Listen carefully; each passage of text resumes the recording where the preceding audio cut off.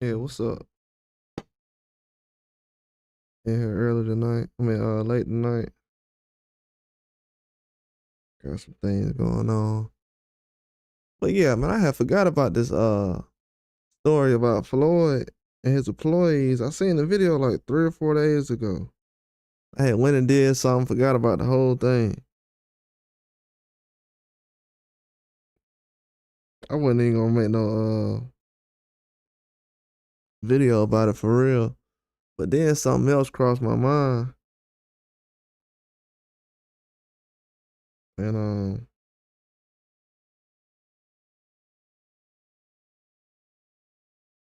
I was seeing someone else talk about a situation recently.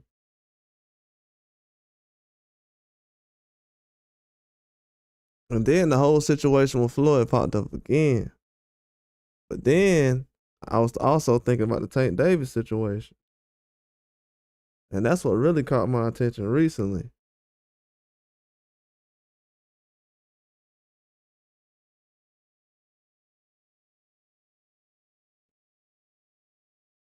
Yeah, the Tank Davis situation definitely caught my attention. I was surprised by everything that was going on in that. I'm like, okay, there's a lot going on right now, but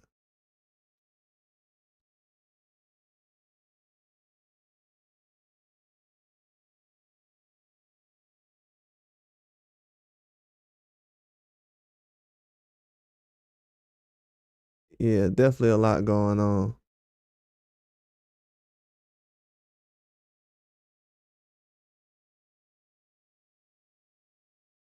Yeah, but not surprised by anything that's going on. But the news I'm seeing right now is just, it's pretty wild to me.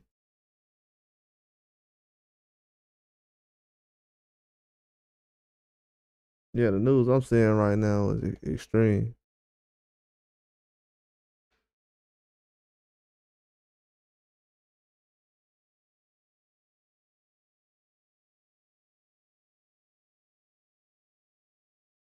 Yeah, I'm seeing some extreme stuff right now.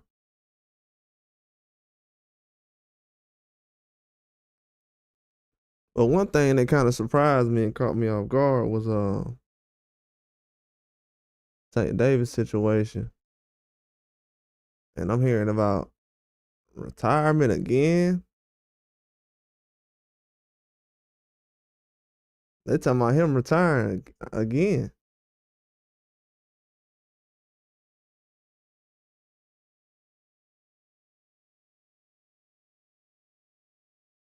They talking about again he's gonna retire.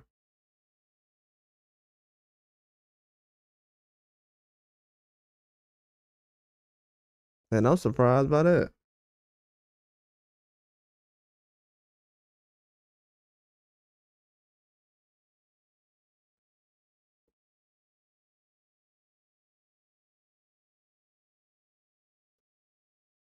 Yeah, I'm surprised by that, to be honest with you.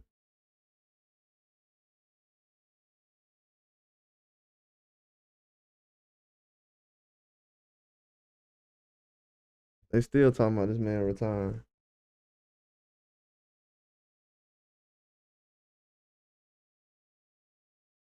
I know it's always been a conversation, but you got Jeff Mayweather came out recently and said something about he's been hearing those things, which I wasn't surprised that he said that. Yeah, I wasn't surprised that he said that. I'm surprised the way he said it, like, oh, everybody know that. Like the way he said it was kind of like, dang, the way things going right now is all over the place.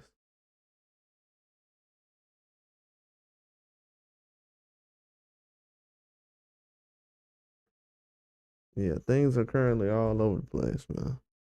When it comes to that situation.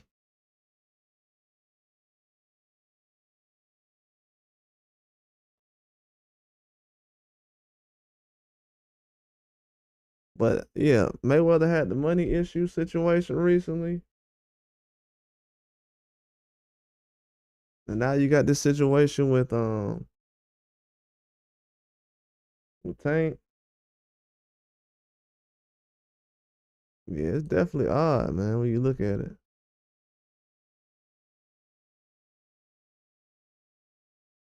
Definitely an odd situation. It's not something you can just overlook. But now you see why Tank like, man, I just want to get my money and get out of there.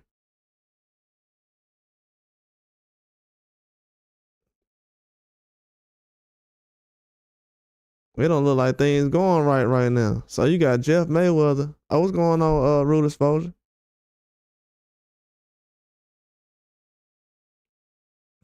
So you got Jeff Mayweather coming through and saying that Tank Davis, the retirement he talking about is serious.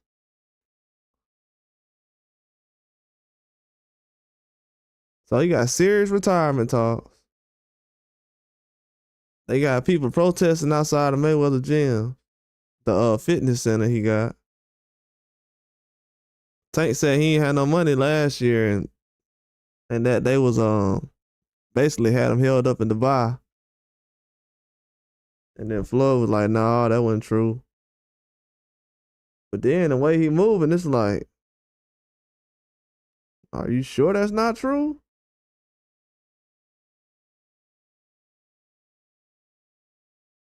Because the way he's moving right now is very telling. I mean, we done seen Floyd with his girlfriend and everything, but he ain't really been in the mix that much. He had the little fight with John Gotti, but that wasn't really built up. He just had that real quick. Didn't even go to the press conference.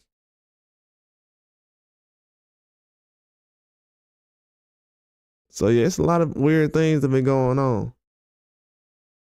But I told y'all last year though, we're gonna find out everybody who really know Tank Davis. I be hearing a lot of people arguing about people saying stuff about Tank. Like, man, why y'all saying stuff? The fans, bruh, y'all don't know, bruh. Y'all gonna find out though. Trust me. Y'all gonna find out ASAP what's really going on with him. I be hearing Tank say stuff and people don't even, bruh, his own, I don't know how you a fan of Tank and you talking about he a liar. How you gonna repeat what he's saying and then call him a liar? I'm like, he said the fight council. Well, you know, he be capping. He be capping. So you be repeating stuff that from somebody who be capping and you know it? Why? Because he got a good left hook? Nah, that don't sound right.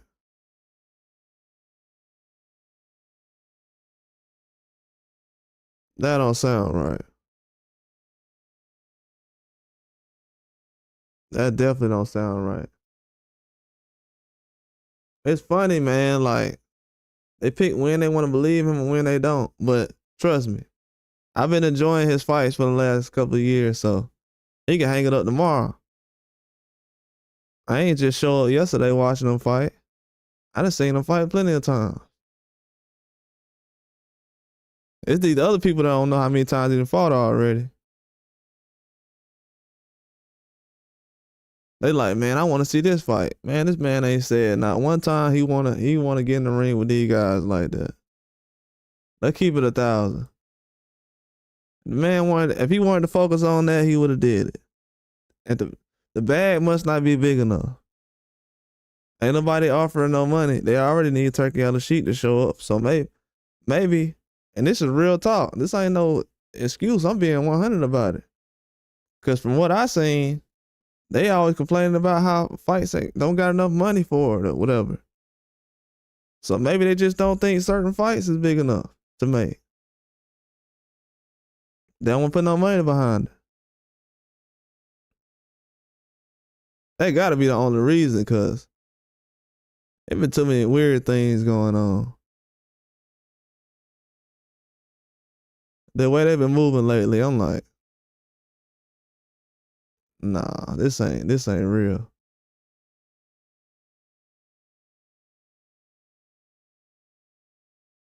Yeah, the way they've been moving lately, I'm like, nah, this can't be real.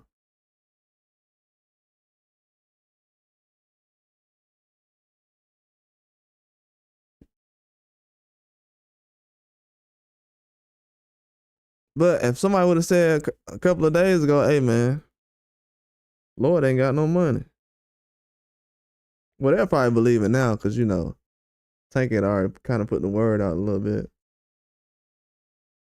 But this is that why it's kind of dangerous to report certain news because it's like, you will look crazy. If the news don't turn out the way you say it will. And when it comes to like Tank Davis, man, people better, I'm telling you, my advice to anybody who covers Tank Davis, bro, ease up, bro. Ease up. That man closer to retirement than y'all realize.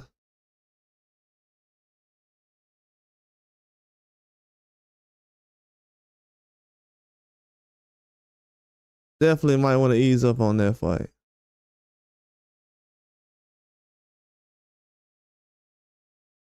That man is closer to retirement than people realize.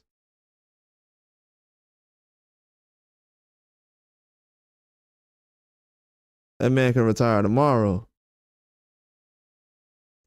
Right now, the word is, and the word's been going around a long time. So I don't know why people haven't been repeating the same thing, but the word is that Tank Davis is trying to get his last little bit of money, like I was saying. And the perfect plan is go ahead and fight Lamont Roach. Forget that little Rayo and Pitbull thing right now. You know what? Forget about it. Ryan Garcia, let me go ahead and fight him. I already ain't fought Loma, Shakur. I ain't fought nobody at 135. Since what, Ryan? Well, Frank Martin was 135. Ryan and Frank Martin. That's about it. Hector Garcia was 130. So yeah, let me go ahead and go up to 147 or something, fight Ryan. They was already talking about catch weights and everything. Like, bro, people don't realize the Tank done already thought it out. Like, man, I ain't trying to fight at 143. Fight me at 47. I mean, at 40. So he already know right now, oh, Ryan can't even make 140. He trying to fight at 43. Dang, so that means he really like 47. So he trying to meet me at 43. No, he fight at 140. Cause he like, they ain't even no catch weight, but not a catch weight, but there ain't no rehydration clause, but that's something like a rehydration clause.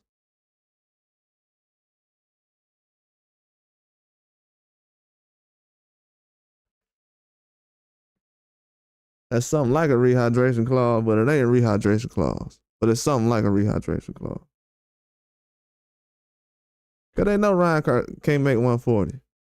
And if you Ryan, you ain't finna turn down no Tank fight, cause ain't nobody else trying to fight you right now. I'm talking about trying to fight Ryan. The only person I seen really pressing Ryan for a fight was Virgil Ortiz. Like, that's the only person I really seen pressing for a Ryan Garcia fight. Like, telling Oscar, like, hey, we need to make that happen.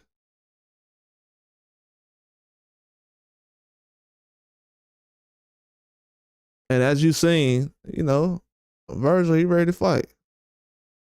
So he wasn't bluffing. I know he wasn't bluffing. They can't tell me Virgil was bluffing. So the only people I've seen Ryan get a fight offer from is Virgil and Tank. And then Pitbull recently, but Virgil and Tank really.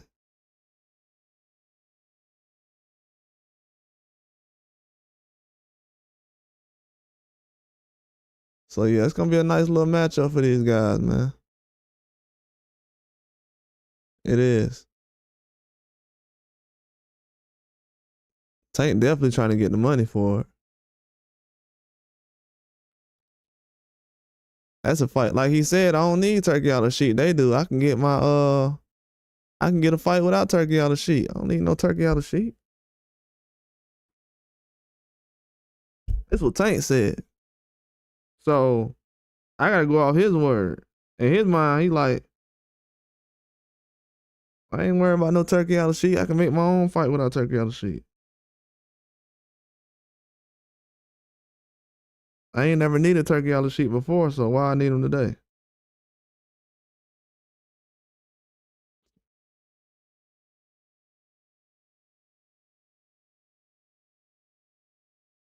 But the way in my mind it's all connected is Al Hammond just got some situations going on, like from Bronner to Mayweather to Tank. You know, Tank trying to stay loyal, but he like, hey, we can't make nothing happen right now. We using all the resources, I guess, allegedly. Now I got press conferences that's kind of like put together real quick. He ain't like the promotion of the Frank Martin fight. He felt like that was just put together. And this was after the Canelo fight. So he had seen how Canelo fight was promoted. Then his fight get promoted. He like, hey, this don't look right. And I was saying that to myself. I'm like, this don't really look the same as when Canelo just fought Munguia. He fought Munguia, what, a month ago?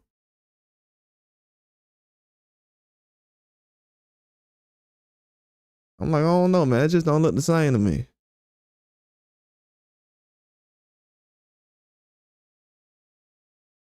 But this is the second person that said Tank thinking about retiring. We had Richardson Hitchens. And Hitchens was like dead serious when he was talking. He was like, yeah, Tank said it to me before. Like, he said if he said it out loud, then he's serious.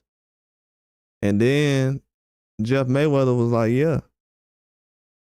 But the way Jeff Mayweather was saying it, he was like, hey, like if he had a certain amount of money, he probably retired today. If he had probably a half a billion, he probably retired right now. Guaranteed.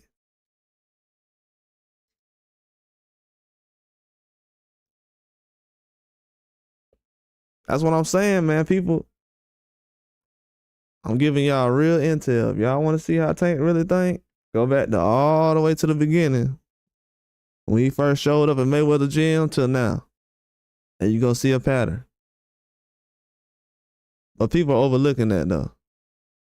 They thinking about the fight and well, Shakur and Devin, bro, that fight might not happen, dog.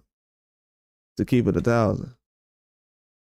Until Tank Davis say I want to fight them and it's gonna happen because I want that to happen. I ain't gonna fight nobody else until I fight them.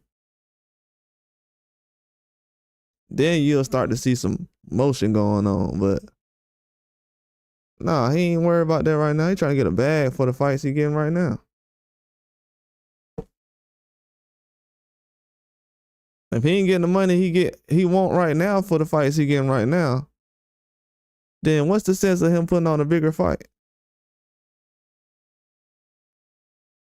That wouldn't make a lot of sense.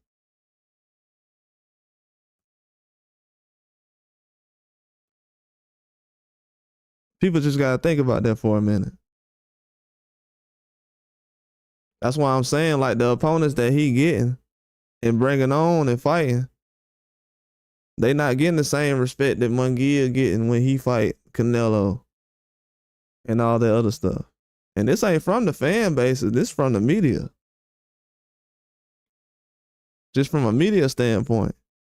So that's already hurting his pockets right there because now you got a section of the media that's already like, we'll accept these type of fighters that's coming through, but if Tank Davis bring this type of guy, no, we ain't gonna like this type of fight.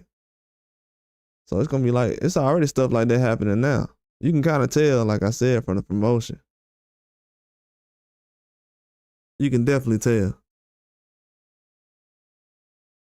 Because they saying all these gate records he breaking and the money he bringing in for ticket sales and everything else, but his face ain't all over the place like it should be.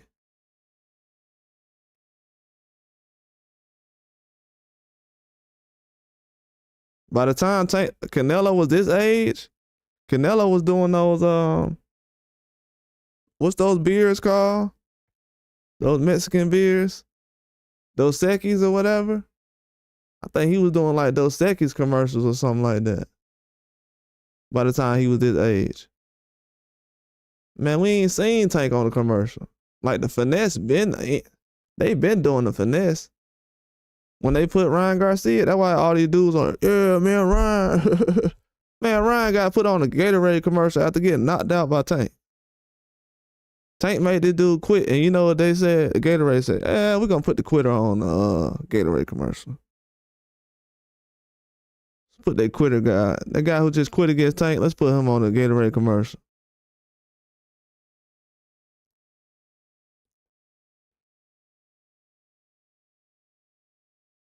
And dudes don't even be realizing, like, bro, your own fighter is getting finessed, and you trying to win an argument about what? About how Gatorade just picked Ryan Garcia over Tank? Like, how is that even possible? And that's old news. That was something I was thinking about years ago. I'm like, wow, that happened? Oh, okay. Ain't nobody paying attention to that, so I guess they think the money just coming from just boxing. That's it. Ryan Garcia ain't did nothing in the sport of boxing to be getting no Gatorade commercial before Tank. Come on, man. Nothing. Man ain't never been a champion before or nothing. Like, that's when it stopped really becoming about who you fighting. When he got put in the commercial, I'm like, what? This man on the Gatorade commercial. Do you know what kind of athletes they put on the Gatorade? Or they get endorsed by Gatorade? Like Michael Jordan type athletes. We going from Michael Jordan to Ryan Garcia now? Yeah, this era is cooked, man. Y'all don't understand that. When they look back in history of this era, they can be like, who were the boxers that was on Gatorade? Oh, Ryan Garcia.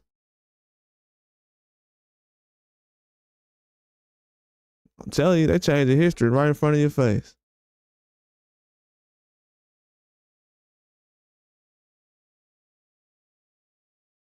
Then we got people out here saying, yeah, but Tank said he got a $300, $400 million deal. Yeah, but you don't believe everything Tank say though. So I don't really like when people do that. They believe only a couple of things Tank say. Like, bro, is he lying or not? You know what I'm saying? If you want to call him a liar, then call him a liar though. But is he telling the truth? When the man telling the truth, they say he lying. Then when he capping about something, they say, oh, well, he capping. He ain't capping, no. He said he got this. Shoot, Adrian Broner said the same thing. I think, you know what I think everybody thought? I think everybody thought that what Mayweather and Broner was talking about, or what's been going on with them, I guess they felt like that was a personal thing that was going on. Just only them it's gonna happen to, not me or not Tank. So when Broner was like, yeah, they messing with this and this and this, and he giving all the information, they like, oh, well, that's his problem. Not anymore. That's not just a him problem.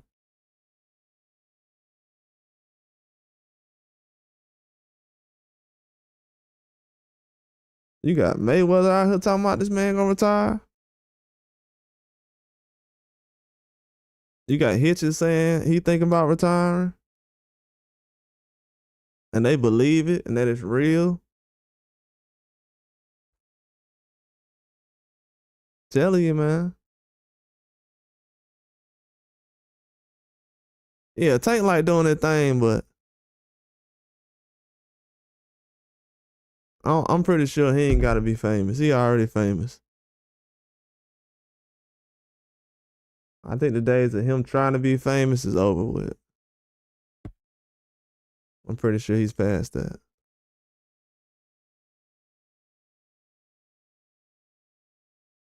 I'm pretty sure he's past that stage already. He want the bag. The bag, like, it ain't equaling up right. You see what these other boxers getting right now? Dudes is getting 110 million. They got me on pay-per-view every fight. And I'm not getting the bag? Nah, ain't no way. This man like, yeah, I'm finna fight Ryan one more time. Get that bag, I'm gonna be up out of here. See, people don't understand when I say that Ryan fight, that's a real fight. Why would he turn that money down?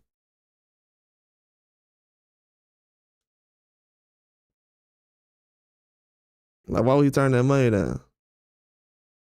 And then he looking at how everybody's celebrating Ryan after he done stopped him. He like, what? This dude done got more popular since I done stopped this dude? Man, let me go out there. You'll be crazy and turn that fight down. It's not first on my list, but the more I look at it, I'm like, the fans are throwing the alley-oop to Tank right now.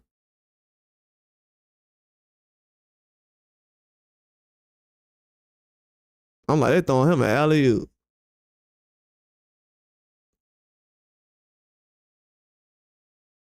Tank can go out there and knock Ryan Garcia out at the end of this year, retire, and be called the GOAT for the next 30 years. Just being real. Just being real. Whether it's true or not, we in the internet era now. Everything can look good on the internet. Trust me.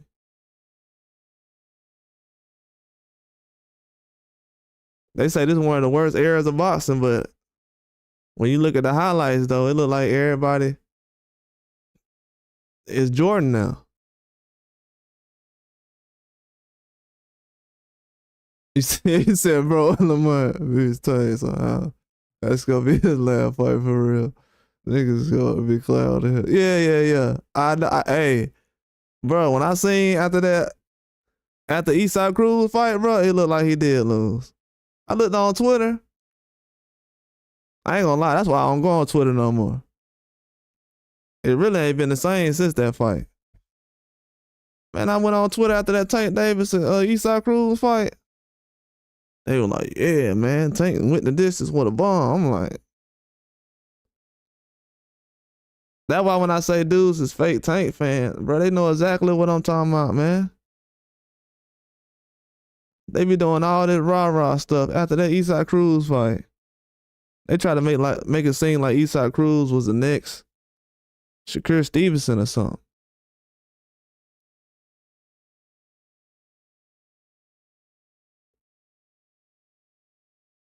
But then you had the other side of the fans that was like, oh, he trash. And I'm looking at the other fans like, dang, y'all gonna call them dudes out, calling Tank trash? Nope, they closed mouth.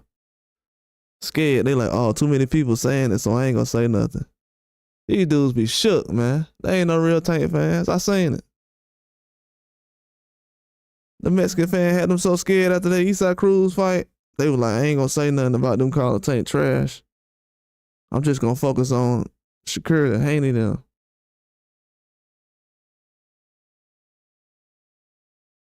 To be honest with you, they really ain't said nothing till after Pitbull lost.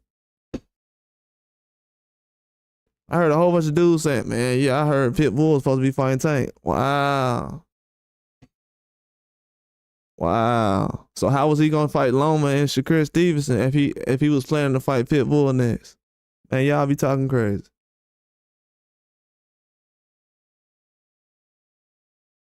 You said one of Tank's biggest critics? Oh, hell, no, I'm not.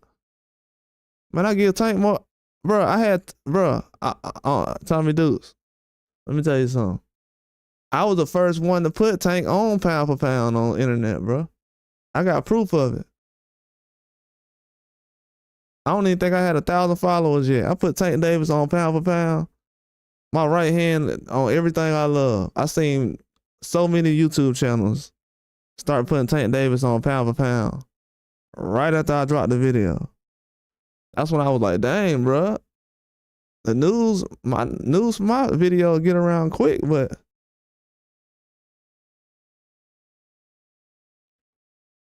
I'm like, dang.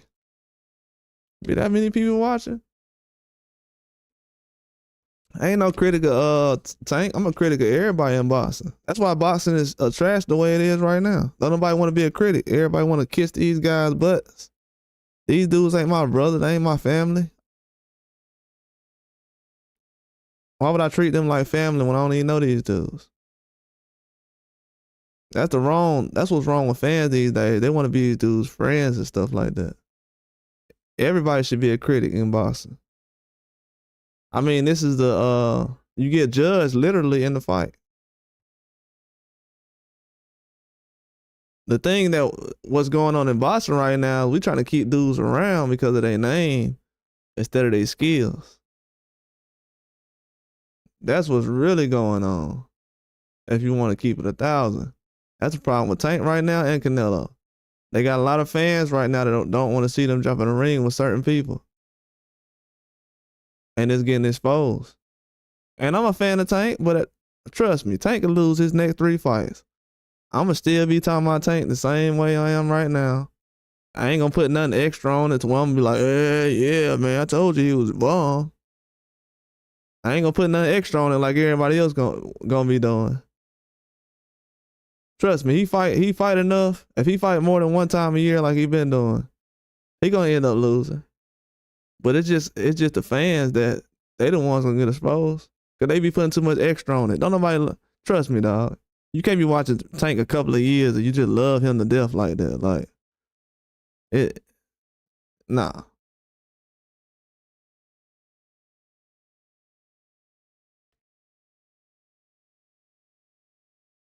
Yeah, they talking about he Loma ducked him and everything. They talking about Loma ducked him. Man, hey look, if you wait to 37 years, a guy 37 years old to say he ducked you, come on now. I mean, that's just common sense to anybody. Dude, 37 years old, now you talking about he ducked you. And that's not my opinion. I'm saying some facts right there. Lomachenko, what, 36, right? 37? No, he 37. So we wait till he was 37 to say he ducking Tank? Why we couldn't say that when he was 32?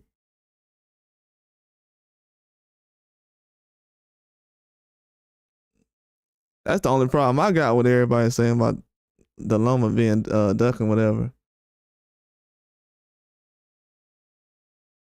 Because both of these dudes on fight plans, to be real with you.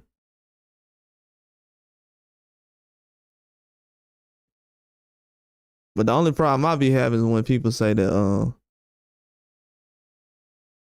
oh, he be 37 February. Okay, yeah, so he younger than I thought he was. I was thinking about the other day, I'm like, he 36.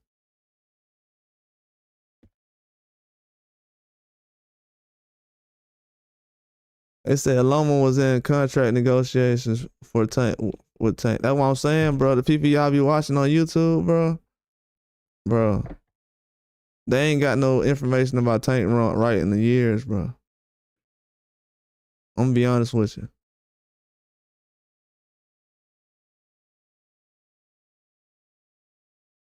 I'm gonna be honest with you. When Frank Martin was talking to Tank, bro, none of these dudes even had videos out talking about Tank Davis and Frank Martin.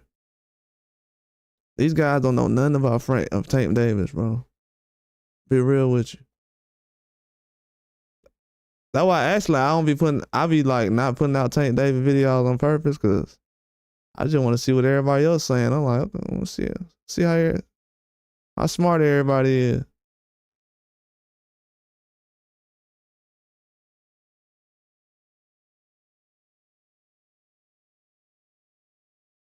So you tell me Tank Davis' first time negotiating with Loma was at 36? So I'm just asking a real question right now. It's like no debate or nothing. So the story is that Tank Davis said that after he fought Lomachenko, he was gonna negotiate with him. And Bob Arum said the same thing, right?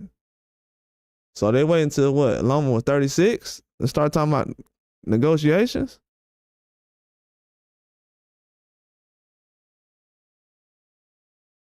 Do you know if Earl Spence waited until Terrence Crawford was like 36 to even start talking to him? I'm talking about Earl Spence and Terrence Crawford had already been going back and forth for years.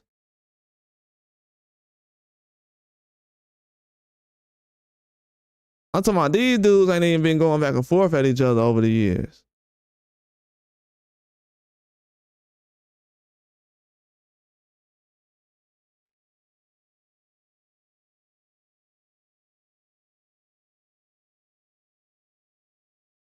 Bro, Tank then called out he calls out. That's why when Tank calls out Devin Haney, bro, it's a weird obsession to me because it's like, bro, you could have been using all that time to be calling out Tank Lomachenko. Like, people don't even know who Lomachenko was until he fought Devin Haney. Like, Tank Davis he hasn't called out Lomachenko enough over the years to the point where fans over here in America didn't even know who Lomachenko was. Even after he lost to Teofimo, they still didn't know who Lomachenko was. Because they don't know who Lomachenko, they don't know who Teofimo is. So they didn't even know till after the Devin Haney fight because people was making so much noise about Devin Haney losing. That's how the fight got big. It wasn't promoted heavy by a lot of fans. They was talking about how Devin Haney lost to Lomachenko, and that's how Lomachenko got famous. Trust me. I know we watch boxing every day, but that's how Lomachenko got famous. That's why I was looking at Tank like, bro, why are you making Devin Haney more famous? And you're not gonna fight him right now. Like, wouldn't that be better for you to be using them tweets for Lomachenko or somebody?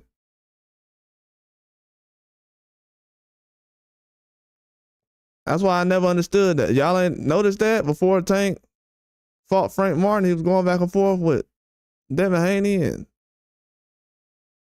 talking about his dad. I'm like, why you not talking about Lomachenko? That whole time, I'm like, Lomachenko, you can talk about Lomachenko right now. Lomachenko finna fight Kambosos. Tank can call out Lomachenko right now.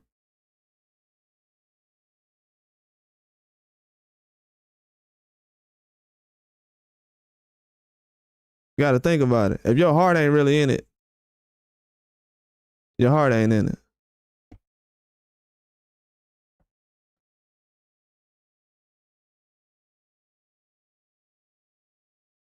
Trust me, bro. Boxing is at a point right now where it's so good right now. See, boxing is good right now. It's gonna be a good fight come on. Just wait a couple of weeks. It's gonna be a good fight coming on every Saturday. And I'm not gonna have to ask anybody to fight certain guys or call certain guys out because it's gonna be too many people jumping in the ring. I know the shutdown got a lot of people used to people not being as active, but that's gonna change very soon. Starting, I'll say in a week. Yeah, 2025 will be different. Oh, he said, when you look at Shakur's resume of opponents, do you think it's better than Tank's? Tank's resume, Shakur, that's a good question. He says, is Shakur opponents better than Tank's? Let me ask you a question. Who on Tank Davis's resume can go out there and knock out De Los Santos or destroy De Los Santos right now? Who on Tank Davis's resume can go out there and beat up a Jamel Herring in his prime? Not many. Lamont Roach already lost to Jamel Herring, so I would have to give Shakur Stevenson the edge as far as resumes. But me personally, I like Tank Davis's resume a little better, but yeah, me personally, I like Tank Davis' resume a little better. But you gotta think of it though. You gotta think about it though. And this just being 100. This just me. I know how people used to look at Eastside Cruz. So the Eastside Cruz, the way they looking at Eastside Cruz after that Rayo fight, That's the way they were looking at Eastside Cruz before he was about to fight Tank the first time. This is the way they really look at Eastside Cruz right now. The way they was looking at him after the Rolly Romero fight. Come on. And then Tank fought Rolly. You know what I'm saying? The way they look at Rolly now is the way I was looking at Rolly before Tank fought Rolly. So that's why I don't give Tank a lot of credit for that fight, because that was a fight I did not want to see. I literally did not want to see that fight. I was paying attention to Ryan Garcia in the crowd betting with Earl Spence more than I was the fight. And I'm not joking, I'm being serious. That wasn't the fight I really wanted to see. And if you look back, like, what is Rolly doing right now? And people are making a big deal out of it if I bring up De Los Santos' name.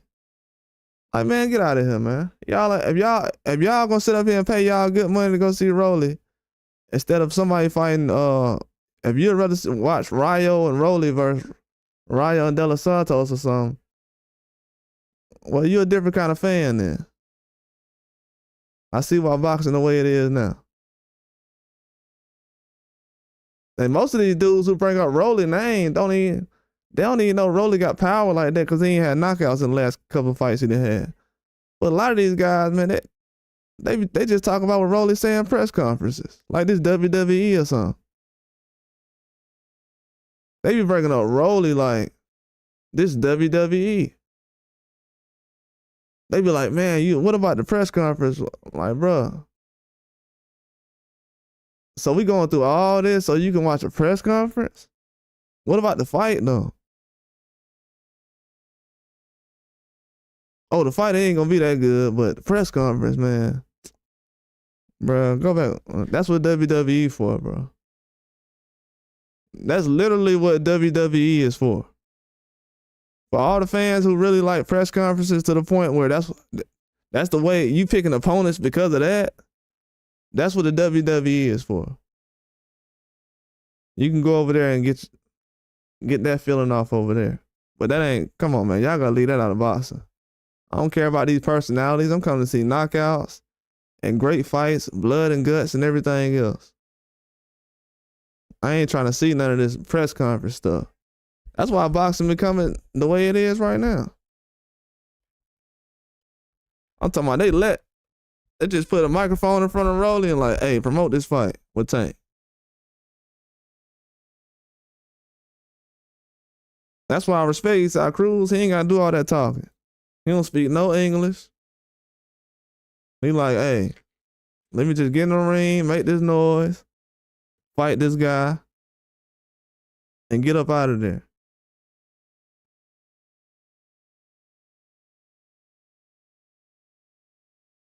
But yeah, man, as a fan of Tank Davis though, y'all gonna look back over the years and y'all gonna be like, man, I wish I would have held Tank to a higher standard, man. Just imagine if Tank would have fought so-and-so when he was 28. Just imagine if Tank Davis at 26, if he would have fought this guy. These dudes gonna be looking so stupid over the next couple of years, I'm telling you. On my mama, they're gonna be looking crazy. They already look crazy now, ruining this dude.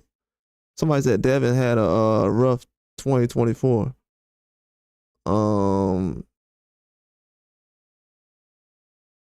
Devin had a rough 2024. Bro, do you know that Devin is not having money? Do you know that this video right now is about Tank Davis?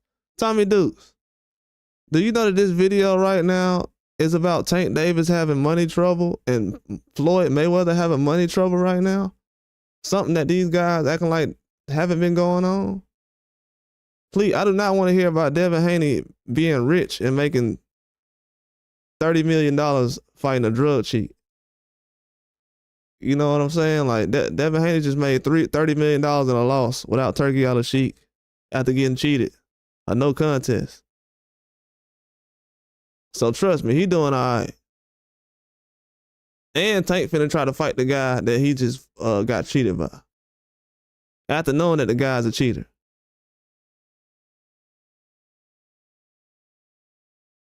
So Devin gonna be all right. The sport of boxing is what had a rough 2024.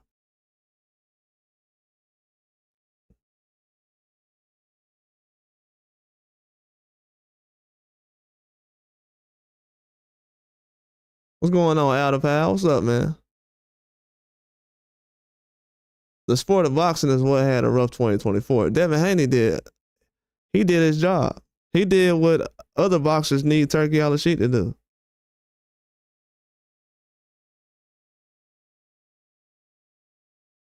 Like a lot of, let me get into something real quick because I haven't spoken about no Devin Haney stuff, and I've been seeing some stuff online. But let me go ahead and explain to y'all how much I actually know about industry stuff and boxing and everything. Let me explain to y'all something. When it comes to guys like Devin and Tank and everything else, let me explain to y'all something. I was hearing recently, and this don't got nothing to do with boxing, but I'm just gonna get into it real quick. I was hearing recently people was making comments about Devin Haney and not Slim Thug, Young Thug recently. Devin Haney and Young Thug. Okay. I'll just say this. As a man who just got out of jail, right? For like accused of murders and everything, all kind of stuff. I wouldn't be going back and forth over Twitter about no girl if I'm really slimed out like that and I got kids all over the place. That just being real. And another thing too, bro, this how you know dudes was not Floyd Mayweather fans. These dudes sitting around here, y'all don't remember Floyd Mayweather jumping over fences like Matt Barnes when his baby mama was messing with allegedly when his baby mama was messing with a backup point guard. His baby mama was messing with a bench player, and people be bringing up Devin Haney. Like, bro, these dudes, I'm telling y'all, and this is real talk. These dudes don't really know Floyd Mayweather like that. They came after Floyd Mayweather fought Oscar De La Hoya. I'm like half these dudes' age, and I've been watching Floyd longer than them. These dudes ain't start watching Floyd until Oscar De La Hoya. When Floyd was doing the money thing, that's who Floyd was doing all that for. I met Floyd when he barely even talked loud. He talked low, had a little gold chain, that was it. And a little entourage.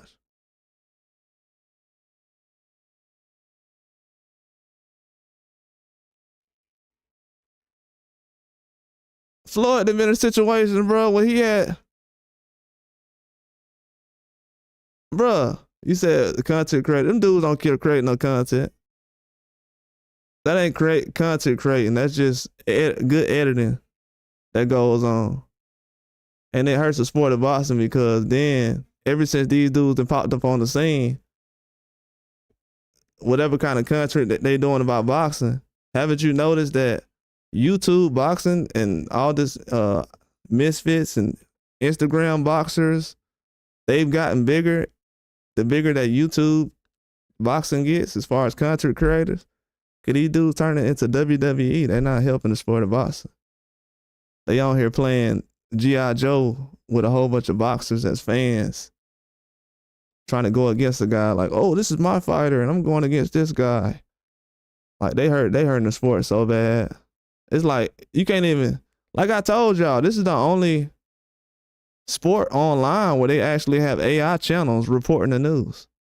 Boxing is so bad right now that this is the only sport that they can actually report the news with AI channels.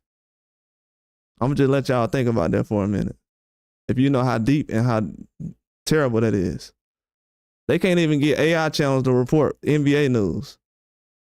So the average NBA fan is smart enough to realize that AI channels are lying about certain news.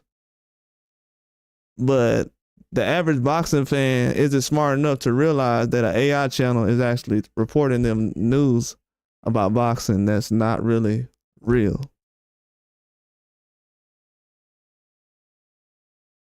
So if people don't understand what that means that is an all-time low as far as education in boxing, as far as people knowing what's going on. Oh yeah, appreciate that, man. Appreciate that, Al. Thanks for the support, man. Yeah, appreciate that $5, man. But yeah, every boxer, all y'all favorite boxers have a rapper right now sleeping with their ex-girlfriend or baby mama or anything like that. Right now, Tank Davis got Moneybag Yo slamming his ex-girlfriend right now. Ain't nobody clowning Tank Davis. His girlfriend gets slammed by Moneybag Yo right now.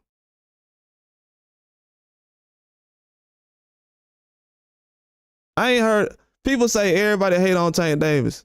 This is how you know everybody be lying when they say that crap. How many YouTube channels have y'all seen trolling Tank Davis because his girlfriend, his girlfriend is now getting smashed out by a rapper? Let me show you how petty these grown men is.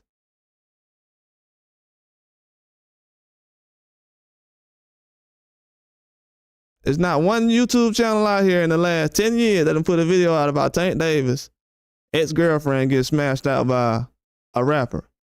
Moneybag Yo. Ain't none of that news that came out. What about anybody joking about Floyd Mayweather's girlfriend? I mean, baby mama getting smashed out by a backup point guard? By a bench player? Not a starter, a bench player. We talking about Money May. And if he got mad about it, he must have had some kind of feelings. And I know I'm trying to keep it about boxing, but I'm just letting y'all know the type of stuff I've been hearing lately that been capped. And dudes talking about how they street and everything else. Does that sound like street dudes been acting like they street? Nah, you ain't no street dude acting like this. Please. Cut all that out. Y'all can tell by the way some of these guys talk about boxing. Ain't nothing about that street. Trust me. I'll make fun of this this boxer for getting his girlfriend taken by a rapper, but not this one. Not my boxer. Bro.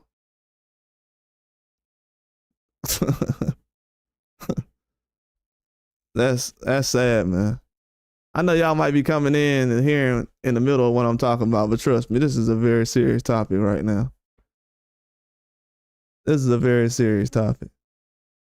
We have two of the biggest boxers in American history in the last 20 years. And financial issues is popping up all over the place. And for some reason, this ain't happening much to anybody else in any other parts of boxing. I don't see Triple G having these kind of issues. But people want to win debates and argue with people about and get mad when. So y'all want us to get mad for trying to tell y'all the real stuff of what's going on with Tank? You sound like a fool. A lot of these fans are stupid. None of these fans out here trying to keep secrets of what's actually going on with Tank. How is that helping Tank Davis? By trying to keep everything a secret. Oh, he got financial issues. Why y'all putting that out there? Oh, why y'all putting out that he got foreclosures? Why are y'all putting that out? For awareness? What you mean, why you putting it out? To help a brother?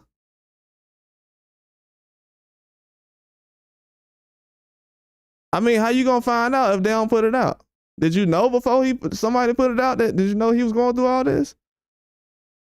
Like, show gratitude sometimes for some hard work. How about that? Like my dog Al the Pal did. Appreciate that, dog.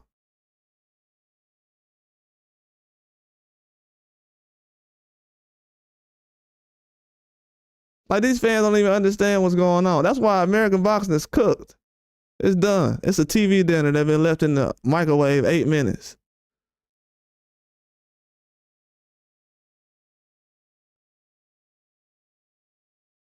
I really be knowing what's going on, but I'm like, man, I ain't finna go through all that.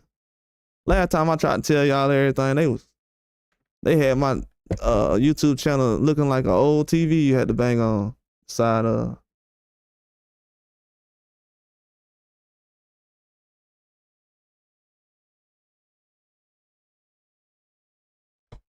You can't save these fans, man. They don't want to be saved. Whatever way boxing going, the way it's going, they like it. They okay with it. They like, oh, turkey on the sheet, turkey over. Well, I ain't got no choice.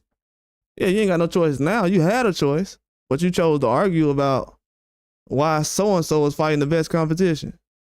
But as soon as turkey out of the sheet show up, y'all notice how everybody was saying guys was fighting good enough competition, but as soon as turkey out of the sheet show up, these same clowns will turn around and say, oh, now they have the big fights happening. Clowns.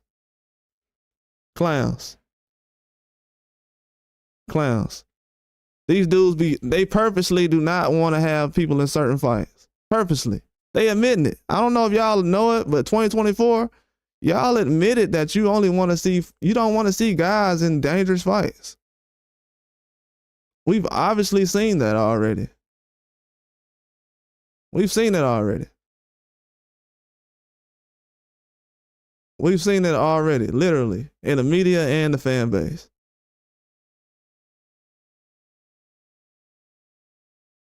You can't just choose certain fights in a sport like this. Everybody can't be bought out that way. Y'all think people take dives and whatever? I heard a lot of people say Malik Scott took a dive against Deontay Wilder. Well, guess what? I guess Tyson Fury took 2 dives too then, huh? If Malik Scott took a dive against Deontay Wilder, that means Tyson Fury took 4 dives against Deontay Wilder. You see how narratives look stupid in boxing? I'm telling you, man. All you gotta do is repeat the same thing they say to you, and it ain't gonna sound the same going back to them. You know, it sounds good when they say it because, you know, they feel like, well, I said it, so it gotta sound good.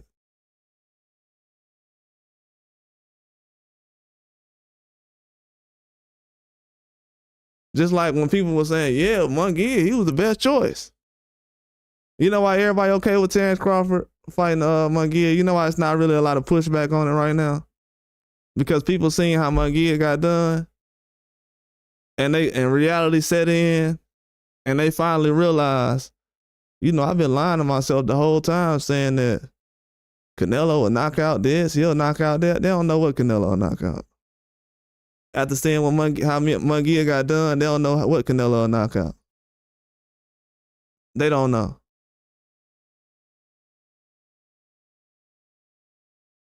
They don't know. I've been watching boxing plenty of times, man. Plenty of times. The most dangerous thing you could do to a fighter is have him consistently fight guys that he can't sit there and just handpick. See, it didn't get dangerous for Munguia until he just started picking fighters. I'll fight this guy, that guy. Oh, I'm gonna fight 4 times this year. That's why fans like me say I want to see guys be active, and I want to see them fighting a lot.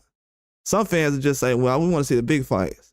Yeah, you can have big fights too, but you can mix in a couple of those top guys that been waiting on the shot 15, 20, 12 years or whatever, how long they've been boxing. You can fit a couple of those guys in there, and it'll get dangerous real quick.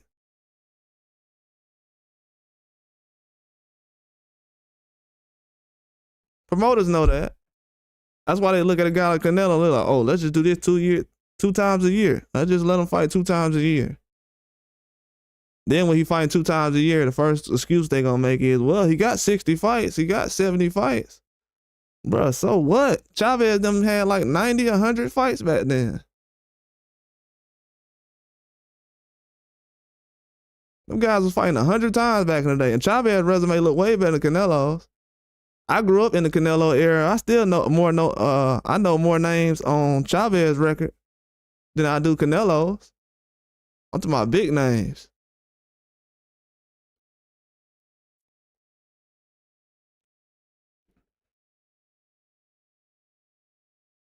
But yeah, man, I done already seen it though, man. I feel bad for Tank, man. They don't wanna sit here and actually. I don't see no real fans, man. Like for real. I don't see no real fans. Like I done seen real fans before who really know what's going on, but it ain't no real fan. Mayweather fans too. Mayweather fans too. Mayweather fans too. I seen it too. The two things that kind of confused me about the Mayweather situation was when they jumped off the bandwagon with Mayweather about the what they jumped off the bandwagon with Mayweather about the sparring video with Tank. For some reason they said Devin Haney got whooped in the sparring video. Then the video came out and everybody got mad at Mayweather. I was disappointed in my country because I'm like, dang, we moving like that now? I ain't heard about the sparring video since it came out. Everybody was talking about it the whole time. Then when it come out, it's like, nobody want to talk about it. I'm like, okay. Like pure sabotage the whole time, like I have been saying. But at the same time, when Devin Haney had a fight coming up, and that same sparring video came out with him getting smashed up, it been edited all good, like I was telling people. They sat up here and was looking crazy. You know what's crazy though? Nobody sat up here and said, hey man, y'all dudes who was telling the truth about that sparring video between Tank, y'all some real dudes, man. At least y'all told the truth about the sparring video. The guys who seen the video years ago, they didn't even tell the truth about it. I don't know, man. Sometimes a liar is more important than someone who tells the truth. Sometimes a lie is better than the truth to some people. But yeah, that sparring video, it was exactly how everybody talking about it now. A lot of air and no smoke.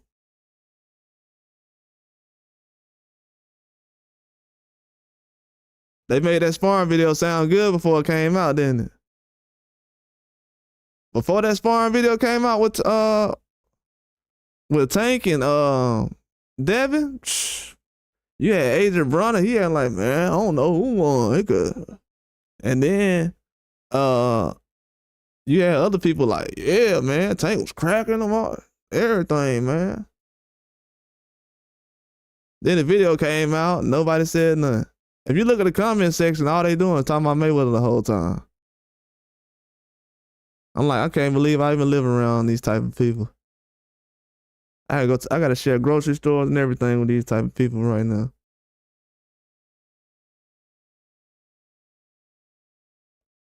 I'm telling you, bro, I could really make a whole live where I can point out every lie that majority of the fans told last year, and they just turned around and act like they ain't never said it. They blame Floyd. Floyd, for some reason, they smart enough. That's how you know these fans are smart and that they cowards too at the same time. So y'all smart enough to know that.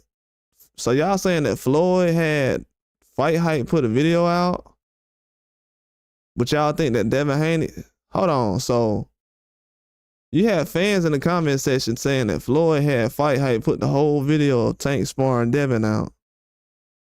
But if Tank said he beat Devin up in sparring, why would that be Floyd trying to expose Tank though?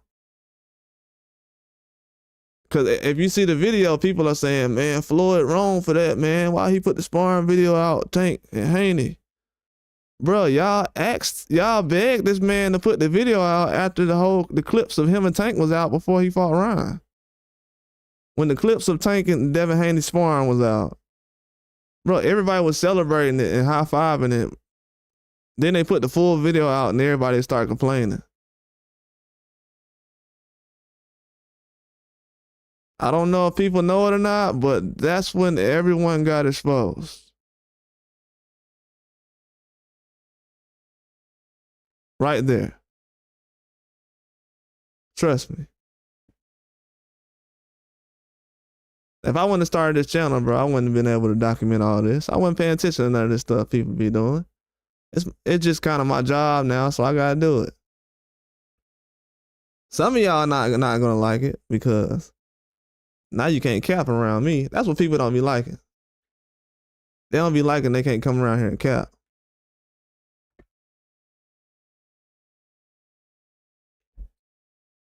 They don't like that. But I know one thing. If Tank Davis y'all favorite fighter, y'all need to start to find out why bro walking around talking about he want to retire though. I don't know how dudes talking about this my favorite fighter and I'm ready to ride on this YouTuber for him and I'm finna pull up on this guy and pull up on that guy. You need to pull up on one of Tank's coaches on one of their YouTube channels and figure out why he talking about retiring. That's crazy that people will go at other YouTubers, but Tank Team got a whole YouTube channel out here. And these dudes ain't asking no questions. Why y'all going to other YouTubers, blowing up their spot? If Tank people got a whole channel on here, y'all don't want to say nothing to them. That don't make any sense. If people talking about, yeah, I'm trying to support them, go support them. What you mean? They on here for a reason. You got a direct line right there. What? That's like having Bomac on here having a YouTube channel. And people like, yeah, man, I wonder what Terrence Crawford doing. Let me go ahead and go over to Can't Face the Boss and see what he talking about. I'm gonna be like, bro, Bomac live right now, bro. I don't even know what the man finna say. I'm finna go watch it myself.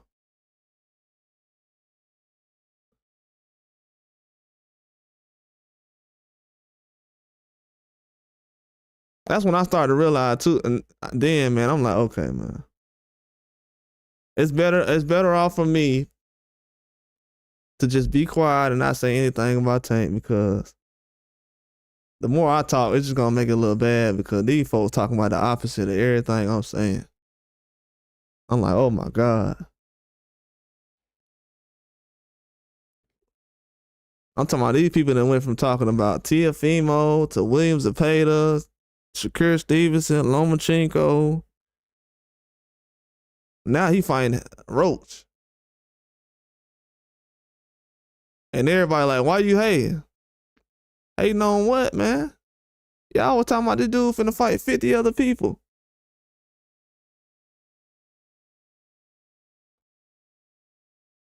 I just hope, I don't know, bro. I don't know, bro. I just be looking sometimes, I be wishing like, bro, I hope 2025 will be the year that the fans will understand who Tank gonna fight next. They won't go tell Tank, hey man, I want to see Shakur Loma fight. But they'll tell somebody online, yeah, man, he need to make that happen. Man, bro, y'all need to tell that man he need to make it happen. He don't need to fight nobody else until they start throwing him the fights he need.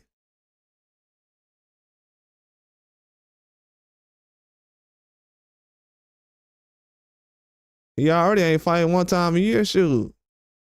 He could have waited on that last fight, but like, man, I ain't fighting till I get a certain fight. I'm gonna wait till me and this dude free.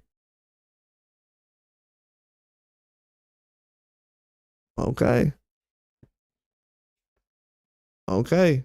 I just know going into next year, it's gonna be a lot of people asking about, hey man, why Tank Davis talking about retirement still? He already said it a couple of years ago. But now even more, he like, yeah, I'm ready to go. I'm ready to go. Is it his people, like his friction with just like his people or whatever? No, I don't really think it's just nothing like that. Like I said, man, when I seen, people don't realize I was putting pressure on Canelo last year for people like Tank as well. For people like Tank as well, because how he gonna raise his competition and everybody else ain't raising their competition? Ain't nobody started raising their competition till recently. The guys who got around Turkey Al-Sheikh, you know, Dubois, he already been raising his competition. But it only been certain 5 or 6 fighters who really been raising their competition over lately. I mean, the guys who had the power to actually do it or trying to have the power to do it. I wouldn't say they have the power. They trying to have the power to do it. But outside of that, it ain't been too many people making no noise.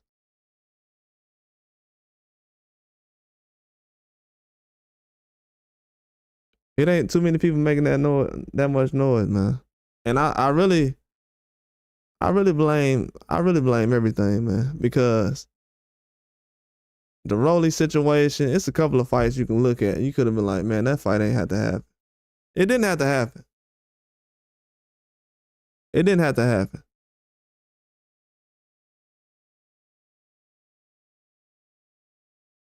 I'm trying to see if Floyd got a fight like Rolly on his resume. I don't know, man. Berto way better fighter than Rolly is. Yeah, he ain't got no fight on there like that. So yeah, that hurts you a little bit. As far as the average fan, yeah, that's cool. But when it's time to put you on that pound for pound, you see what they do. See, they cool with Tank fighting certain guys when he's selling tickets. But when it's time to get put on pay-per-view, I'm not pay-per-view, but pound for pound, they go straight to Bam Rodriguez. They ain't thinking about Tank Davis.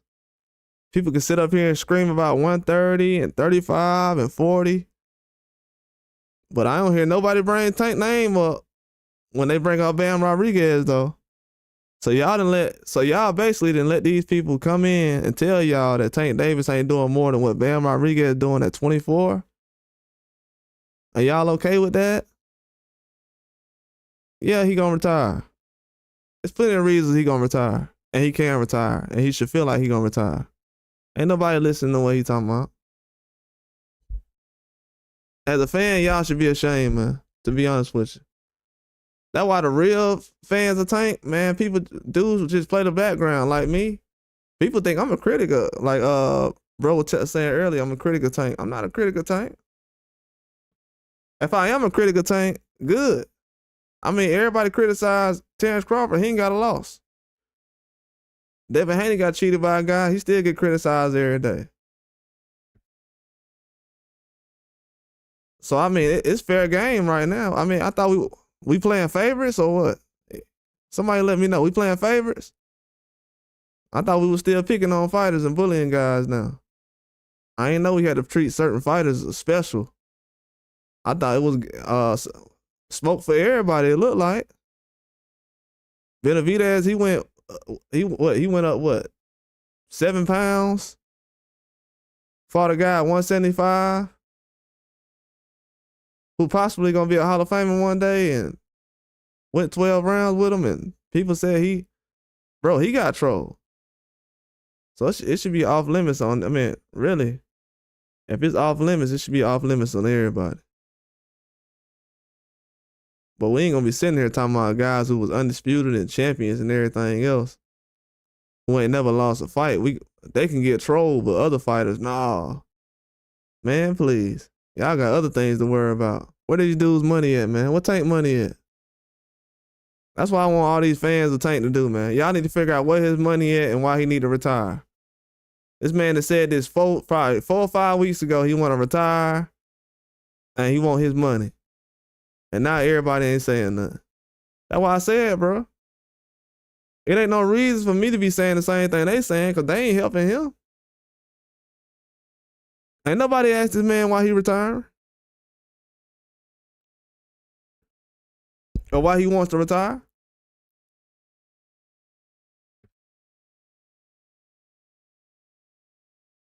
It's that simple. If I was him, bro, I really would take a break, though. If I was Tank, I'd sit out about a year and a half. If I was Tank, I'd sit out a year and a half. Just to let them folks know I ain't playing. I'd sit out a year and a half right now. Real talk. If I was Tank, I'd sit out a year and a half. I'd be like, the fans ain't listening, man. I'm about to sit out. I'm finna sit out a year and a half.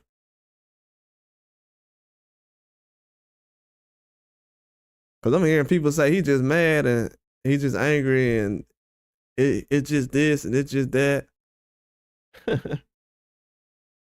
How well you know Tank? Cause everybody who knows him a lot more than me and you do They ain't saying what everybody else is saying. And as far as I've seen, Tank Davis, because y'all don't be seeing on my channel me talking about Tank Davis versus Lomachenko and Shakur Stevenson. Bruh, why would I put a, that would be clickbait, bruh. That would literally be clickbait. Not saying that anybody putting it out is clickbait. I'm just saying it'll be clickbait. I just literally put out that he said he was going to cancel his fights recently. And people look at it like it's clickbait because I don't know, man. From what I'm seeing right now, a lot of people think that Tank a troll, even if they a fan of him. We got people who's fans of Tank Davis that think he's a troll.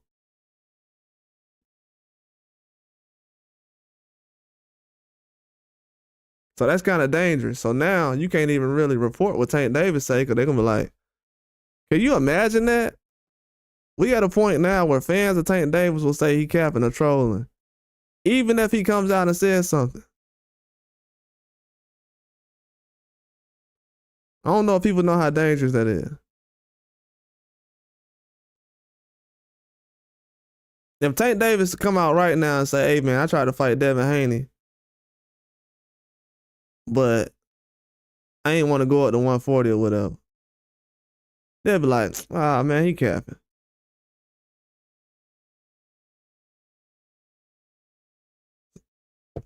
So I got to make a mental note. Ignore whatever he says in the future. If he says anything, do not report it. At this point, even he gonna have to make a public service announcement or something, saying that he need everybody to report this. At this point, for me, I'm talking about we got one of the most exciting fighters in history. And this man fought one time in 2024, and we cool with it. This man fought the same amount of times Mike Tyson did.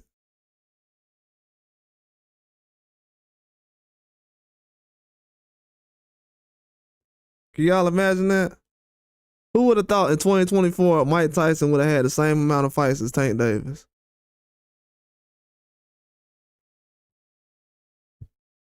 That's bad, dog. Who would have thought that Jake Paul would have had more fights than Tank Davis in 2024? Stu fought more times than Tank Davis, Jake Paul, and fought Mike Tyson. That'll make any man retire. Especially when they calling you the face of boxing. What act like it? I don't care how many times. Hey, in my eyes, man, I don't care how many times y'all call Canelo or Tank or anybody face of boxing. Shoot, y'all can call Usyk or Ryan Garcia for all I care. Just prove it. You know what I'm saying? Just prove it. If these guys are face of boxing, just prove they the face of boxing. Because at this point right now, it's a lot of lip service, but I don't see too many people understanding that retirement is retirement. If a dude sit up and tell you he retiring or he feel like he gonna retire, and he don't talk like this, and you just don't believe it, yeah, man, he gonna have to reset that fan base or something. He really is. They looking at him like Dennis Rodman right now.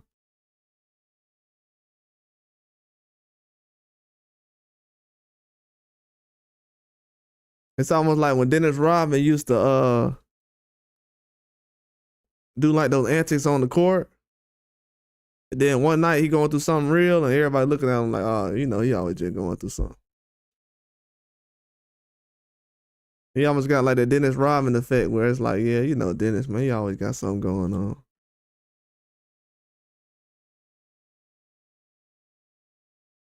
Yeah, it's kind of sad they look at him like that though, to be honest with you. That's why I say I don't want to be considered the type of fan they is. They be calling bro a liar. He capping. They talking about the deals he got. Then they not talking about the deal. Then they talking about they don't know who he gonna fight. It's supposed to be Loma. Then Pitbull lose. They talking about it was supposed to be Pitbull. I'm like, Bro, what type of game these dudes playing, man? For real. So they want. So when it comes, these dudes sitting around here holding in secrets about Tank. Like, bro, what are y'all doing, man? What are y'all doing, man? I ain't hear nobody talking about this dude gonna fight Pitbull. Then all of a sudden, Pitbull lose. People was like, yeah, that fight was really supposed to be next.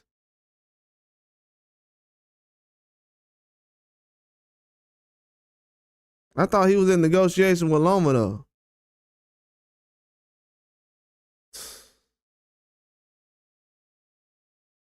Oh yeah, that's another thing too. People don't realize that, but people were repeating two different kinds of news at the same time. They were saying that Loma would be next, and they were saying that Pitbull was gonna fight Tank if he would have won. I'm like, how Pitbull gonna fight Tank if he would have won and fight Loma at the same time? And how was he gonna fight Shakur Stevenson? So y'all wanted to wait Shakur Stevenson to wait to see if Pitbull will win, and if he doesn't win, what, he was gonna fight Loma? What do you mean? So he was gonna fight a guy at 140 that has a belt instead of the guy at 35 who has a belt?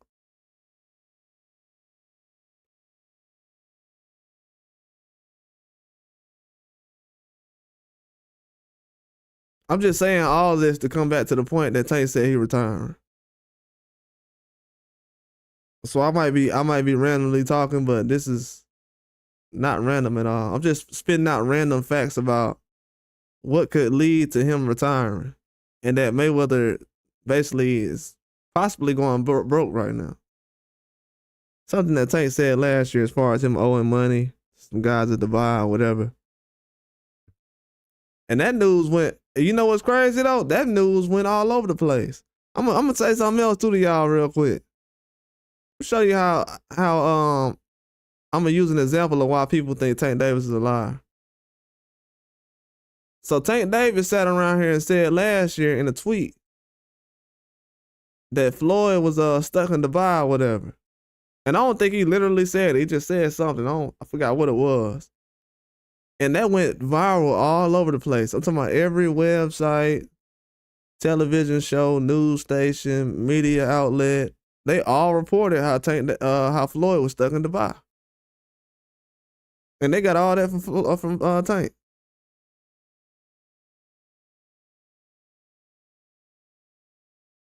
And he brought up money issues. Now Floyd has a whole gym closed. Or not closed. It's finna be closing. I'm hearing that it's closing without pay. It look like ain't nobody finna get paid their last check or whatever. Or the check they thought they was gonna be making. I guess they working off salary. But now Floyd got money issues. Bronner was saying a couple of years ago, around this time, 2 or 3 years ago, how long that was, 2 or 3 years ago, that Bronner was talking about they got money issues. He finna try to go to BLK Prime.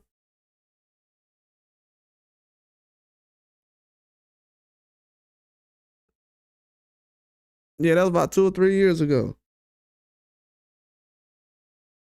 So Adrian Bronner was already letting everybody know then.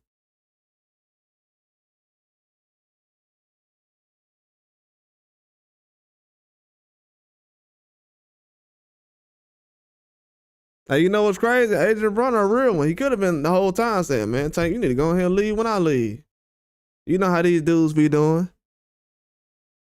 But Adrian Bronner, he played his role though. He like, hey, I ain't finna try to take nothing away from him.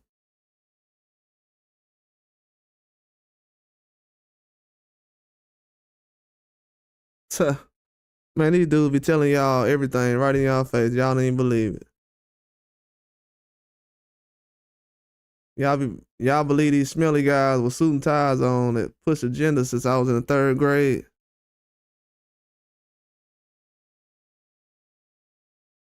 People ain't gonna never get out of that mindset, man. It ain't gonna never change. That's why Tank ain't taken seriously as a fighter. His fan base ain't serious enough for people to take him serious. It's not. His fan base ain't serious enough to take him serious. I done seen that already. I done seen that already. Fans already, they ready to replace him with Camille Moten right now anyways. If you want to be real, they ready to replace you, Tank. I don't know if you know it or not. Trust me, in 5 or 6 years, don't worry about Devin Haney. These same fans will room for you. They're gonna be talking about how Camille Moten got more power than you. And how he getting these guys up out of here without getting taking a whole bunch of punishment.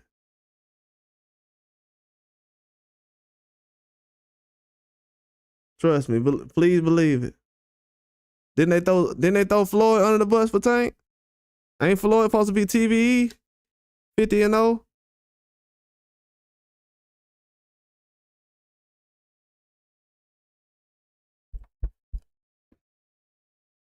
Trust me, if they could throw Floyd under the bus for Tank, yeah, anybody, it's possible for anybody. I've seen it already.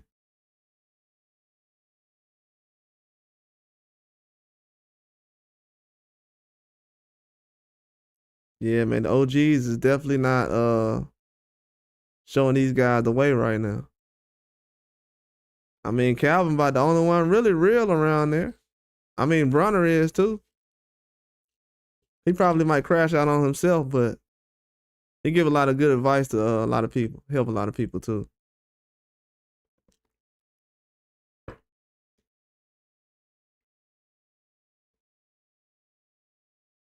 Yeah, the OGs in the boxing game, man, they ain't doing their job, it look like. Got these young guys coming in. I mean, the stuff Floyd was doing with Tank, it was just over the top. And everybody like, bro, so on code, just looking the other way, like, man, yeah, we know Floyd doing the most, but he trying to get out of that role, making excuses for him. Then we know Tank went fighting the super elite guys, but we know he was still working his way through things. But man, where we at right now? Man, it's been too much talk about these guys every day for people to be quiet about this kind of stuff. That's how I know this is just a marketing scheme for a lot of people. The whole Tank thing, Tank versus everybody. Like, nah, y'all versus Tank right now because, damn, we ain't gonna find out why bro retiring. How he the face of boxing? Don't nobody want to find out why he trying to retire. Have y'all ever heard of somebody being the face of boxing and saying they want to retire and nobody cares?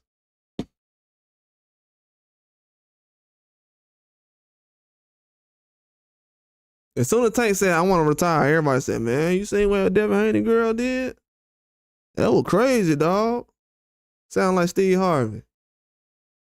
Come on, man.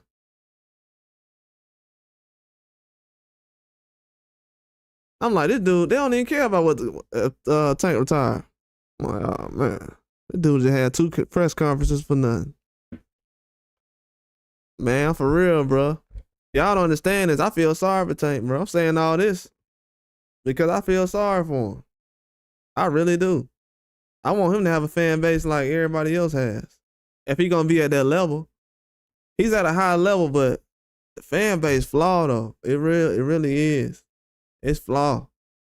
They got a lot of ex-Mayweather fans on there.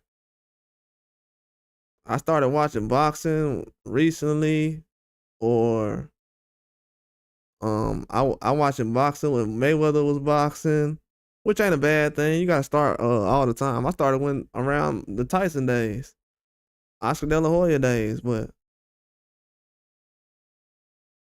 I knew what I was talking about though. That's the only thing about boxing I don't understand. Like before recently, like you really had to know what you was talking about. But the thing about it is people like Floyd, and I gotta say this, it is what it is. I don't care. That nigga can get mad if he want to. People like Floyd sit up here and co-sign these media members who sit up here was really like going against him, or they like the people who was going at him all these years. These people he be rubbing shoulders with now, they wasn't no Floyd fans like that growing up, man. Stop it. Cut it out. These guys weren't no Floyd fans like that, man. Let's be real. These dudes was watching Oscar De La Hoya. They ain't care about no Floyd. When Floyd fought Oscar De La Hoya, they were like, man, I'm rooting for Oscar. I want Oscar to win. Floyd was nobody before he fought Oscar. I'm talking about to them. To me, he was always my favorite fighter. While everybody was watching Mike Tyson, I was watching Floyd. So I already know what I'm talking about. And the OGs who really was in the 90s and 2000s, they know what I'm talking about too. When everybody was watching Roy Jones and Mike Tyson, I was already watching Floyd. So I really grew up on Floyd.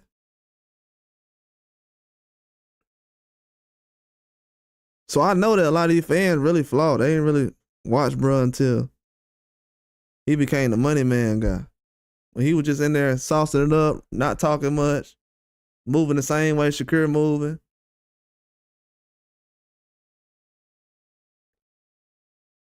You know, they ain't had no problem with that then, because they ain't know much about him.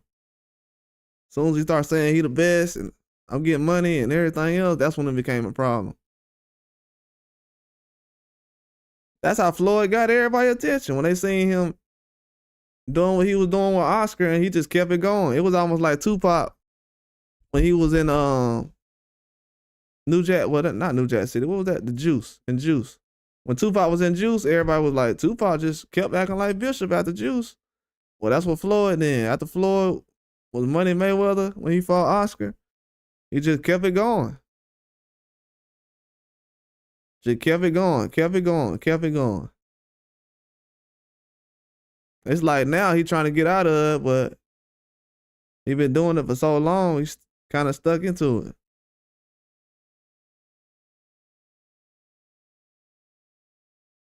He been playing it for so long. He just stuck in that role. But yeah, man, these dudes be co-signing all these guys who don't help boxing. That's why when I look at Floyd a lot of time, man, I be like, bruh, I gotta be careful supporting guys like that in the future. That's why I support Tank, but I keep my distance though. I'm just keep it a buck. I keep my distance because the way Floyd be moving right now and the type of fan base and crowd that he's attracted to, it's like, bro, he must don't understand. He thinks Floyd thinks that the fans that made him as big as he was Mexican fans and everything else, and fans from different parts of the world. And that's just not true. Like when he fought Oscar, didn't nobody know who he was, and it's so like crazy. You know what I'm saying? That Oscar will tell you that, like.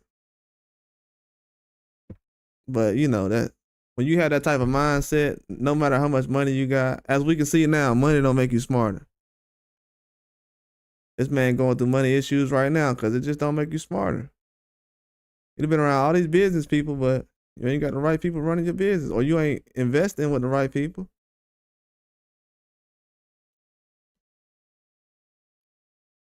Yeah, you might be TVE in the ring, but outside the ring, these young guys got you beat right now.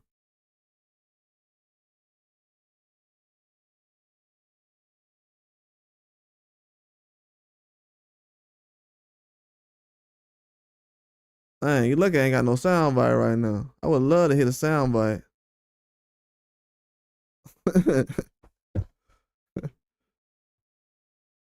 Yeah, I need to get a soundbite. I had a perfect soundbite in my head just then.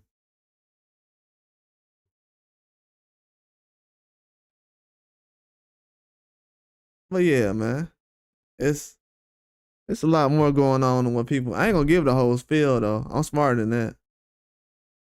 I be only giving like 25%, but I'm gonna say the rest of what I need to say later on. I'm just on here, you know, with people like Al the Pal and everybody else that want to hear. But I'm gonna get a real spill later on. I gotta be careful saying stuff in public. Yeah, if y'all want to be a member though, you can go ahead and join, man. I'm gonna start dropping some other stuff I just can't say it out in public out here. But yeah, man, y'all gotta be careful out here, man. Don't end up like 2024, man. The fighter you laughing at today, that might be the guy you have to watch on pay-per-view tomorrow. Like Richardson Hitchens or Floyd Schofield. So be careful what boxer y'all laugh at this year in 2025. Might be a guy you might have to call champion soon. That's what I love about boxing right now. It's hard to troll guys and be like, yeah, man, this guy ducking. Cause man, that guy y'all talking about, what we seen last year. I'm gonna leave it alone because I see everybody ain't gonna stand on it like they be projecting like they gonna do.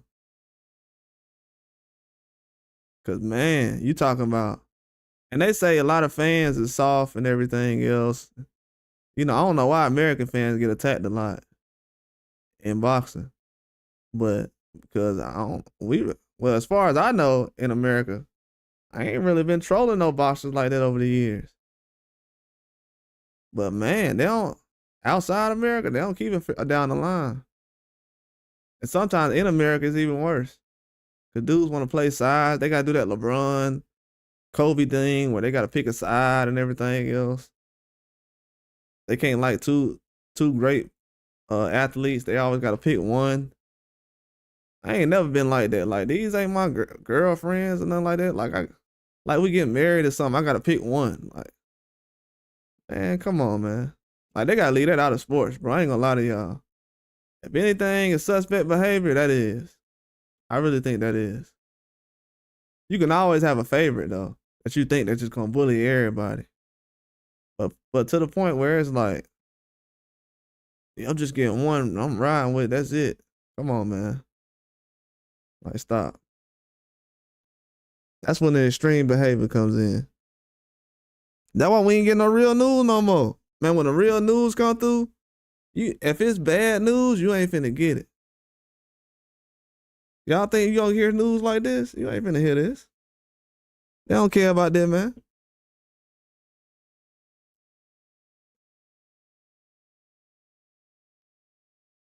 I ain't gonna lie, man. Y'all wanna make some money, you might as well start a Devin Haney channel. Somebody already came here talking about Devin Haney tonight. We talking about Tank tonight. Somebody talking about Devin Haney tonight. Bro, Devin Haney about to be the face of boxing on y'all. Y'all finna make Devin Haney the face of boxing. Whether you hate him or you don't like him, you think he weak for the court case or whatever, man, y'all can't stop talking about this dude, man.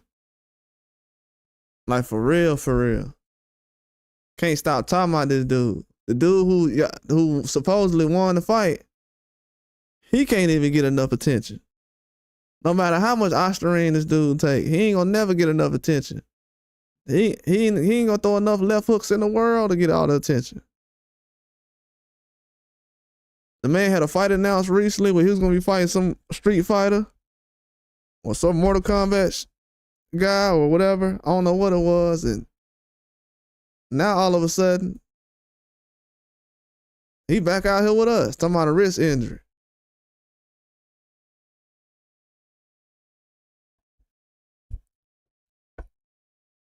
I seen it happen already, man. Telling you. I seen it happen already. That's why Terrence Crawford in the perfect position right now. He still got people that don't even know how good he is. Just had people saying that he was ducking Teofimo recently.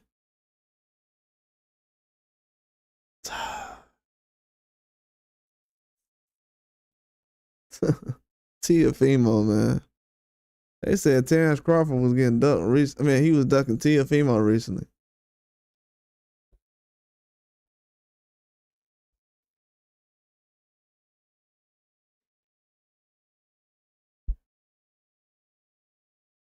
That boy Teofimo last fight was so boring. They don't even remember he went 12 rounds with a guy that had almost 10 losses. This boy Teofimo just went about 10 rounds, 12 rounds with a guy with almost 10 losses. And the fight was so boring, his own fans don't even remember. They like, yeah, but Crawford ducking though. Okay, sir, I agree with you. I'm not going to argue with you. I promise. But I would say this though. I'm being honest when I say this. The most disappointing thing I've seen since I have been on YouTube, the most disappointing thing I have seen is people do actually know the truth about a lot of situations. They just don't want to tell the truth about it. I feel like that's very disappointing. That's very disappointing. That makes me want to block people even more. Like, when people say, hey, man, you be blocking a lot of people. Bro, I'll be blocking these people, then I go back. These people be changing their name to something else already, bro.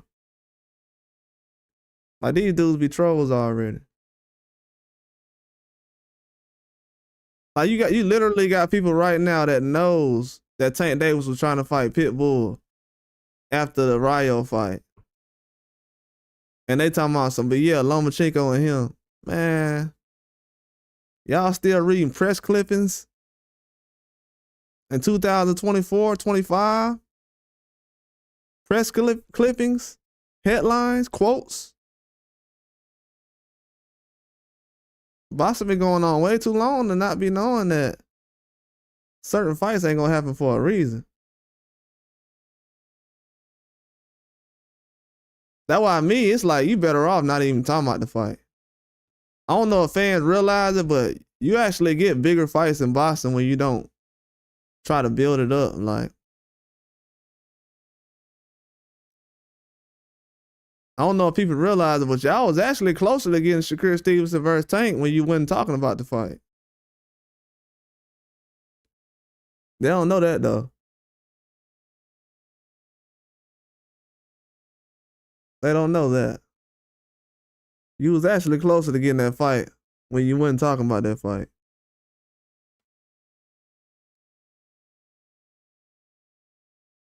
Because the more attention you give, it's like, might as well build it up now. Why would I try to? They like, let's build a fight up. You have a Tank fan base. I ain't finna sit up here and say, hey man, you need to fight Shakur. I ain't finna watch you. So that's a plus for him. He ain't gotta worry about that. Canelo fan base, same way. Like, you ain't got a real fan base until your diehard fans is like, hey bro, we ain't feeling this fight. I don't know about this one.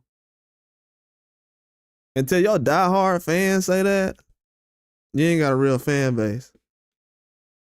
And I hope everybody understand what I just said when I said what I said and how I said it and what it meant when I said it.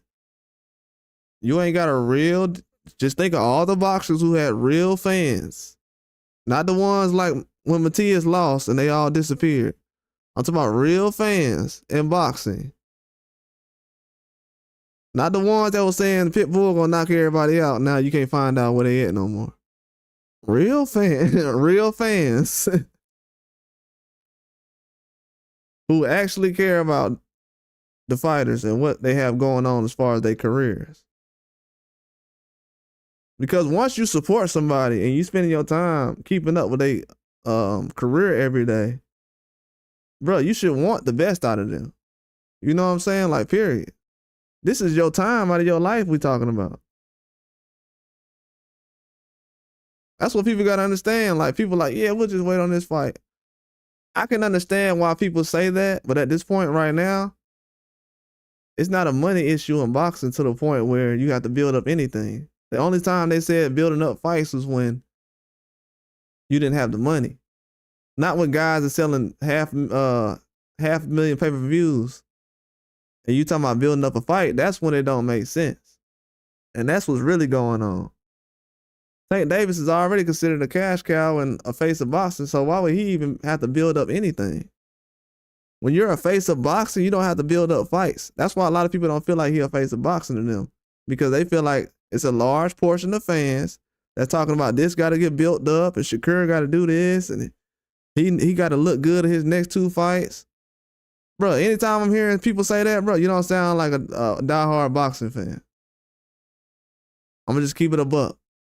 You don't sound like a real boxing fan when you say stuff like that. That's not how they make fights. They don't make a fight because a dude looked good the last 2 fights. That's not why they make a fight. When Teofimo fought Josh Taylor wasn't looking good in his last 2 fights. He was looking bad.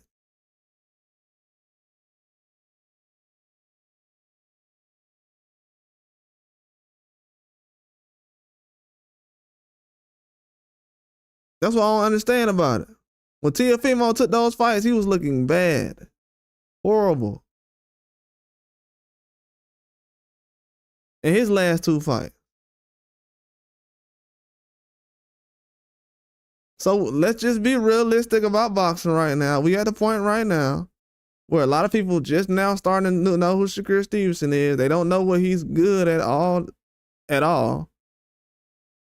He's in the middle of his career right now, basically. And they just starting to find out that he's a defensive fighter after he got a silver medal in the Olympics.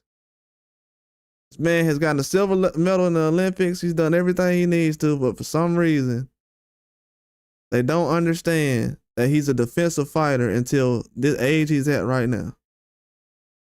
Once we realize that a large portion of these fans are new to boxing, that's fine. Everybody knows the first time they start looking at boxing on YouTube and they start commenting on it and giving their suggestion. You know, when we first start commenting on boxing and stuff, a lot of people wasn't just saying anything in the comment section. You know, when YouTube first started, people used to actually be scared to say stuff in the comment section because you know it's going to be there forever. And you're like, okay, I want to make sure what I'm saying actually makes sense. You know, it is going to be there forever. So let me go ahead and just make sure I'm making sense of what I'm talking about. Now these guys are just saying whatever now. And now the guys who say whatever, they'll get 1 million likes in the comments. Then you say, you know what? I'm going to turn this into a channel. And it works. Because propaganda sells. You think the guy who sat up here and told everybody that, let's just say a guy sat up here and said 9/11 was going to happen or something. Well, actually, it was a guy who said that. And guess what? He didn't have 1 million likes back then.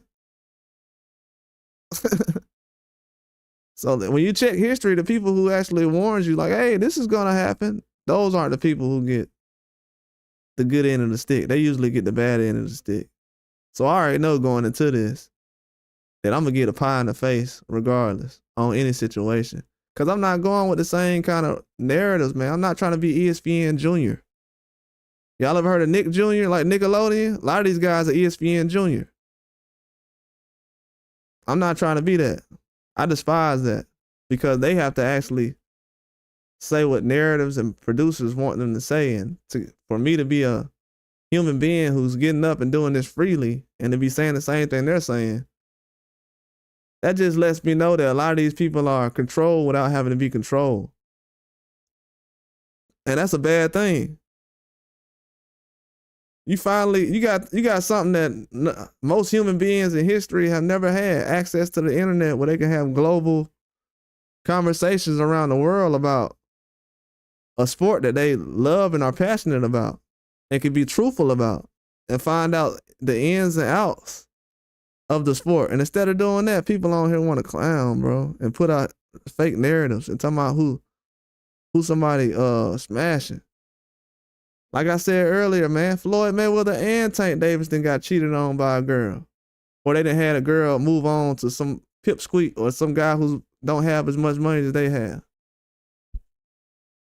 Moneybagg Yo ain't selling no 1.5 million pay-per-views. But guess what? He got the girl that Tank used to be with. Moneybagg Yo ain't the face of boxing. He ain't the face of rap. But he's smashing the girl that Tank used to have. You think anybody on there trolling about that? No, they ain't. These men ain't solid, man. These men ain't solid. These dudes out here ain't solid, man. The people that's raising them ain't solid and they ain't solid. That's just facts. Now, if you got a daughter, pray for her. Because most of these dudes you sending out there, her out here too, are suckers. Period. Point blank. Suckers. A lot of these dudes is liars, man. To be honest with you, that's the most common thing I see out of all these guys. They liars. Like complete liars. This is just a sport of boxing. We can look up everything. Technology crazy now. You know what I'm saying? We in the 21st century. We going crazy with it. And these dudes still want to cap with Google around? Come on, man. Like what we got going on? This is how people get hurt. This is why people delete their Facebook account. Everybody want to be a people Tom on the internet now, instead of speaking some facts. That's why I tell you, like, man, I'm finna retire, man. These dudes don't even know what I'm talking about.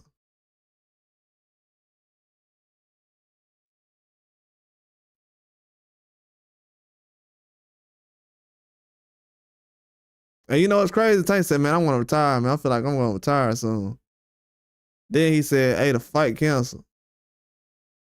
Then dudes out here like, man, he just talking. Bruh, why should we pay attention to a dude who just talking then? Why are we arguing about a dude who just talking? If he just talking. That's what I don't understand about it. If he just talking, and this goes to show you too why Shakur Stevenson couldn't go over there to PBC. They ain't got no money to sign him. He tried to see what was up with PBC. PBC dropping the ball, man. They dropping the ball. I knew they dropped the ball last year when they had no small cars starting. Then you wait until March to get everything started. The Tim Tszyu fight ain't start till March. So you done missed January and February with no fights. Like, how you gonna carry the sport of boxing? If the Zone and Golden Boy and all this other stuff went around and what's the other one, Pro Box? You wouldn't have no fights on if you had to rely on PBC. So if we had to rely on PBC for American boxing, we can't even do that because they only got a couple of fight cards right now. I know they've been carrying a heavy load over the last couple of years as far as the fights they've been putting on from Mikey Garcia, Bronner, Pacquiao, and Keith Thurman, and all these guys. But man, at the end of the day, you done already built up your portfolio. So what's going on? Like this, as a fan, I'm invested. I've been invested in this with time and money. So when I see my investment is not being used properly, then I don't want to invest anymore. It's that simple. And that's real talk.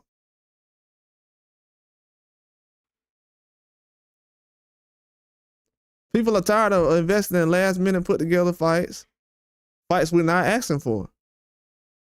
Pay-per-view is not, hey, you're not, when you buy a pay-per-view, man, you paying for both opponents. You paying for both opponents. Do y'all see the pressure that's getting put on Canelo right now? People think the pressure that Tank is getting right now is nothing. The pressure that is getting put on Canelo right now,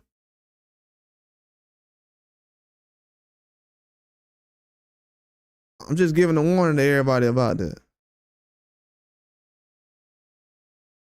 Cause Canelo resume look A1 about 5 years ago. I told everybody, I said, if y'all accept this dude's resume, and he went out here and put American on his resume at 47, if y'all go ahead and accept this, boxing done. And if you look at ever since then, they've been giving you watered down after watered down fight after watered down fight.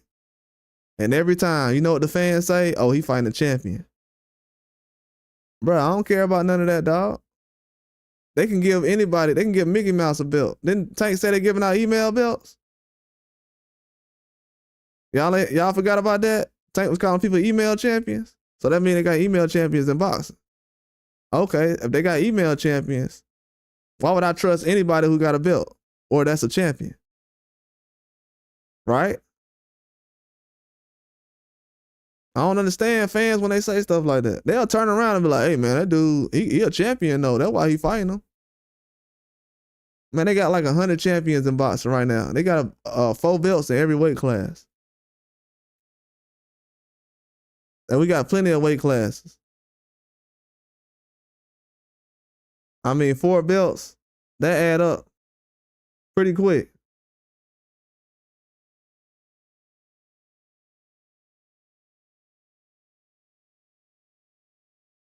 Man, yeah, they got like over 10 weight classes. They got to be like 13 or something like that. This dude's got like 40, 50 belts.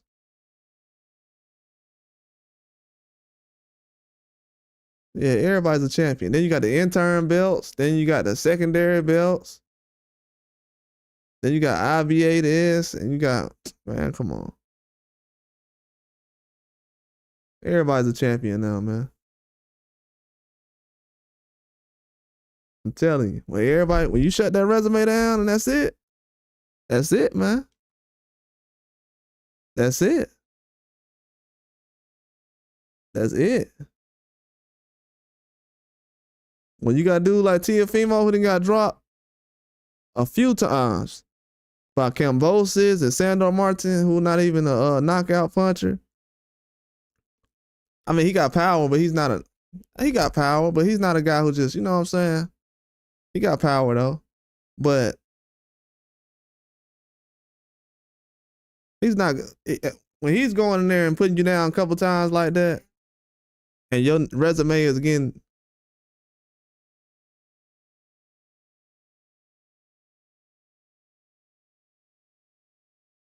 yeah, when you got your resume like Tank Davis being compared to Teofimo, and people want you to fight guys Teofimo fought 3 or 4, 5 years ago, it's not good, dog. I don't care what nobody say. If you got fans around you that's saying that's good, get them suckers away from you, man. You ain't gonna never go nowhere like that. I can tell you a few fans. Anthony Joshua got them type of fans, and what they doing right now. Trying to push them ahead of the line again. You better get them fans away from you, dog. Once you take your loss, all them dudes who bragging about how you undefeated,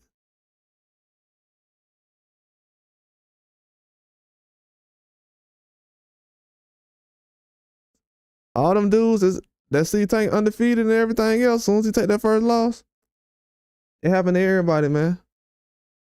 It happens to everybody. Tyson Fury had a billion fans on Earth. Every celebrity I knew was jumping up and down when Tyson Fury beat Wilder. I have no idea why. I'm gonna be honest with y'all. I'm still confused of why so many people was rooting for Tyson Fury when he beat Wilder. And then all of a sudden, when Tyson Fury fought Usyk, I didn't see not one of those celebrities around. I don't know if I was getting pranked or what. I've never seen anything like that before in my life. I'm being real with y'all. I've never seen nothing like that before in my life. Even when Mike Tyson got beat, I never seen 500 celebrities just jumping up and down, rah, releasing videos online. I've never seen anything like it, like for real. It had to be some kind of ritual or something. I'm being real. I'm being 100 about that right now. If somebody could tell me a fight right now where they seen like 500 celebrities sending out videos and celebrating guy getting knocked out, I ain't never seen it before. And that was the second fight. That wasn't after the first fight.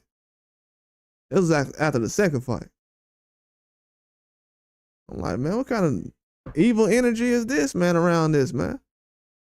But trust me, you know, bruh, trust me. Karma is definitely real. You ain't gotta believe it, but it's definitely real. It might not come in the form that you think, but it always comes back. Trust me. I've noticed that recently. Especially when it comes to boxing. See, people want to have a pissing contest when it comes to news about Tank. Man, these people gonna find out soon. Y'all be sounding crazy attacking people for covering an American boxer. What y'all want? Y'all okay with people that's not from America covering Tank and saying whatever when he getting arrested and everything else? But as soon as people that's from his same community start covering his news and everything else, dudes got a problem. They better get out that mama mentality, man. For real, for real. That baby mama mentality these dudes got when it comes to boxing, they better get away from that. Cause I be seeing a lot of people be getting their feelings hurt over some facts. Somebody they gonna pull up on dudes at fights and stuff like that. Man, how about you pull up on a dude in your community who's sitting around robbing everybody? And that's selling that dirt. Pull up on him. You got dudes out here selling dirt in the community. Pull up on them. What you gonna pull up on me for? What I do? I'm just out here trying to put some news out about a fight. And I ain't talking about me personally. I'm just saying. They want to pull up on dudes about fights and stuff. Like, man, when this kind of energy start getting thrown around?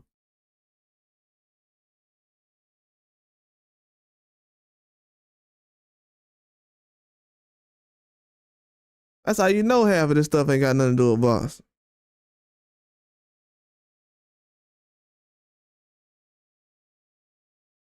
They turning boxing into therapy almost. You know, it can be therapeutical, but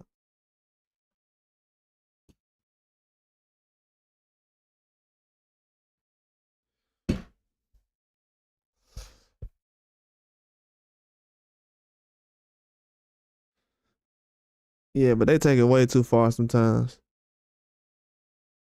They definitely do. I seen it recently. I'm like, bro, y'all be trying to sit up here and make other guys' situation look bad. But I'm just trying to figure out this one reason. Why is Tank thinking about retiring though?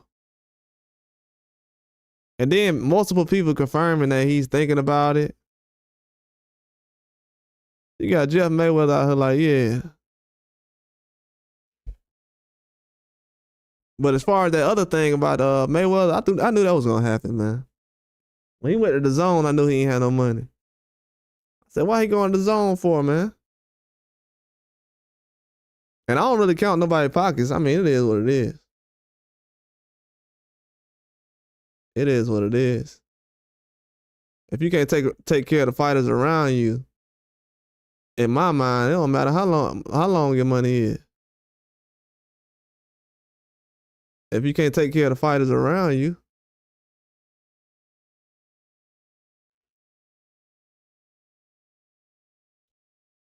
it don't matter how long your money is.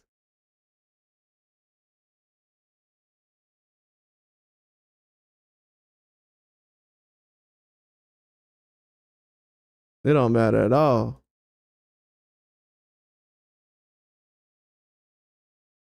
Yeah, they'll understand that sooner or later, though. Sooner or later, they will understand that.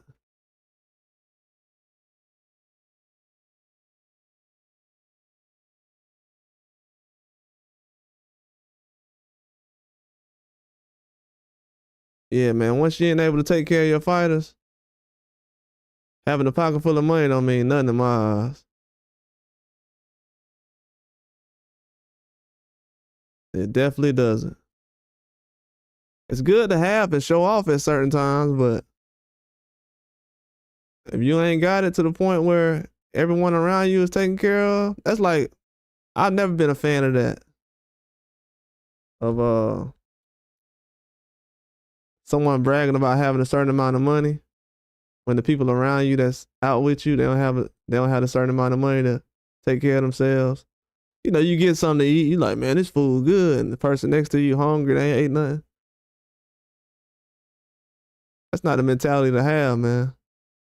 And you got to show these young guys, like, why? Like, my question for Floyd and even Al Heyman, I don't know the ins and outs of everything, because I know a lot of these guys have responsibilities. But my question is, why are they even having Tank in this situation where he feel like he want to retire? Like, ain't you responsible for having this young guy come in and stick to the game plan and everything else? And he should be only dealing with a lot of background stuff. I know a lot of outside stuff that happened as far as with Tank.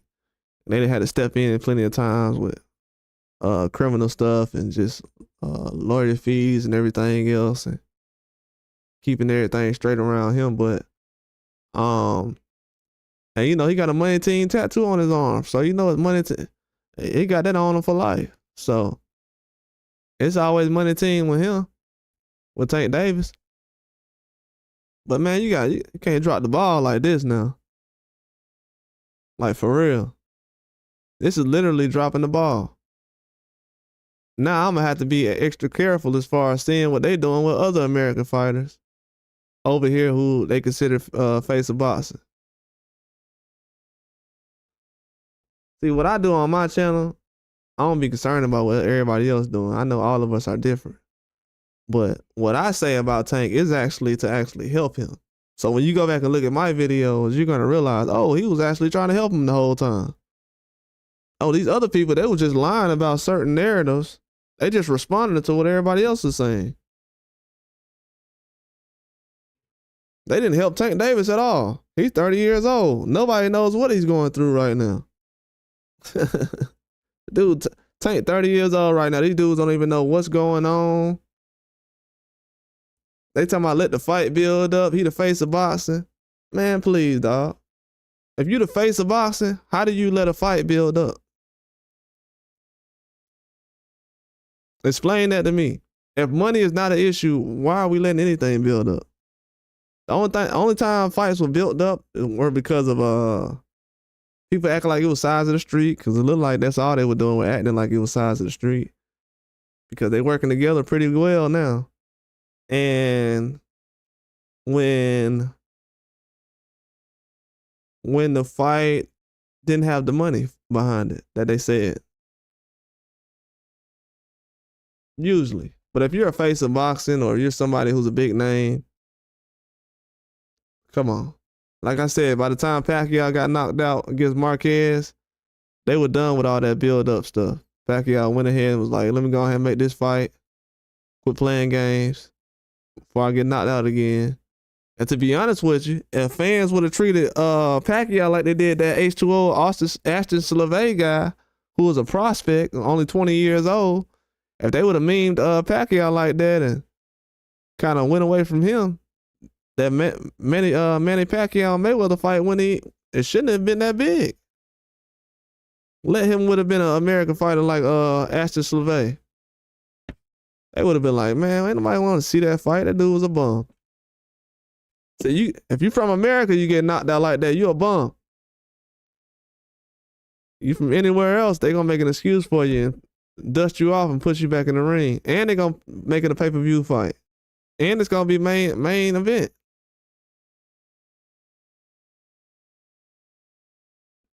And they gonna give you a chance to win.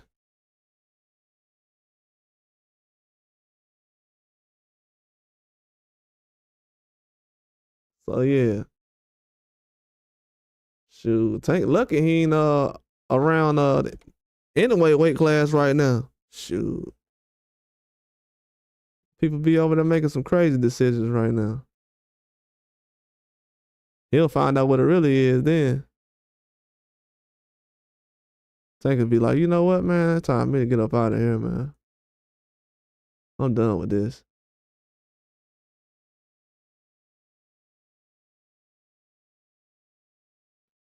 But yeah, man, we gonna see what he does in the future, but right now it ain't looking too good, man. It ain't looking too good. His love of the sport, no matter if he just feel like this right now or whatever, he been saying it too much. He ain't all in like that. And not to say he ain't passionate about fighting, he definitely is. But you ain't nobody trying to be fighting for free right now. He thinking about his kids, where he can leave them, and I know he want to take care of himself and have fun, and he thinking about the long haul and taking care of his mama and everything else. He probably want to buy her all kind of stuff. So in Tank mind right now, he like, man, I need to go ahead and get the money I need and quit taking care of everybody else and get up out of here.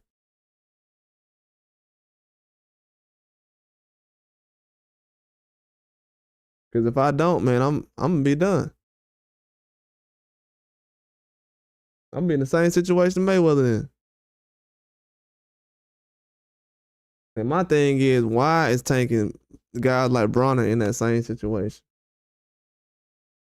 I don't want to get into the personal details of counting every dollar. I'm just talking about overall, like, why are they in that position? Why are we not having guys held to a different standard right now? As far as the OGs making sure that when they do keep this talent, because, you know, if Tank would have signed with Matchroom and said, you know what, forget this, they would have had a problem with it. See, everybody want Devin Haney to go over there with Floyd. Oh, he should have signed with Floyd. Devin Haney should have signed with Floyd. I could make a lie tomorrow saying that, trolling. And it ain't trolling because everybody this time last year was saying, oh, he should have signed with Floyd. He should have did like Tank did and signed with Floyd.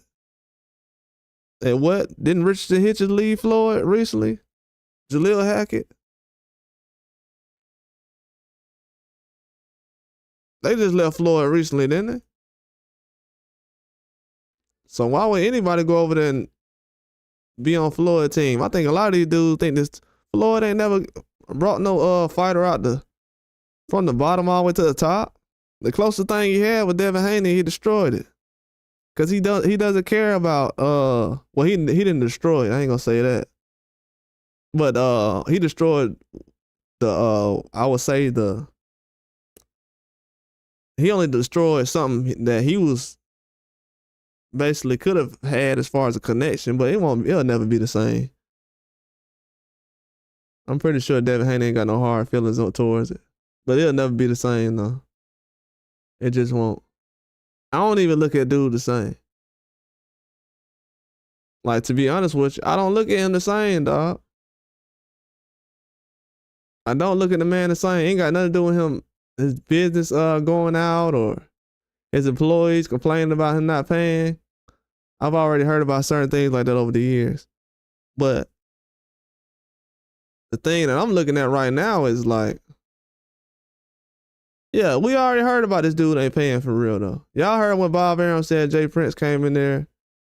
Man, well, allegedly Jay Prince people or whatever came through and smashed things up. Guys had broken bones. I thought them dudes was boxers in there. So Jay Prince had some guys show up in a boxing gym and beat up some boxers. I don't know what Jim Floyd was at, but they must have had a whole bunch of 130s in there or something. But he always had issues like that though.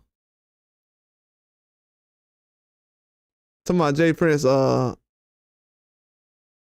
Jay Prince some money or something, or Jay Prince, he don't take no credit, or he take cash or whatever he told Bob.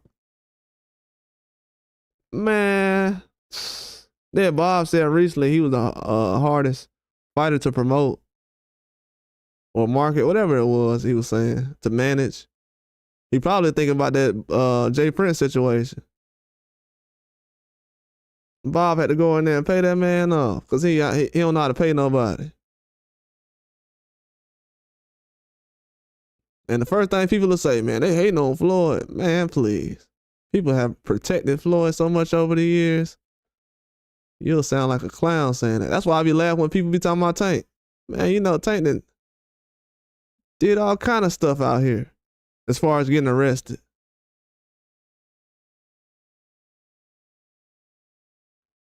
This man is stay getting arrested out here.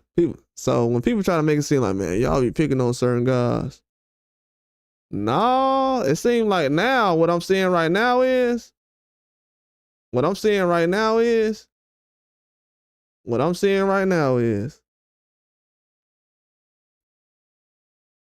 people feel like they gotta pick a side. And the fact that I know people are doing that, it makes me just want to pick whatever side that don't have the most people on there. Just on purpose. Because I already know the majority gonna be wrong, like it always is. History proves that.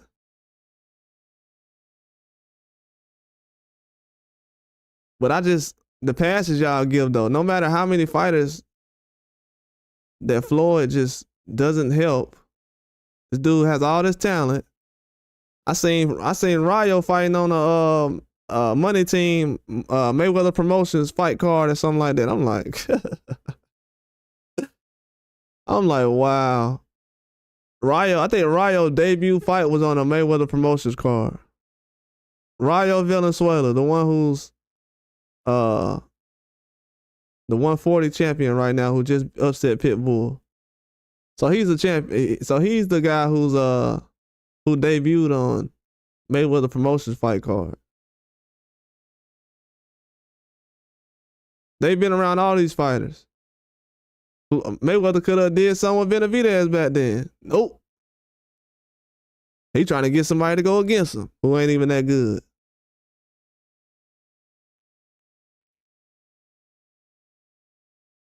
Dudes be overlooking all this talent, man. And y'all really be thinking these dudes know boxing? Okay. Okay. Show me an athlete. See what y'all don't realize, and I hate to say this, but it is what it is. Y'all only seen Dion coaching when he been coaching his kids. I've seen Dion before he was coaching his kids, but y'all ain't really seen Dion coaching when his kids though. So that's the only example you can really find when you see an athlete who's actually good at coaching, who was a superstar. But most superstars are not good at coaching. Period. End of story. Especially somebody who's not their kids. A lot of these superstars, they can't even coach their kids right.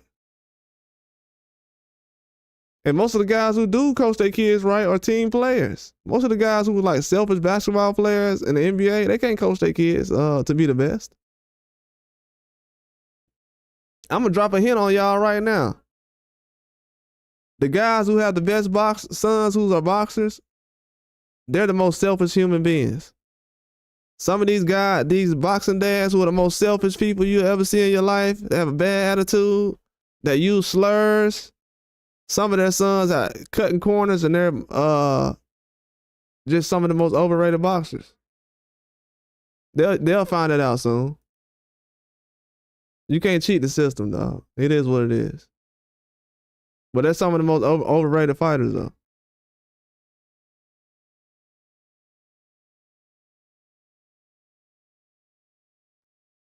These dudes are some of the most overrated fighters you'll see.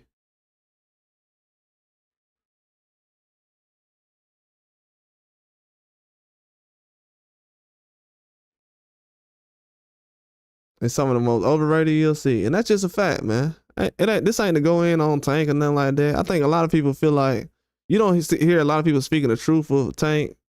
So they say that that's criticism or being a hater.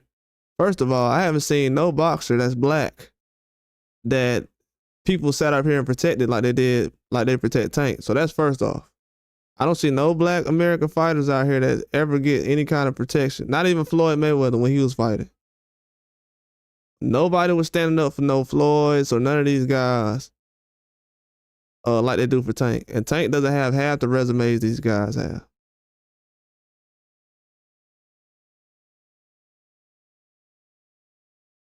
So we just got to keep it a buck on that end. Because, you know, one thing I don't be liking is he can throw every young fighter under the bus and everything else and talk about how they a bum and everything else. But when the guys who really need to be called bums,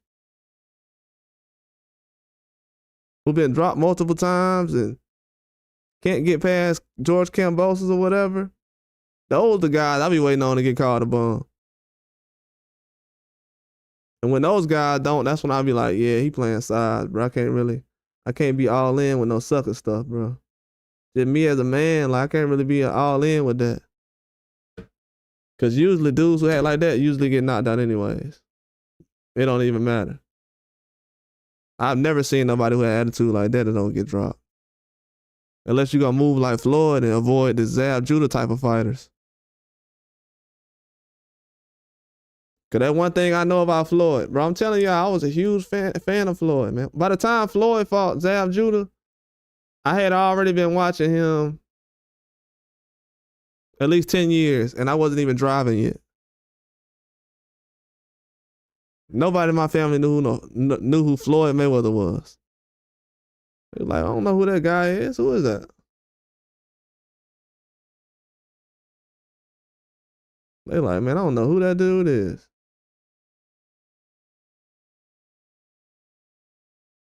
Yeah, they didn't know who he was. It's the same situation. And eventually they're gonna move on from Tank. Because the way I'm looking at his career, they're not really concerned like that. They wasn't concerned when he fought Hitler Garcia. They wasn't concerned when he was going into the Rolly fight. They weren't concerned when he fought Isaac Cruz, and that was the only choice at the moment. They wasn't concerned when he had to fight Frank Martin last year.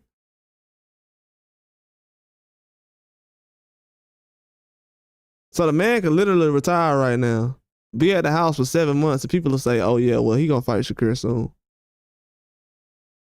Tank can come out right now and say, man, I've been retired since June, man. I know I did the press conference thing, but I've been retired, man. I'm trying to do this fight for y'all because I promise y'all another fight, but I really ain't been doing nothing, man. I'm retired right now. Now we got people out here saying he gonna say, they gonna say he capping.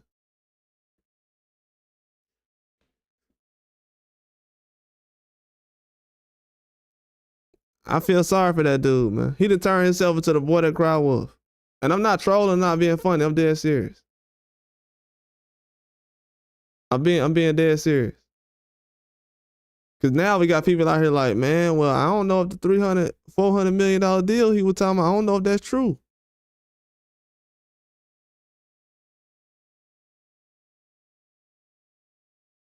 Last time I checked, he said he was about to get the fight. Another thing he said was 6-7 fight deal. So I didn't know if the fight deal started at 6 or 7 or if it started yet. So I had just came out, and this was before anybody was talking about it, because I had just came out and I was like, hey, why ain't nobody talking about that 6-7 fight deal Tank got $300 million? I'm like, why ain't nobody saying that? All of a sudden you had a whole bunch of people saying he got a 7 fight deals for $300 million. That means he gonna have Rolly on there. I mean, he gonna have Haney on there. He gonna have this guy on the list. That guy. Ain't nobody said nothing about Lamont Roach being on the list.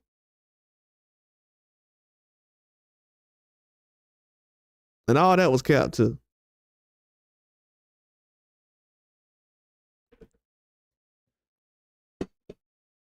This man they talking about this man retiring again, bro. Y'all don't understand. When Floyd Mayweather brother come out and say, yeah, man, I believe him when he say he gonna retire or he wants to retire. He said he believes him. Everybody believes Tank except his fans. This is weird. I don't understand that. I ain't saying believe me. I don't care who believe me. I ain't talking about me personally. I'm just saying as a fan of Tank Davis.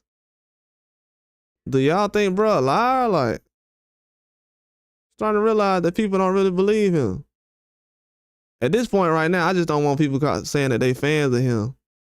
And then I'm out here believing more things that he's saying than they saying. You can't claim yourself as a Tank Davis fan and you ain't believing what bruh say.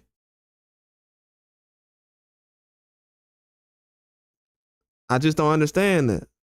2025, we 3 days in, and people are saying that stuff that Tank Davis said is just a lie. He's a liar. I'm a fan of him, but he's a liar.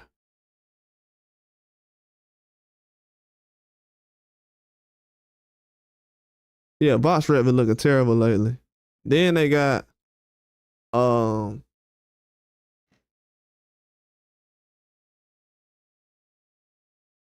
you said as a number one. Who would you put as a number one super middleweight boxer, the realest boxer? Who would you put number one at super middleweight right now? Teofimo? I didn't realize what you were saying. Who would you put at number one though?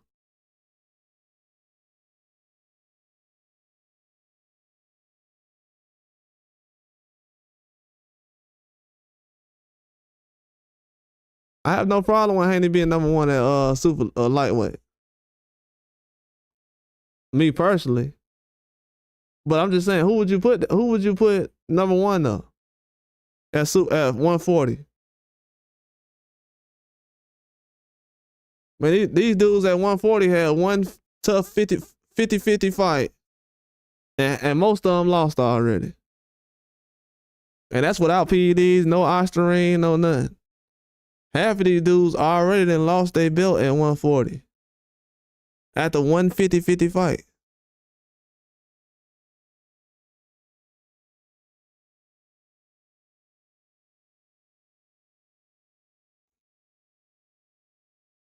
Y'all gotta be trolling me when y'all be bringing up Devin Haney on here. I know y'all be trolling me, right? I know y'all be trolling me. And it be people that I don't be understanding that be saying it though.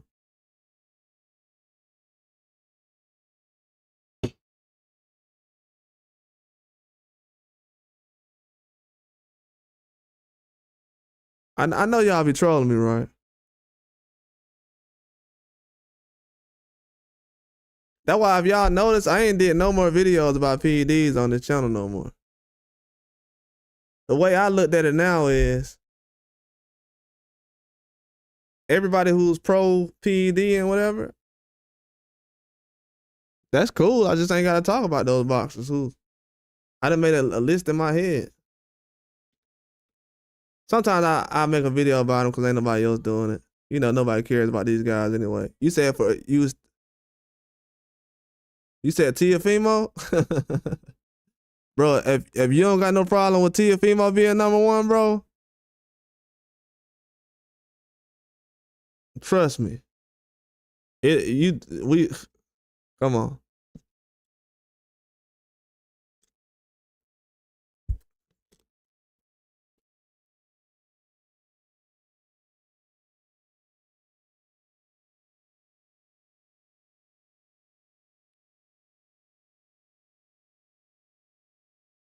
Y'all be overrating Tiafimo so much, bro. That's like one of the things I hate in boxing, bro. Y'all be overrating Tiafimo so much, dog. This man is so overrated, bro. That's when I hate that Lomachenko even moved up to 135 to get his tail whooped by these young guys. Should just stayed at 130 the way he was at. Josh Taylor included. Like they just made Tiafimo look so well for some reason. And this is another thing too. I'm gonna say something else too. The more Tiafimo career goes on, the worse Lomachenko gonna look.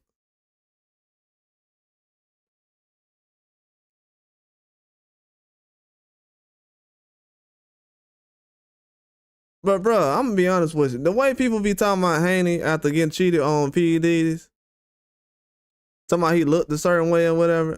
Man, bro, I'm gonna be honest with you. I sat there and watched the same fight as everybody else. Dudes out here with agendas, bro.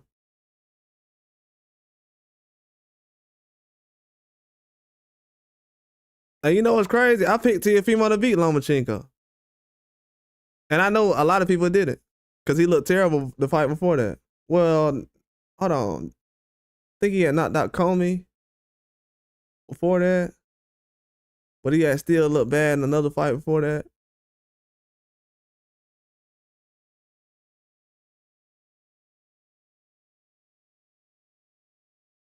But this is why I be feeling like sometimes, like, man, Boston cooked for real, bro.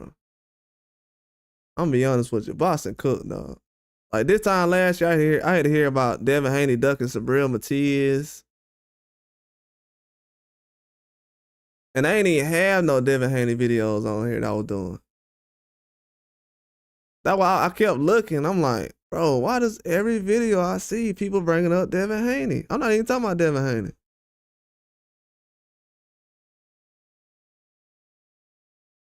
I mean, I could shut that live down and start a Devin Haney live. Is that what I need to do?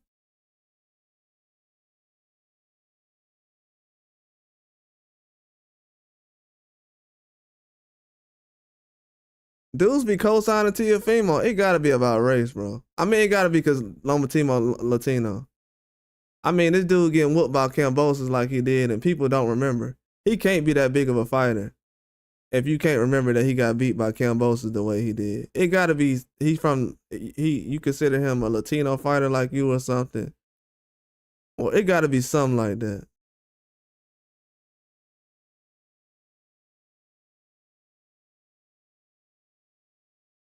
I was saying that it gotta be because you're Honduras or something. I'm like, bro, come on, bro. I'm not even saying because you like Tiafimo. I'm not even saying I actually like Tiafimo, even though he be saying that stuff he be saying. Yeah. Realists know I ain't going in on him. I'm like, oh, you gotta be a fan of Tiafimo. I'm like, what? Oh, that's cool though. You from Honduras? I used to live with I got a partner I used to live with from Honduras. Yeah, he was a real one too. He used to look like he was Mexican and everything. Yeah, I got a friend from Honduras. I forgot his name, man.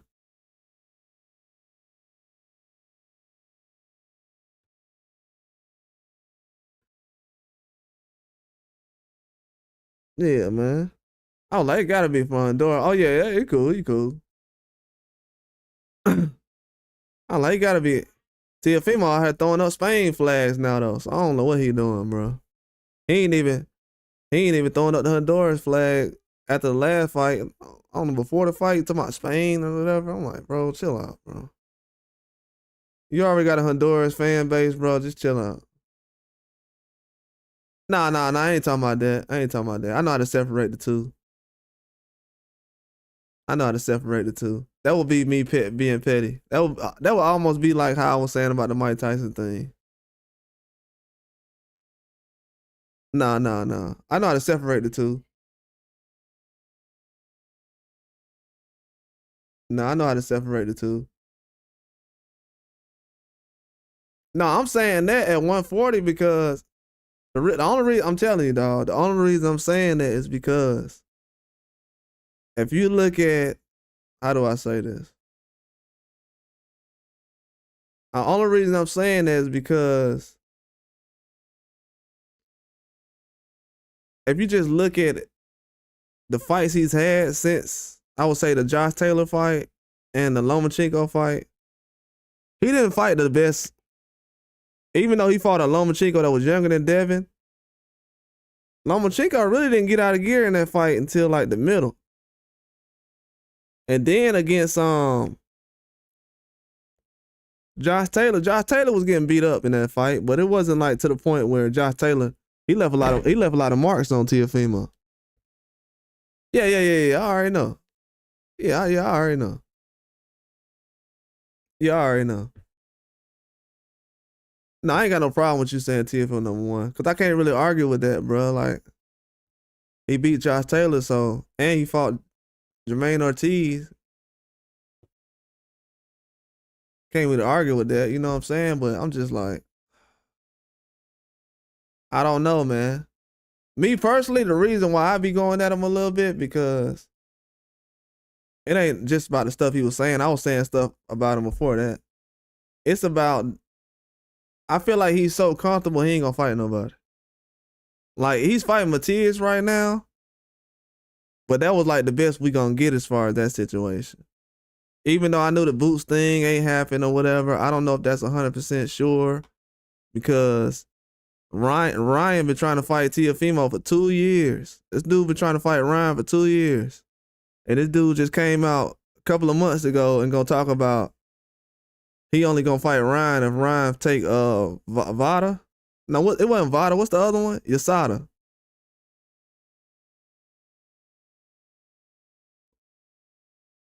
I think that's the United States Anti-Doping Agency or whatever.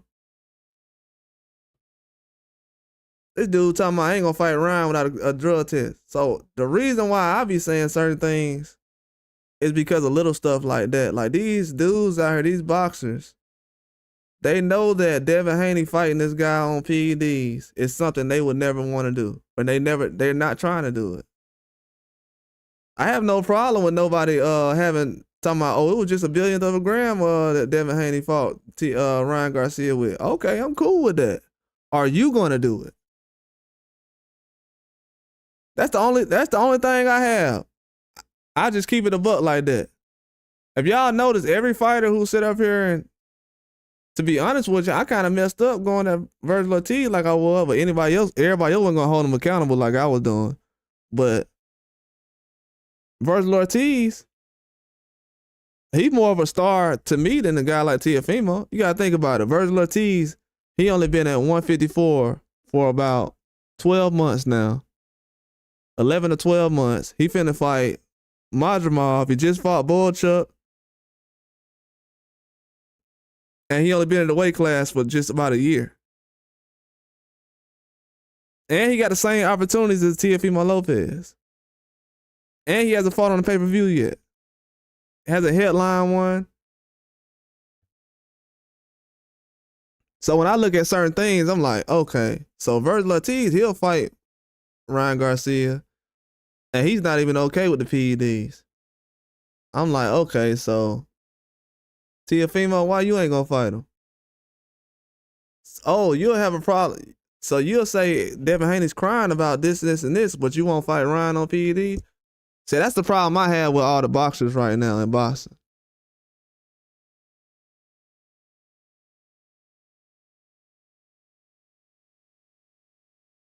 I don't know, man. When I be looking, to be honest with you, if I watch that fight back again one more time, I've only seen the fight, I think, 1.5 times. I think I seen like half of it probably. If I watch that fight back again, I'm not gonna lie. I'm probably gonna say Teofimo won the fight because I felt like Ortiz was doing enough. I don't know how to explain it. Like, he was doing enough to where when Teofimo would finally get in front of him and corner him, Ortiz was letting his hands go and Teofimo couldn't do nothing with it. But it was like to the point where almost like Ortiz wasn't engaging enough. But it was like, to me, Teofimo just completely took rounds off at the end. So yeah, I understand what you're saying. I kind of feel that way though. I'm gonna be honest with you. I'm not gonna cap with you, realist Boston. When I finished the fight, I said I feel like Ortiz won, but from what I seen, Teofimo did enough to get the win. I only felt like that about 2 fights last year. That one and the Boychuk and Virgil Ortiz. See, I'm not gonna lie. After I see a fight, if I don't know who won, I'm not gonna pick one like specifically just off of who I like or whatever. But so I couldn't really pick a specific guy in those 2 fights. And if you look at it, those were the hardest 2 fights to pick last year, to be honest with you. That Teofimo Ortiz fight was hard to pick. I don't care what nobody say. That was a hard fight to pick because Ortiz was still getting touched up. Let's be real. I seen Ortiz get caught a couple of times early where he was like, nah, I don't want to just stand here in front of T.O. And when I seen that, I'm like, this is a guy that T.O. already fought before. That was another thing that kind of had me thinking a certain way because I'm like, Teofimo already fought Ortiz. And in the back of my mind, I'm just thinking like, man, Ortiz moving to the point where he's scared of the power Teofimo has or something. He was boxing and moving well, like he was boxing.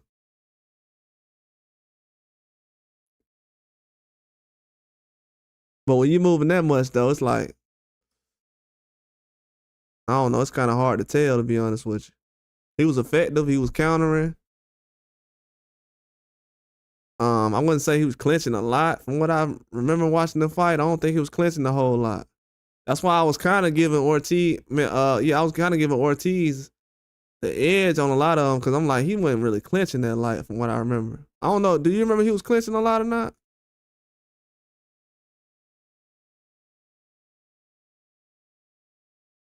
Yeah, I hate that. They tried to do that to Bitterbill when he was fighting Bivol. They was saying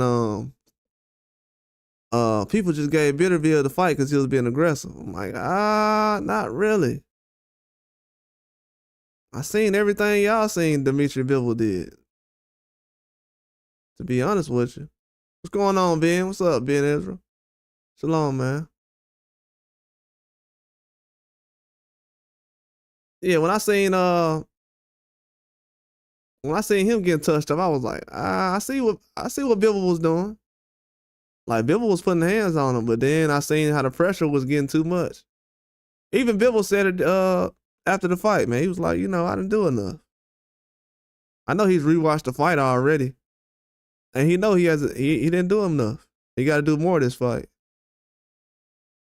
But yeah, a lot of times I had to learn that, man. That was a big thing for me. I promised myself I wasn't gonna start covering boxing until I learned how to figure out how to break down the difference between a guy throwing a whole bunch of punches and a guy just being an aggressor. You know, all that stuff. That's the hardest part about boxing that people don't know. Like, if a guy's throwing a whole bunch of punches, but he's hitting arms and a lot of them getting blocked. I seen when Tank was blocking a lot of punches that Eastside Cruz was throwing.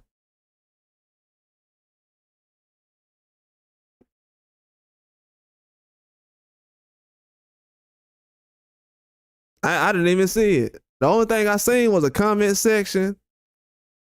I seen a comment section when Pitbull was walking out, leaving the arena, and they said his dad and him blew it or whatever. He lost the fight. So I was like, oh, I guess a lot of people think he lost. I guess on Twitter and whatever, they was going crazy about the fight. Twitter be saying some crazy stuff, man. I'm not gonna lie. Twitter be saying some wild stuff. When they agree on certain fights, it's like some of the worst takes I've ever seen. Yeah, Twitter say some wild stuff, man. Like, it's a lot of fights. If you go back and look at them, I'm telling you, people start to realize it now. If you hear like a couple of fans bring up certain fights, they start to realize after a couple of years, oh, this fight was close. You remember when Lara and Canelo, and they start to bring up certain fights, and you're like, oh, see, I told you. I knew that fight was close. I knew that fight was close. That's why when you look at Munguia and Canelo now, it's kind of like, a lot of people who was talking about Crawford and Canelo, now they kind of bagging off. You know, it happens all the time, man. Those style matchups, but the aggressor, I hate when they score for those type of guys. They haven't been doing it that much. I seen in the UK they do a good job of scoring guys who don't pressure a lot. It's more guys that fight like Shakur Stevenson in the UK. I don't know if people know it or not, but Shakur Stevenson, he's pretty popular in the UK. They like the way he fights. They like the way he fights more than they like Tank, to be honest with you. Just to be honest with you. They like those pure boxers over there in the UK. They actually like watching them. I don't know why.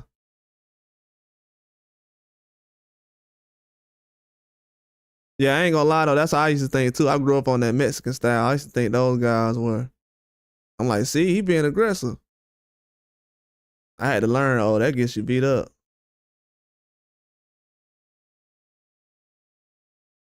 Yeah, I used to fall for that all the time.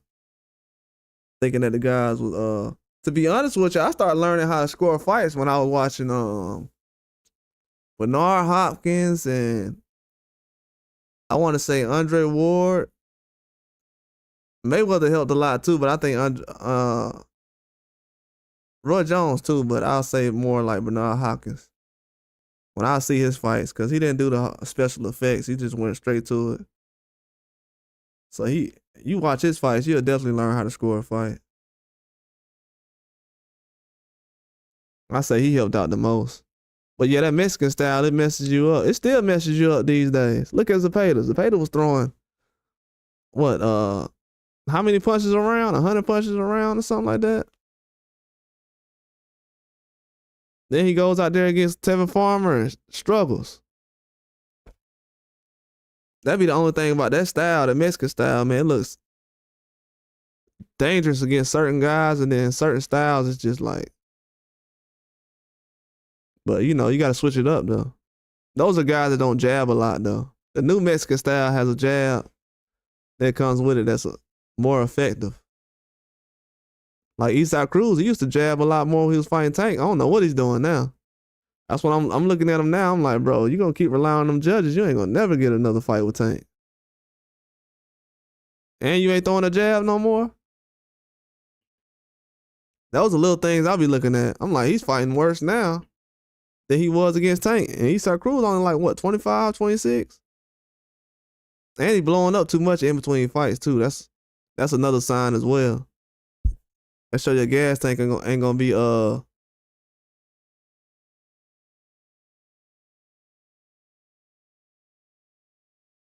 yeah, sometimes it do be boring though. What was that?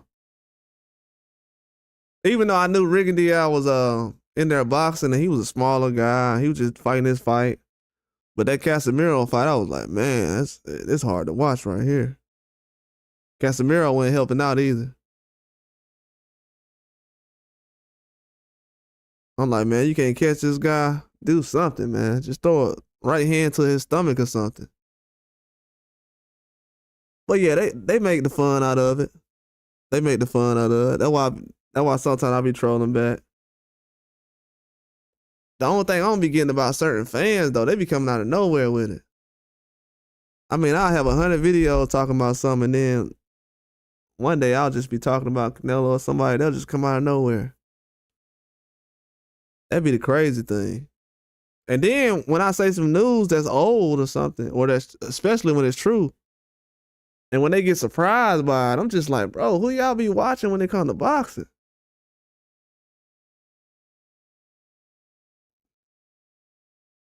Like, why are you surprised by stuff I'm saying about certain fighters? That's when I realized, like, these guys are stuck in 2022.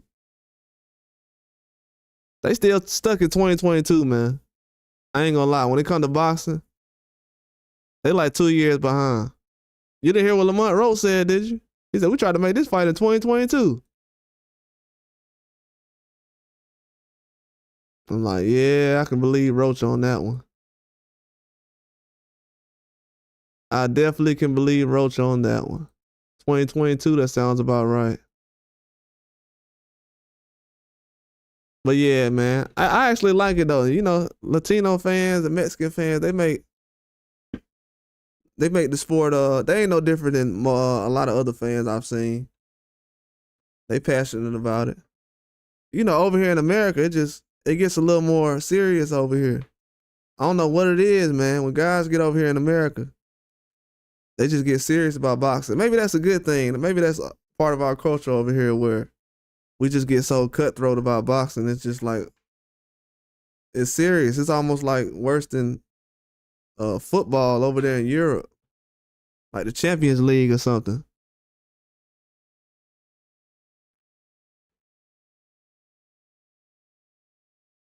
Yeah, it's like some Manchester United type stuff that be going on in boxing these days. It's a good thing, you know. You need fandom, crazy wild fans and passionate fans. I be passionate about boxing. It's one of the only sports where, you know, most things can be authentic. That's why we try to keep the sport.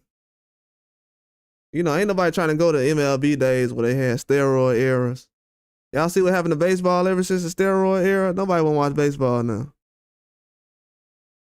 They so used to watching baseball guys on steroids that they don't even want to watch regular baseball players. That's the real problem, if everybody hasn't noticed. The real problem is we used to watching guys hit home runs on steroids. So when you watching a guy box somebody on steroids, I just don't understand why people don't understand the difference though. That's what kind of just wears me out about boxing fans, to be honest with you. That's the only thing that confuses me. It's like they know that we went through a whole era where Barry Bonds every day, they was talking about this man being on steroids or whatever, and how bad it was. Man never failed a test. I used to always be like, as a kid, I used to be like, did he fail the test? They like, no. I'm like, that's why now if somebody sit up here and be like, hey, did you smoke some weed? I'm like, nah.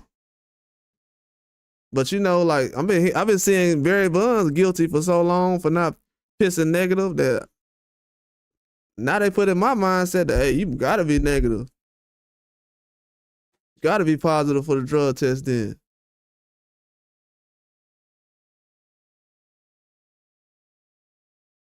Yeah, I know. Trying the technique. Yeah, that fighting style is a technique.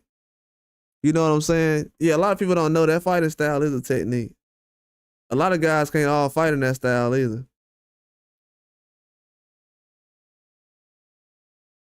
Yeah, a lot of guys just choose not to jab too. Look at how Navarrete style be looking against Valdez. You know, that Mexican style, it looks different against certain people. See, when Navarrete was fighting Baranchik, a guy from Ukraine, he was struggling because that wide amateur background just was too much for him. But when he was fighting a guy like Oscar Valdez, he's familiar with as far as being the same guy, Mexican and everything else. They both from Mexico. You see how easy the fight was for Navarrete? That's what people say about the style. They usually good with familiarity. Once you get outside of your comfort zone, they usually take a tough loss. Yeah, I like Aaron Morales. He one of my favorite Mexican boxers. I don't know why he went in the corner with Munguia or something like that. I thought, unless that was him and I just couldn't tell.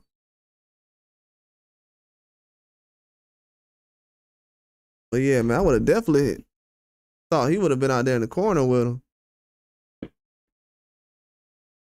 I thought he was doing a good job training with Munguia, but when Munguia was like, "Yeah, I want to switch. I want to switch back and go with Eric Morales." I'm like, I don't know. It sounds like you don't want to do something that Freddie Roach told you to do.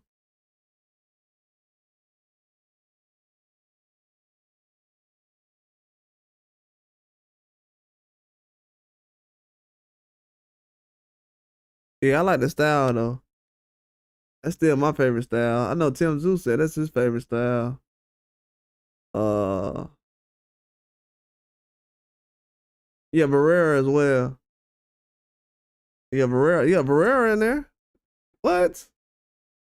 Of course, Barrera in there. Barrera's in there. Morales is in there. What you think about Marquez? I like Marquez, man.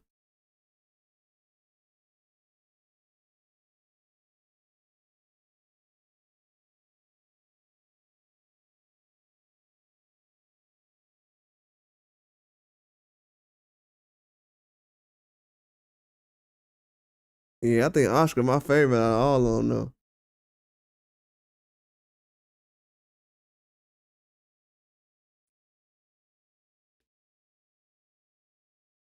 Yeah, man. The funny part about it is, I remember when Floyd beat fought Oscar. I ain't even want him to fight Oscar. I'm like, man, he trying to go out there and beat Oscar. I knew Oscar was done, but I was like, man,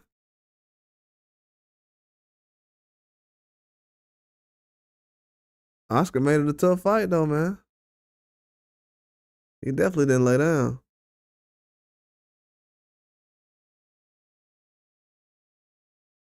Yeah, Oscar a beast though. He one of the first bosses I seen give Floyd dad so much credit, man. Really did. He did it recently too. Definitely gotta give him some respect for that one.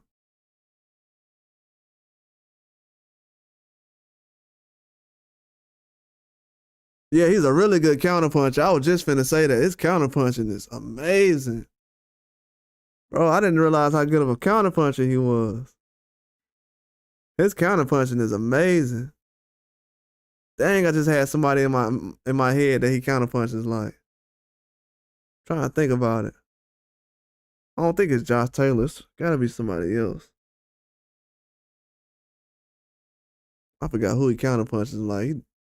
He's a very good counterpuncher, man.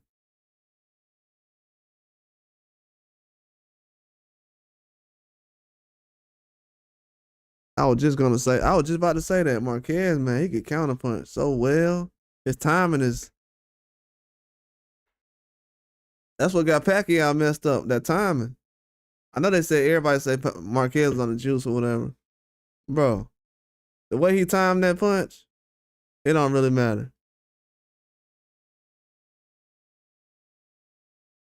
It don't really matter. The way he timed that punch, Marquez, and yeah, me too, but you know, that's not gonna be the favorable thing, but I just remember what Marquez and Morales was doing back then.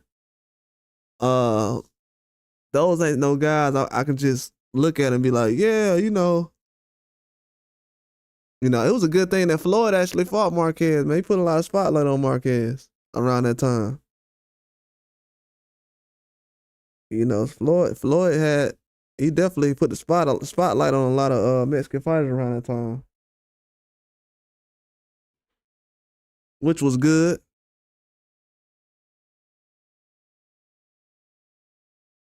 Because it helped save an era. Because if he wouldn't have made those fights, it would have been a lot of just random fights going on. We still had Tim Bradley and all those guys hanging around. But yeah, he definitely, I would. Yeah, I said that, man. He has to. Yeah, Canelo has the accomplishments, but when I look at those resumes from those Mexican fighters from the 2000s and the 90s, like those guys, they fought so many fighters in the 90s and 2000s. They still big names 30 years later.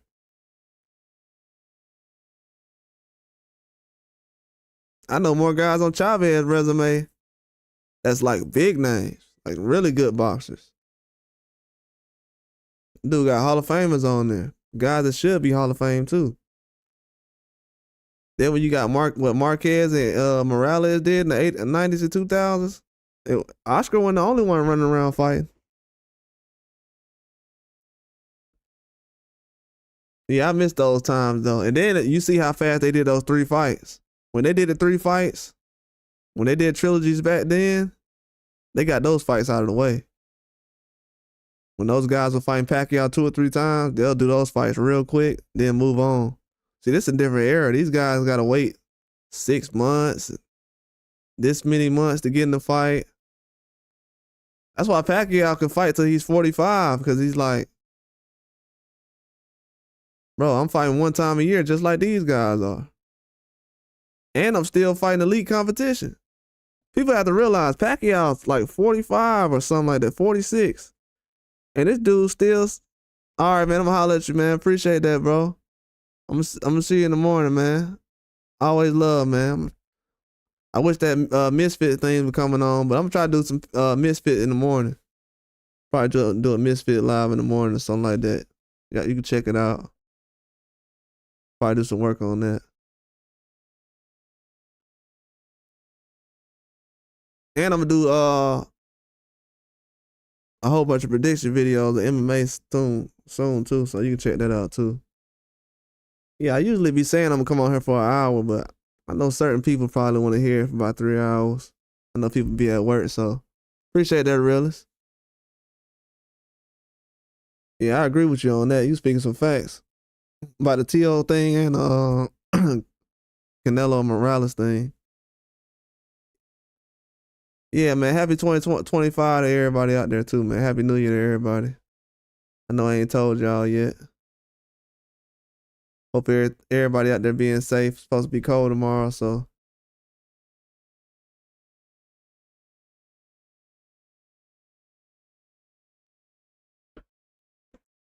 But yeah, this is wild though, man. I mean, if they don't sit around here, I'm telling you, 2025, this is the year that a lot of boxers gonna get left behind. It's gonna be a lot of guys that get left behind. This ain't no year right here where you can fight 1 time and everybody gonna be like, well, we'll just wait until 2026. No, sir. Turkey Al-Sheik really ain't even start putting the cards together he really wants yet. See, the fights Turkey Al-Sheik been putting together is fights that the promoters been wanting. See, they the ones that been asking for Usyk versus Fury for all these years and been waiting on a certain person to invest in the fights like Turkey Al-Sheik. See, everybody trying to make it seem like, well, Turkey Al-Sheik want this fight and he want this fight. Nah, he just financing. He's not handpicking fights. That's not what he's doing. He's not handpicking fights. That's why Dubois sat up here and made a video when he was calling out Hrgovic saying, I want to fight you. And Hrgovic like, man, I ain't gonna fight Joshua next. All right, I'll fight Dubois then. So he's not handpicking fights yet. When Turkey Al-Sheik start handpicking fights, that's when he started getting Shakur Stevenson and Terrence Crawford and Teofimo, and when he's trying to get Devin Haney recently. So he's been doing that, and he's gonna make fights with Devin Haney in the future. Whatever situation that happens the right way. But y'all gonna see a lot of surprises though. There's gonna be some more platforms in 2025 that's gonna be able to make some noise other than Pro Box. Y'all will definitely see that. I know the Zone gonna be in the up and up, but they still got some things to work on, man. I done seen fights where they didn't have sound go out during the fight. They gotta make sure everything is good with their platform before they start having every big fight on there. Cause it will be good to have a boxing platform that has most of the big fights on just one platform, but if it's not correct from top to bottom and everything ain't running smoothly, like, especially after seeing Mike Tyson and Jake Paul fight, I'm like, man, Netflix don't do no fights. They don't do no live sporting events. But for some reason, the way they was filming and everything, the only thing they messed up on was showing Mike Tyson's butt, which I didn't know about until recently, because I wasn't trying to worry about Mike Tyson being in his drawers. So I didn't even know Mike Tyson was on camera with his butt showing until recently, like last week or something. That lets you know that I'm not in the loop like that. I'm like, bro, these dudes was really online talking about Mike Tyson in some draws? Ain't no way. It was funny though, they put it on the Christmas shirt though. I ain't gonna lie, that was funny. That was funny. That was the reason I seen it. I'm like, this dude was on a Christmas shirt?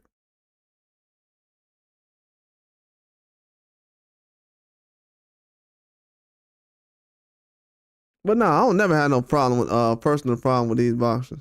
They be having personal problems with the fans. If y'all be seeing what they be saying, man, they be having personal problems with the fans, man. They be lashing out all the time. And I'm like, bro, a lot of these boxers y'all talking about don't even got that many fans for y'all to be getting upset. Y'all the ones got all the fans.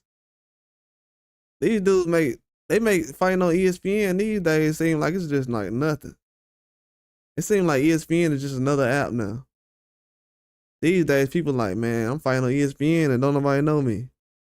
How nobody knows you and you on ESPN though? You know how hard it is to get on ESPN? You got football players out here that people don't even know by face. They don't even show their face on ESPN. They have a face mask on the whole time. That's all the promotion you need right there.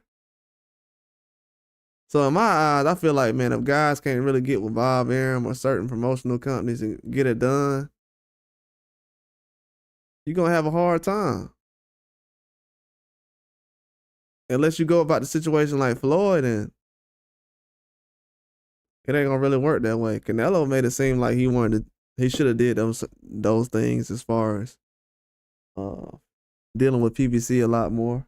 Well, people didn't hear that when he said that. That wouldn't go with their narrative, so they kind of stayed away from that news. But Canelo had even said that he should have went towards PBC direction. See, he has no issues with PBC and what they're doing. But as far as with Tank, I don't know. As far as with Tank, it's almost like Tank is getting mad, but he's not trying to put family business in the street. But it's to the point now where he's like, hey, man, I done put out too much to be not getting anything back.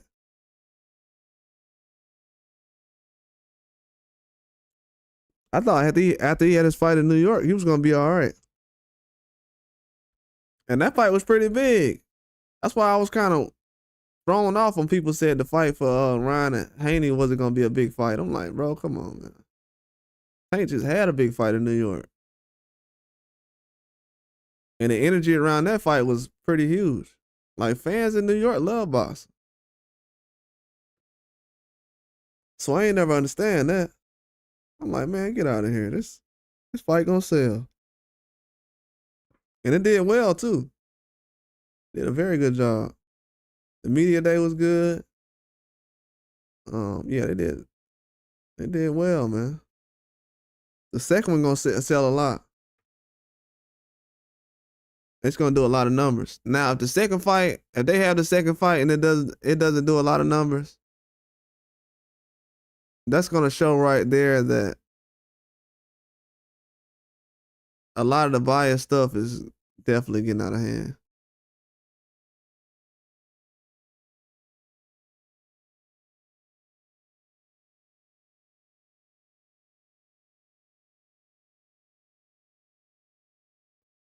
Yeah, if they have that fight and nothing happens,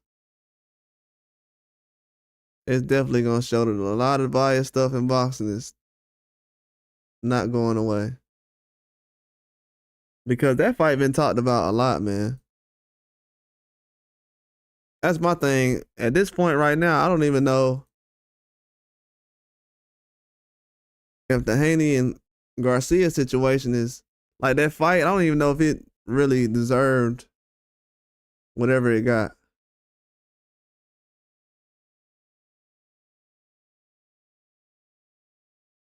I don't know if it really deserved what it got, man. The promotion behind that fight was insane. And they were talking about it every day to the point when people was begging for it to get canceled. Then it went from everybody saying that it needed to be canceled and Ryan was tripping. Then it just did a whole 360 after that fight. I'm just like, dang, bro. That's why I don't talk about PEDs on my channel no more. Unless it's somebody I know who never liked dealing with PEDs and just don't like the idea of it. I'm not gonna say nothing about it, but I think it's just a waste of time, man. I feel like everybody had an opportunity last year, really over the last couple of years since Canelo situation, really. But a lot of people have had situations where they could have made a statement and said what they needed to say about how they feel about it. But I made a decision with myself that after that Ryan situation, I wasn't gonna say nothing about PEDs no more, unless it was somebody who's not a PED user and that's publicly went against it knowingly and not have just went with the trend or everything else. But for people to just talk like it's not a thing in Boston, then when they get in a situation, oh, well, you know, I got a PED. Nah, I'm not paying attention to that stuff. Sorry.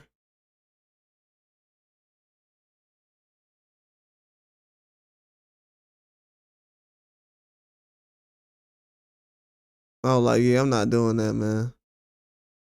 No way. That's why I don't talk about it no more. And I suggest as a fan, you don't talk about it either.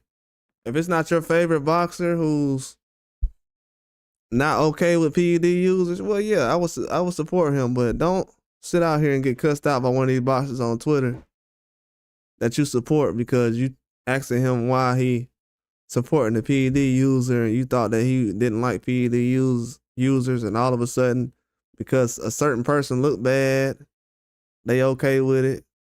Nah, that ain't it. That's coward stuff, bro. I don't care what nobody say. I don't care what nobody say. Ain't nobody supposed to get hit with a car and ain't doing nothing wrong.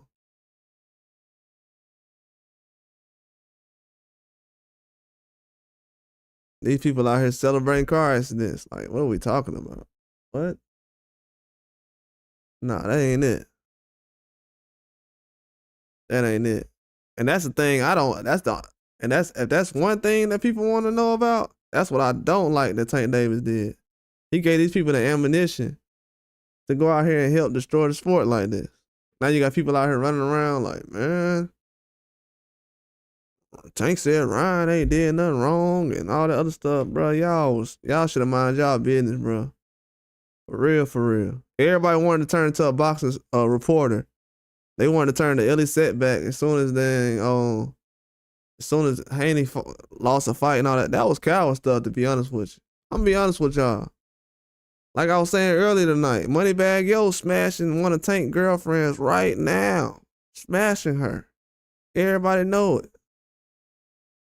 And I don't see nobody sitting around here laughing at Tank because a rapper smashing his girl right now. We know that she's smashing old boy. Got pictures and everything.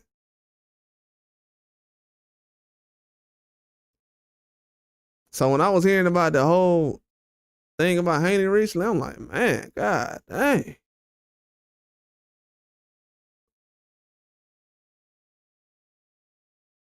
I'm like, man. And the only reason I do, the only reason I go so hard is because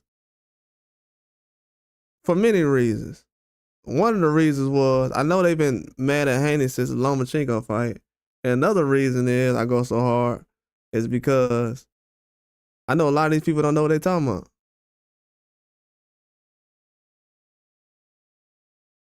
They don't know what they talking about, man. Like I said, Floyd got cheated on by a girl. Well, he didn't get cheated on. His baby mama was messing with a dude who was a backup point guard or something like that. Somebody riding the bench, a bench rider.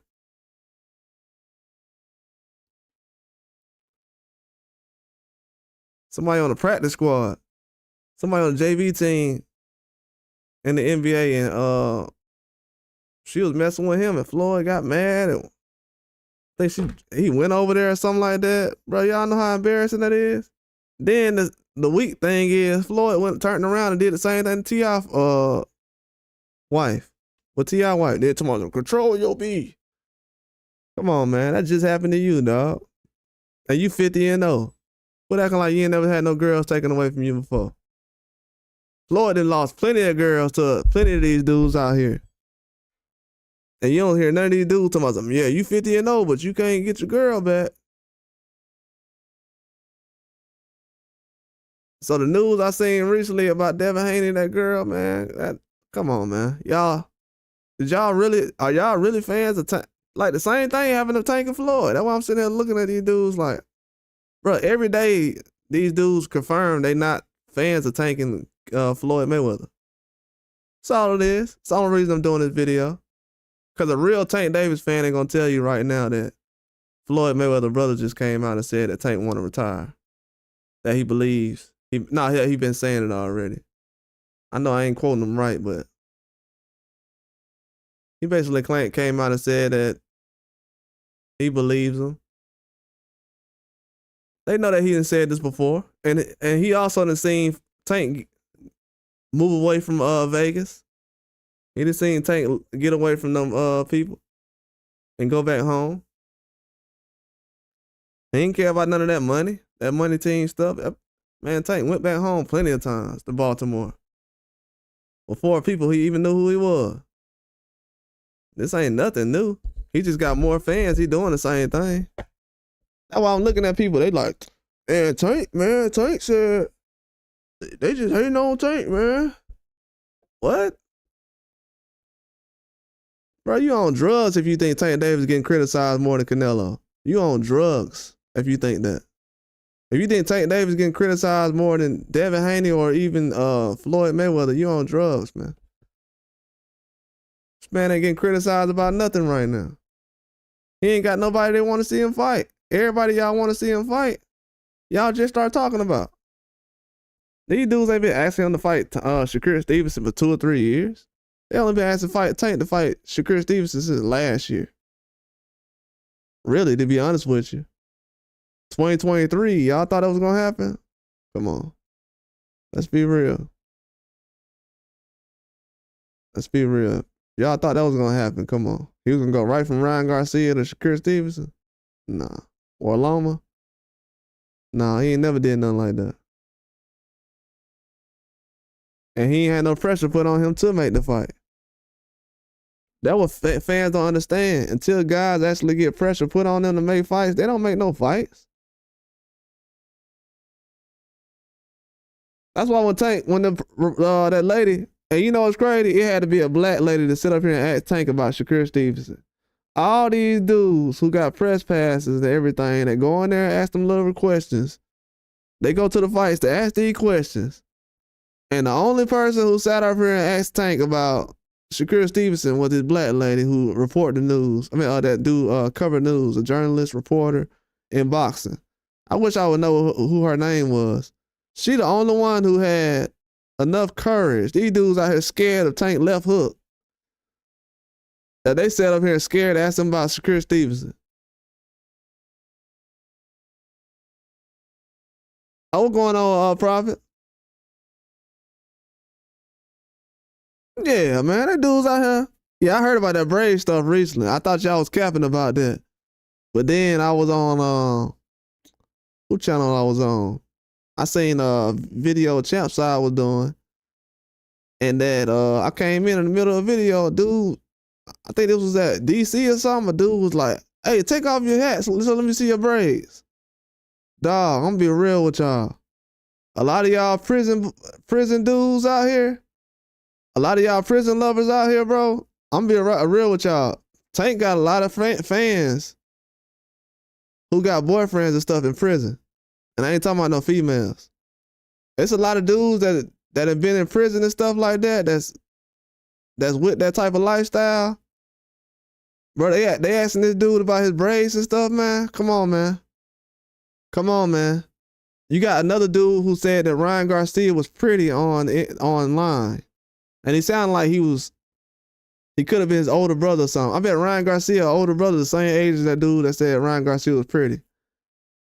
We got that going on. And then we got guys asking Tank to take his hat off. Tank's supposed to be a street dude. Y'all asking this dude to take his hat off so you can see his hair? What? Bro, let me tell y'all how weird that is. I don't even think people ask Allen Iverson. And he was the guy that was known for braids back in the day. All these dudes wearing braids because of Allen Iverson. But no men in the 90s or 2000s asked Allen Iverson, "Hey, man, take off your hat so I can see your braids, man." And most people wanted to see his braids so they can get that kind of same style. But these dudes here, because we didn't have no internet back then, so you can't really see it. But these dudes like, "Man, Tank, let me see a picture of your braids, man." Yeah, that's wild to me, dog. I ain't know they was doing that, bro. I thought at first that was a joke that everybody was saying, but I was like, man, I heard a dude say this. Because I heard everybody else saying, or YouTubers was saying this. I heard a dude say this to Tank in person. "Hey, take off your hat so I can see your braids." Well, I don't know when that man got out of jail, dog. He must have, hey, RP to Rayford Edmonds. He must have been doing some Rayford Edmonds time out there, boy. Ain't no way. Yeah, that's why boxing ain't gonna be top 10 no more. I was saying that earlier, Christopher. I was like, bro, this the only, people don't know this. You can look it up for yourself.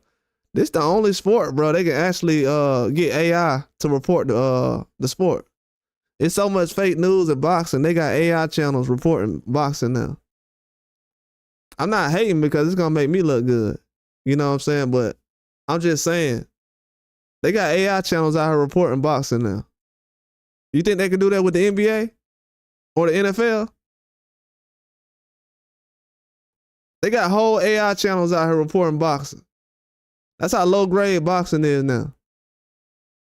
They got Terminators out here reporting boxing.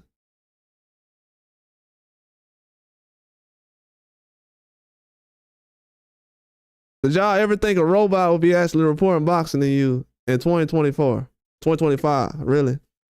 We in this year now. They really got that going on, man. I said, man, they got AI channels out here. I said, nah, that ain't gonna work. Then I seen guys coming from the AI channel like, "Hey, they said this fight was gonna be announced, man." I heard Devin Haney ain't training with his dad no more. I said, "Where you get that from?" I looked at it, I'm like, this is an AI channel.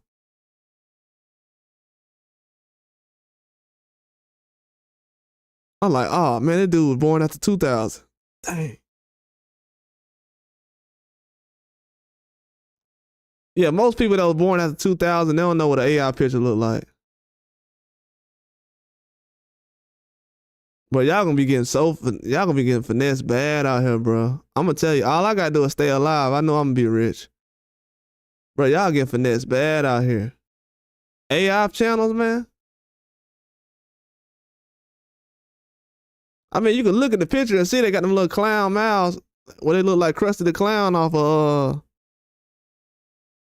the picture's starting to get better now, but you know, they still got them little Krusty the Clown looking pictures. And you like, man, why they face look like that? Yeah, it's nasty work out here, bro. These fans is crazy. I'm talking about my uncle went to jail for murder. He ain't never asked. I ain't never heard my uncle get out of jail and ask no dude to take his hat off. That's real talk.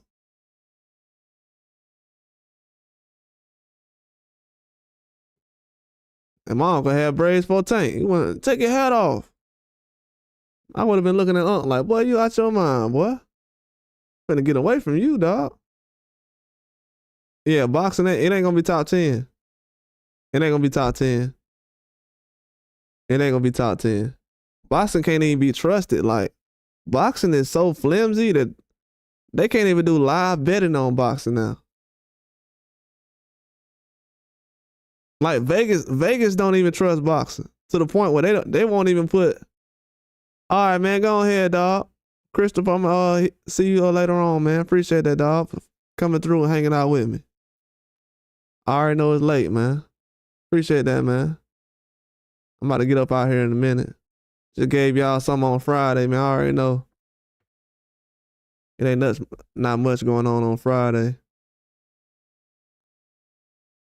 Yeah, but Vegas don't even trust boxing like that, man. They like, man, I ain't finna do live betting on no Tank versus Frank Martin. Tank finna get this dude up out of here in a minute. I'm finna do plus 500 for Tank. Yeah, you out your mind. Because he lost 3 rounds. Y'all, if y'all think Vegas gonna make a live betting because Tank lost 4 rounds, they gonna be like, yeah, plus 500. Okay. I ain't finna lose my money. Vegas like negative 2,000. Nah. I don't care if Tank lost 5 rounds in a row. So when I say real 50-50 fights in boxing, that's what we talking about. Like, bro, Vegas don't trust the sport of boxing. Let's just go ahead and put that out there right now. When y'all see live betting going on during certain boxing fights, that's where the fight is 50-50. When you see that it's not 50-50, see when O'Shaquie Foster and Stacey were fighting, that was 50-50.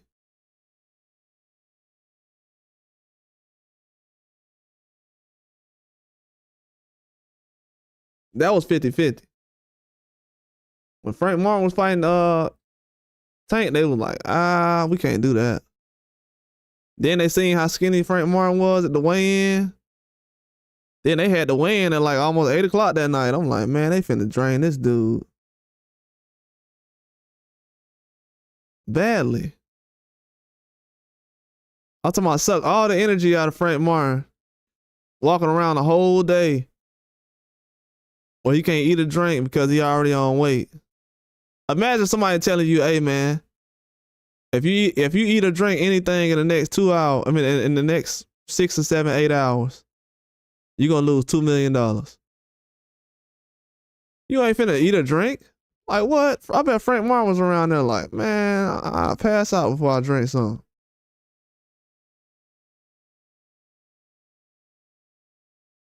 And you know what? It's a lot of guys out there like, I ain't going 6, 8 hours out eating for no $2 million, and that's why you ain't boxing. Cause you gotta go even longer if you on weight before you go to bed.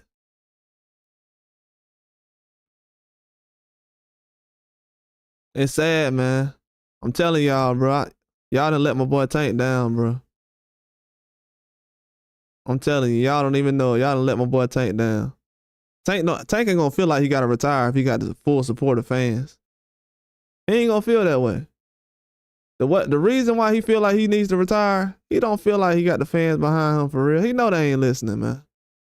Trust me. Tank from the hood just like I'm from the hood. He know these dudes don't be listening, man. Real talk. He know these dudes don't be listening. Shoot, y'all know these dudes don't be listening. He know these guys ain't listening. Floyd know these dudes ain't listening. Floyd like, man, I had Devin Haney with me all these years. These dudes still don't know who Devin Haney is. And that shows you how big of a fighter Floyd was. People try to say he big in our community. I call it more of a feeling like you're a part of something. The way that people are about Canelo right now, it's probably more so the way they were with Floyd. Because what I'm seeing now, how y'all didn't know Devin Haney was around Floyd all them years? When I realized that recently, I'm like, bro, hold on. These dudes been watching Floyd 20 years and they don't know who Devin Haney is, and he was in the gym that whole time? Nah. That don't make no sense. Then you got all this footage walking around. These dudes don't really, they ain't start watching prospects till recently. A lot of them have it. So I know what stage they at. You know what I'm saying? I'm not the most educated person in boxing. I'm keeping a buck. But I know my limits. And I know I'm not the smartest person. But when you don't hear a lot of people say that, that's the issue. They don't know their limits. You can't say you're a diehard fan of Floyd Mayweather, then say, hey man, I ain't see Devin Haney in the gym with his daddy all them years.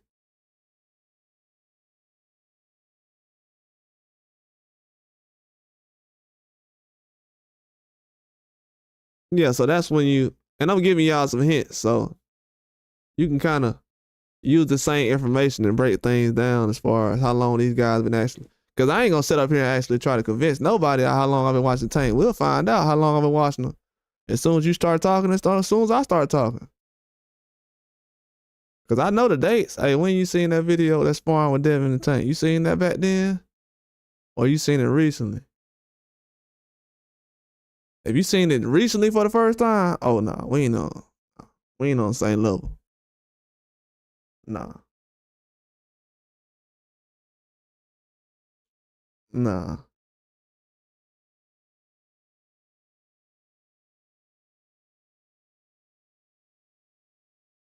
Yeah, but y'all gotta understand, man. I want to say some other things, but I'm a smart guy now. I ain't gonna put certain information out there that's gonna make Tank Floyd look bad, like people think certain guys be trying to do. If I really wanted to clout chase right now, I would have put out the Floyd Mayweather news 4 days ago when I first seen the video. If I was clout chasing, when all them fans was saying that he was broke. Really, I seen the video 4 days ago and ain't say nothing. Cause I ain't really concerned about nothing like that. I really just keep it boxing. I really just keep it boxing. And I'm gonna stick to that. I ain't gonna try to clout chase or nothing like that. I'm a grown man, dog. I got my own little drama with girls and all the other stuff, bro. Why I'm gonna sit up here and talk about somebody else's girl and everything else and all the other stuff? Like, bro, I got my own stuff going on, bro. Like, people don't believe in karma. These dudes got kids and daughters and everything. I seen dudes, they got daughters out here talking about some who somebody girl gets snatched up by. Like, bro, you need to be worrying about your household too as well. Like, that can happen to you too.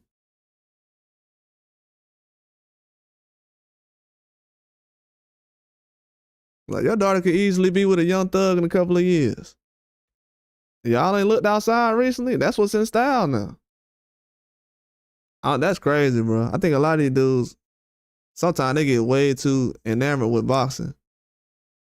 Like, bro, you wouldn't want your child to end up like Tank in a situation where you got OGs around them. Good OGs like Calvin. I like Calvin Ford. But not like what Floyd doing, to where Floyd that went out to the zone. He promoted Tank all this whole time. Let's just say Tank just said recently to Floyd, like, hey, man, I'm done messing with you, dog. I ain't trying to be around you like that. I want to go my own direction. That's fine, but you got to realize how much time Tank done actually been with Floyd, though, without any concerns. I know they done had some trouble over the years, but look how much time Tank done been with him without putting him on blast. That's the only reason I be giving Tank a pass when it comes to Mayweather situation. But also, you know, Mayweather ain't put him on blast in situations until recently. And I could say also Mayweather has some patience in that situation. But the Devin Haney thing, I ain't understand that. I ain't understand that. I definitely did. I ain't understand that. I never did. Because what Floyd don't realize is people were saying recently after Devin Haney lost to Ryan Garcia, they were saying, oh, Devin Haney was supposed to be the next Floyd Mayweather. I'm like, bro, who ever said that? I don't even think I've said that before. Because if people know anything in America, we don't want another Floyd. We want another Tank. We want another Shakur. We want another Devin Haney. We don't want a copy of the same last fighter. We want all these guys to be different. That's the good thing about them. Shoot, I see Edwin Del Santos get knocked out just like Tank does. But people want to see Tank fight Shakur Stevenson more than Del Santos. Even after they said Shakur Stevenson ran the whole fight. So people know what the skills is. They want to make it seem like, oh, we just want to see knockouts because, you know, Tank, he get knockouts. Bro, cut it out. Why you want to see Shakur Stevenson fight all these other guys then? He don't get knockouts like Tank do. Why you want to see him fight? Huh? Yeah, man, cut it out. When they say, oh, I just want to see the knockouts, you know, that's why. Nah, it's something else, bro. Like Buddy was saying about the braids and stuff, and I'm going to be 100 when I say this. A lot of them dudes who be watching the little prison story YouTube channels. I had to think about it one day. I said, who be watching these? And I was like, oh, okay. I see who be watching these now. A lot of these guys who be watching the prison videos, like them prison story videos. I don't know what kind of dude want to be on the outside world all day talking about prison. I think those type of dudes that be going hard for Tank like they do. Because I ain't seen nobody go hard like this from Muhammad Ali, Mayweather, Mike Tyson. Yeah, I ain't even see people go hard like this for Tyson back in the day. A lot of people knew Tyson would get them hands put on him back in the day when Holyfield stepped in the ring, and Lennox Lewis. So they knew what time it was. But this right here is different. Like Red said on Friday, but this different. This man telling you he gonna retire, and they like, man, forget all that. Like when Floyd retired, he actually walked away and was like, yeah, I'm good. And he really was retired. He wasn't doing something where he just like, I'm gonna retire after every fight. When Floyd retired, he was really retired. Because he knew, hey man, they're gonna try to put me in situations where I'm gonna lose. A lot of these guys juicing right now. If they juicing now, imagine how much they were juicing when Floyd was fighting. So I don't know what he was trying to avoid back then. But he hasn't helped the situation of boxing because since then, it's like a lot of fans are not educated on PEDs. For some reason, they think that you can get 80 home runs in baseball by using PEDs, but in boxing, when you can take a man's life, they think it don't help.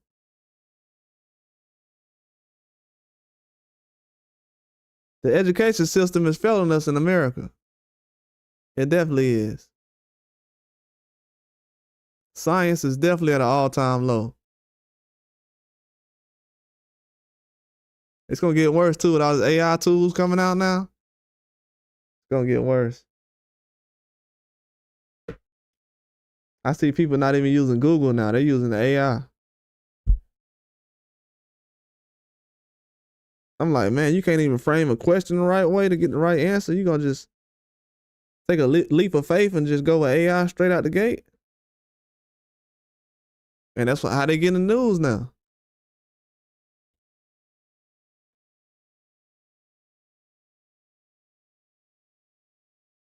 That's how they get in the news now.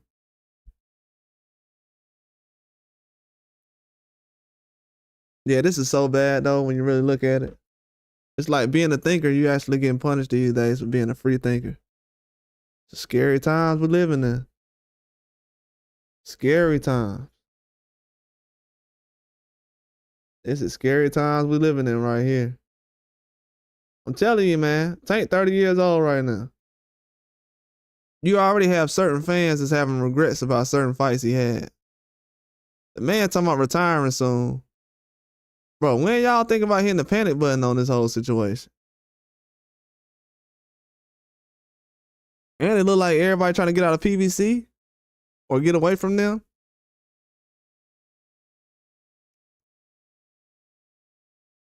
But they also know they won't be able to move freely like they can at PBC with Turkey out of sheet. Once you get over there with Turkey out of sheet, you're going to have to be, hey, they tell you to fight third or fourth, that's what you got to do. You got to do this. Once you get over there, when they tell you to wait on this or do that and you're not under this promoter or whatever, it's going to start to get tricky. So that's why a lot of guys hesitant right now. Once they make that move, they got to be stuck over there. You can't just move over there and try to make your move later on. That's not going to work. That's why Tank taking his time going over there. He's like, man, once I go over there, I know what time it is. I'm going to have to fight certain people they want me to fight. I'm going to have to take whatever deals that's on the table because I know it's going to be enough money. He going to look crazy turning down $100 million. Canelo already looking crazy turning down 150, 200. No, nobody respect that out here, man. You going to be Canelo want to be known as the first athlete to turn down $150 million for a 30-minute fight? Okay, do that if you want to. And then you got fans out here who don't even have don't even have $1 million in the bank. And they're like, yeah, man, he should walk away from that $150 million. Crawford too small. So you gonna starve yourself because you don't want to embarrass Terrence Crawford? Nah. Y'all can't pay me enough money to believe that crap. No way. See, the thing about it is, even if I want to be out here protecting Tank, be like, nah, he ain't doing this or he ain't avoiding this person. The fans are making it hard because they're trying to make it seem like turning down a certain amount of money is normal, and it's not normal. And ain't nothing normal about turning down $100 million. That's it. It's not normal. Then y'all been complaining about money all these years and how we got to build up fights for this and that. They take all that away and all of a sudden it's still issues. No. Need to figure out what the real plan is. My thing is, why only certain fighters can have a plan laid out for the whole year? Like, in a way, his whole year plan is already laid out. So what, Inoue, is he the face of boxing now or what? Why I need to learn what Inoue doing in December already? And I don't even know what Tank doing for the rest of the year. I know who Inoue finna fight, and he got 3 fights lined up already. And the fight got postponed. I still know what his next 2 or 3 fights is gonna be. I'm like, oh, wow, okay. Inoue don't need to leave his country. He like they said, Inoue don't need to leave Japan. He making enough money over there. He's selling this and selling that. So is Tank a bigger boxer than Inoue then? Why does he need Turkey out of sheet then? See what I'm saying? They'll say, yeah, Tank, no, he don't need Turkey. Well, he needs Turkey out of sheet, but then they'll say, well, Inoue doesn't. Bro, y'all playing favorites now. Stop it. Inoue is not a bigger fighter than Tank Davis. But if you listen to these people long enough, they'll make it seem like, well, he has a whole country. Well, that country is not big in boxing like that. I'm sorry to tell you. Japan is not into boxing the way y'all think they are. They're getting there, but they're not into boxing like y'all think.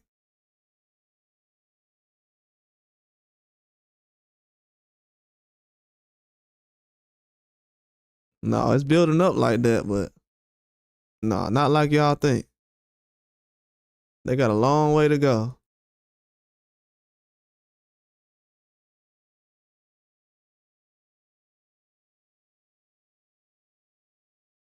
Yeah, that fight is a far distance off.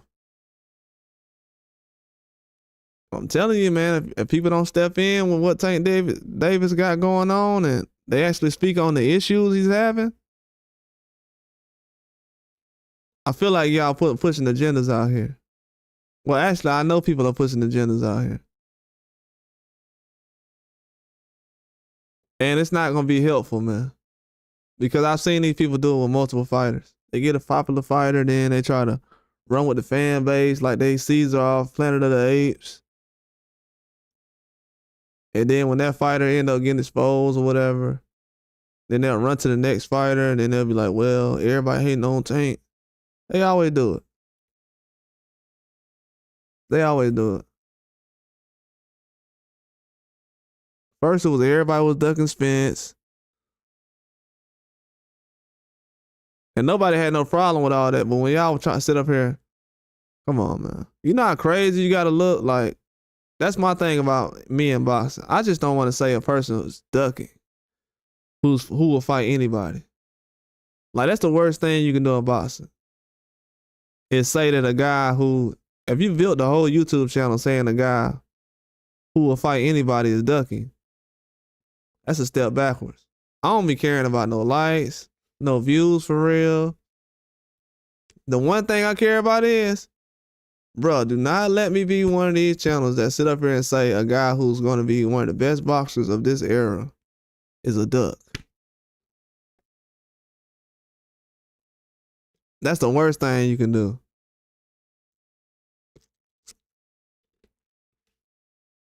But I think they think ducking is like a crossover in boxing or something. Like it's a step back, like you James Harden. Nah, ducking is a serious accusation. That means somebody turned down millions of dollars, especially if you care about the fight. That mean the fight's worth millions.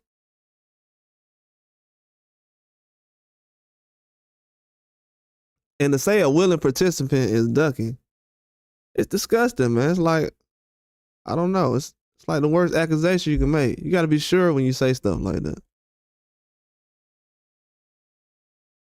You have to be sure. That's why I ain't really jump out and say when everybody was talking about the Brian Norman Jr. thing with Boots. Now notice how I didn't say Boots was ducking or Brian Norman Jr. was ducking. I just said, nah, the money just ain't right. When everybody was sitting around here saying that, people was just looking at me crazy and talking crazy. But now everybody's saying, well, yeah, well, maybe Boots try to fight at stay at 47. Maybe, duh. That's what I've been saying. What you talking about?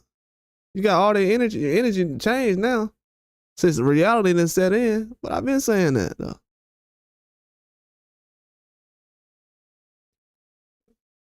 Been saying that. Yeah, that man definitely is waiting on 47. Definitely waiting on 47. If he was ready for 54, he would have jumped up ASAP. Definitely ready for 47. Trust me. Terrence Crawford was trying to fight Charlo at 54 before he fought Earl Spence. Tell me I'm capping. I wish somebody would. I'll make a video about it right now. So really, we be asking these guys to do something that somebody else did already. That's why I said, bro, when y'all be saying dudes be ducking, all you gonna do is put pressure on these guys to prove themselves. So when everybody said guys was ducking Tank, all you put pressure on was Tank to perform and show up. You can't just say somebody ducking, then this dude can sit up here and take Lamont Roach. Nah, homie. I don't know what part of the world y'all in. In America, that ain't gonna work. If boxing's starting like that now, I see why a lot of people going toward Jake Paul. Jake Paul will give you a fight before your favorite fighter will. No wonder he taking over around here. I don't know if people know it or not, but if things keep going the way they going, in the middle of the Tank Davis and Canelo era, Jake Paul gonna end up being the face of boxing. So keep making these excuses of why these guys shouldn't fight certain people.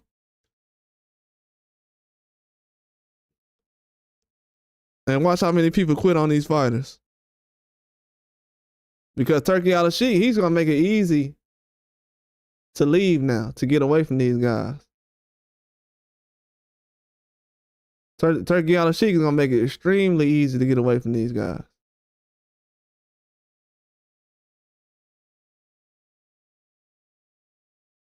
Turkey Al Sheik gonna make it extremely easy to get away from these people.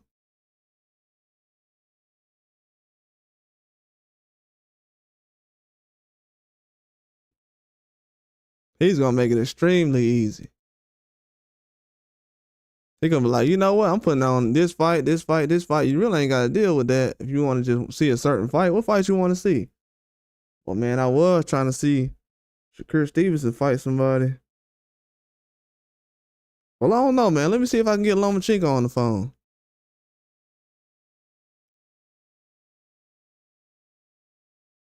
Mess around and let Lomachenko get that Shakur Stevenson fight first.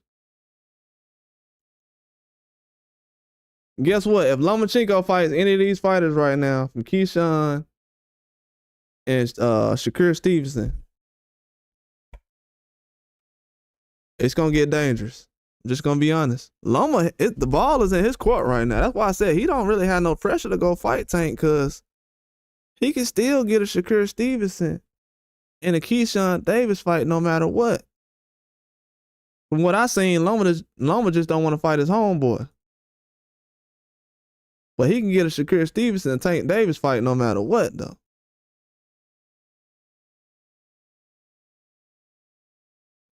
And a Keyshawn Davis fight, so he ain't really tripping. But if he fights somebody, who these other guys gonna fight? They just gonna wait on Loma? Nah, that ain't gonna be it right there.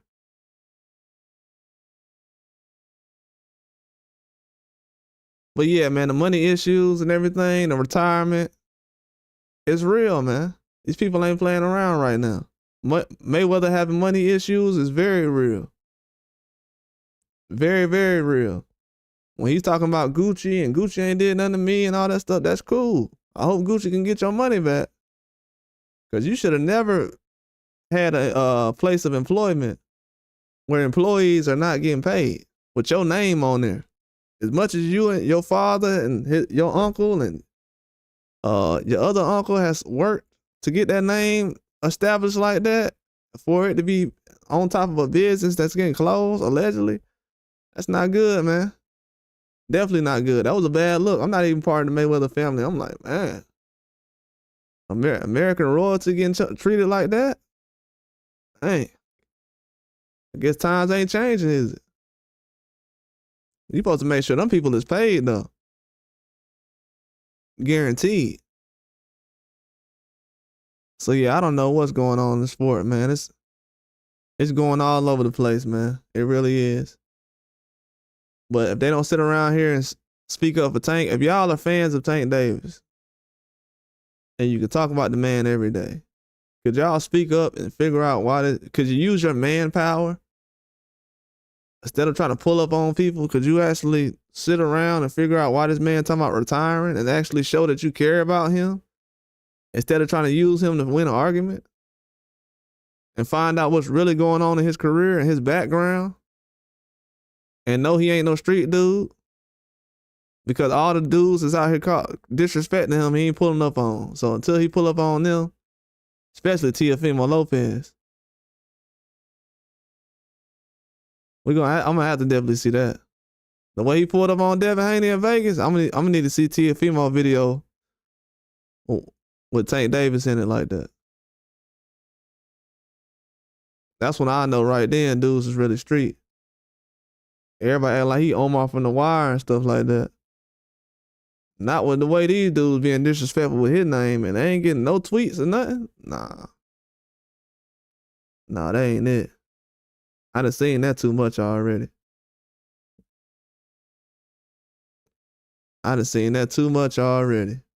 Focus on the brothers, but everybody else I'm giving a pass to. Nah, we ain't doing that. We is not doing that. I done seen Floyd do it. That's why ain't nobody rocking with Floyd, man. Let me tell you how strong Floyd fan base was. Floyd fan base was so strong that as soon as Tank said something about Floyd, everybody quit messing with him. Floyd ain't had no real fans. For real, for real. Floyd fans just been around just as long as Tank fans.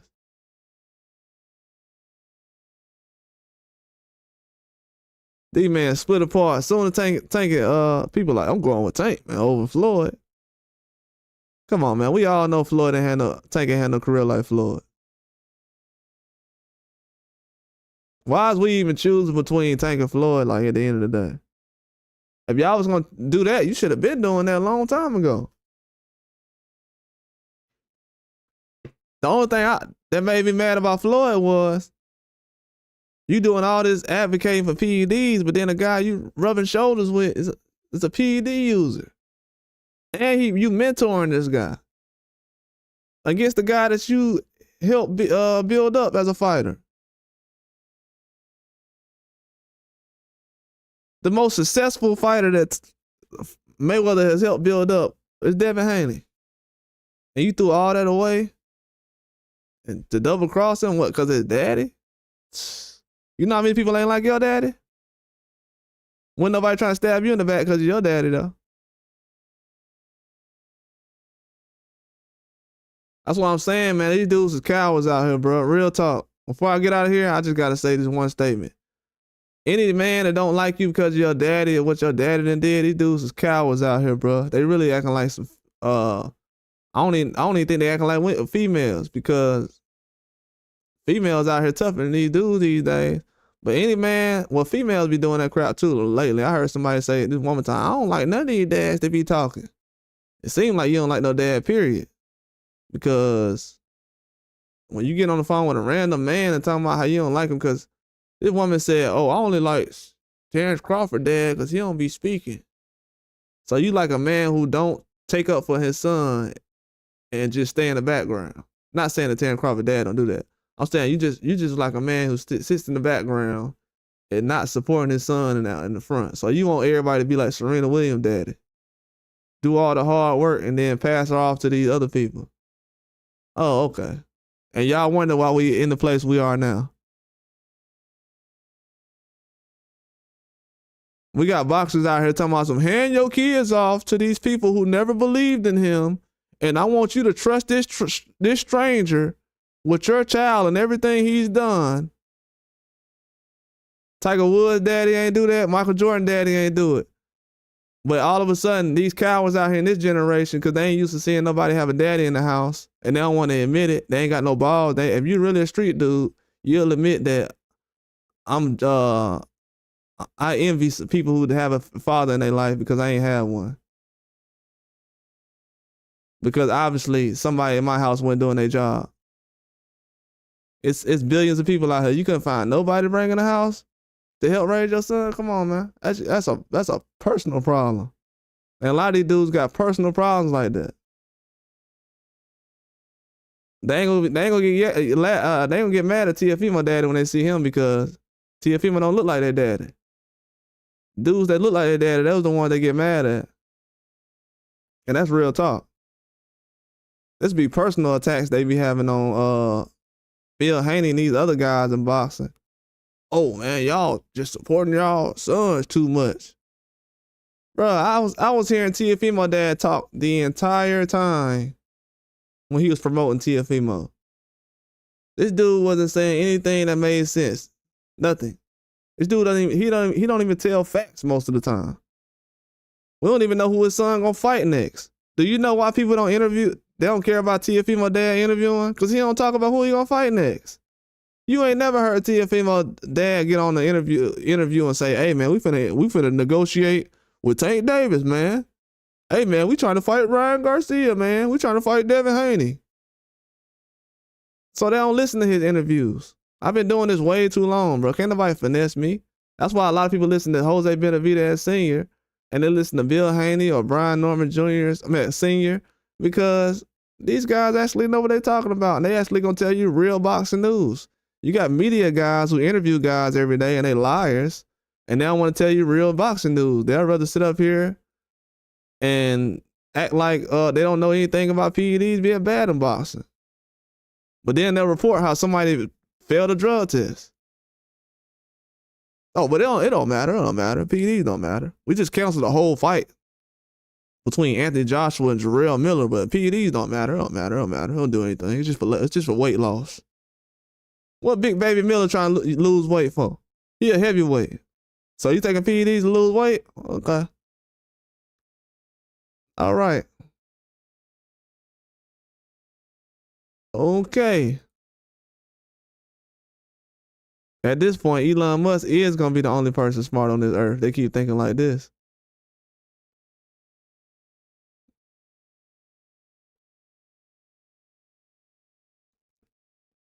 They keep thinking like this, it's going to be over with.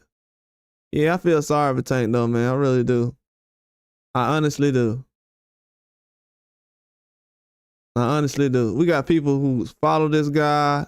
They tweet at him all day. They don't ask him no questions like this. They get in front of him with a microphone. Dudes turning to fans. Talking about take your hat off. Let me see your braids. Bro, what's up with all that? Bro, y'all can't tell me y'all don't like prison, dog. That's some prison love stuff right there. That's some gangsta-licious stuff. I ain't never heard that before, dog. I ain't never asked no man to take his hat off so I can see his braids. I ain't never did that. My brother had braids back then when AI had. Man, we ain't never said no, take no hat off. Let me see your braids. What? Man, what's up with this, man?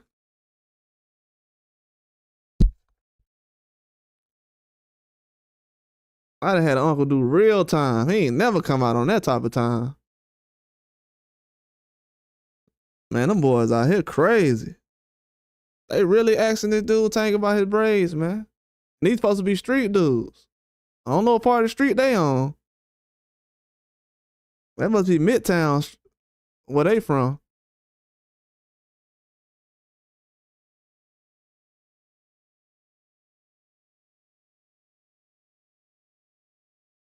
Yeah, you can go to the east side, the west side, of any city. I ain't moving like that.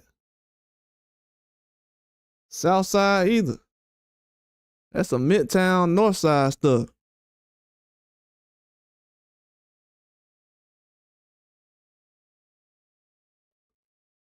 I'm like, man, what?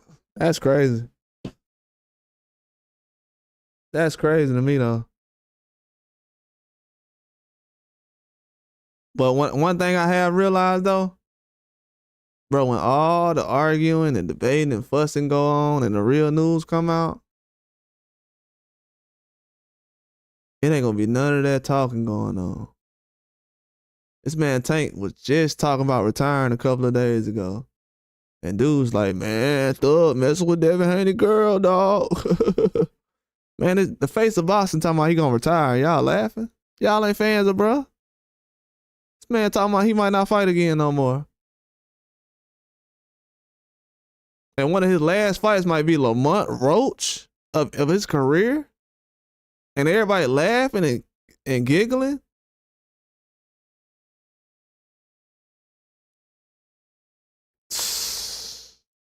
So y'all, so from what I'm hearing now, the fans is okay with Tank retiring.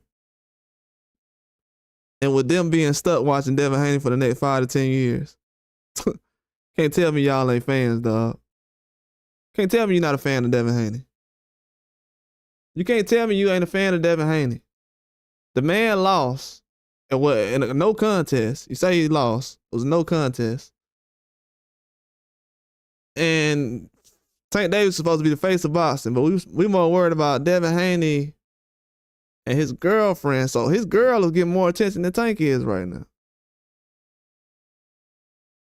Bro, y'all don't understand how bad that is right now. I don't think people understand how bad that is. I don't think people understand how bad it is. See, this is a conversation I was having 2 or 3 years ago. Well, actually, I'll say a year ago. Like, seriously, a year and a half ago. When I first started this channel, I'm like, bro, Tank don't do nothing soon, bro. He gonna end up getting his spot took. Because as I was posting videos, I kept seeing Haney. I'm like, bro, why is everybody talking about Devin Haney versus Lomachenko, and this dude's finna fight Regis Program in like a month or two? Oh, Haney really lost to Lomachenko. He really lost to Lomachenko. Okay, Teofimo lost to Kambosos.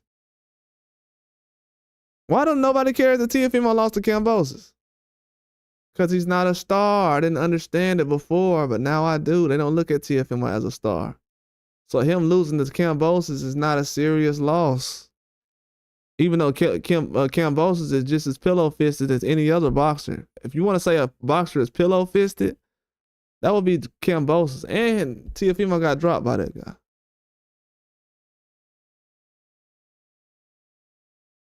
So I don't understand that. I don't understand that. When he gets a pass for that, that's when I'm like, these guys, what I'm starting to realize is people don't really know these fighters like that. So they hear just the headlines and everything else. It's not 10 boxers out here. There's not, you can't find, I can find 10 boxers that's better than Teofimo Lopez. So that's why when people were saying the pound for pound thing, I'm like, no, I ain't gonna do that, homie. We ain't finna do that. I'm not rolling with the pound for pound thing just to be rolling with it. That ain't how I roll. It's a lot of that going on. But when I seen people let Bam Rodriguez go over Tank Davis top 5 early this year, I did a live. And that was a very serious live I got on. I was very upset that day. Bam Rodriguez had went out there and stopped Sonny Edwards. And Sonny Edwards just got stopped recently faster by another guy. No, I think that was late last year. I think Bam had fought somebody else. This was after the Estrada fight. So this was last year when he fought Sonny.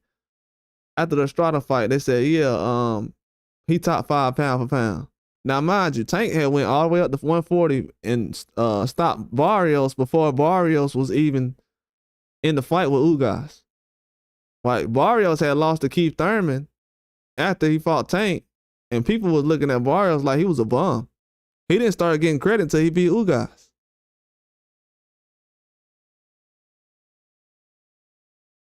So you gotta really look at that situation. People didn't really give Tank credit for Barrios. Like I was ahead of the curve on that.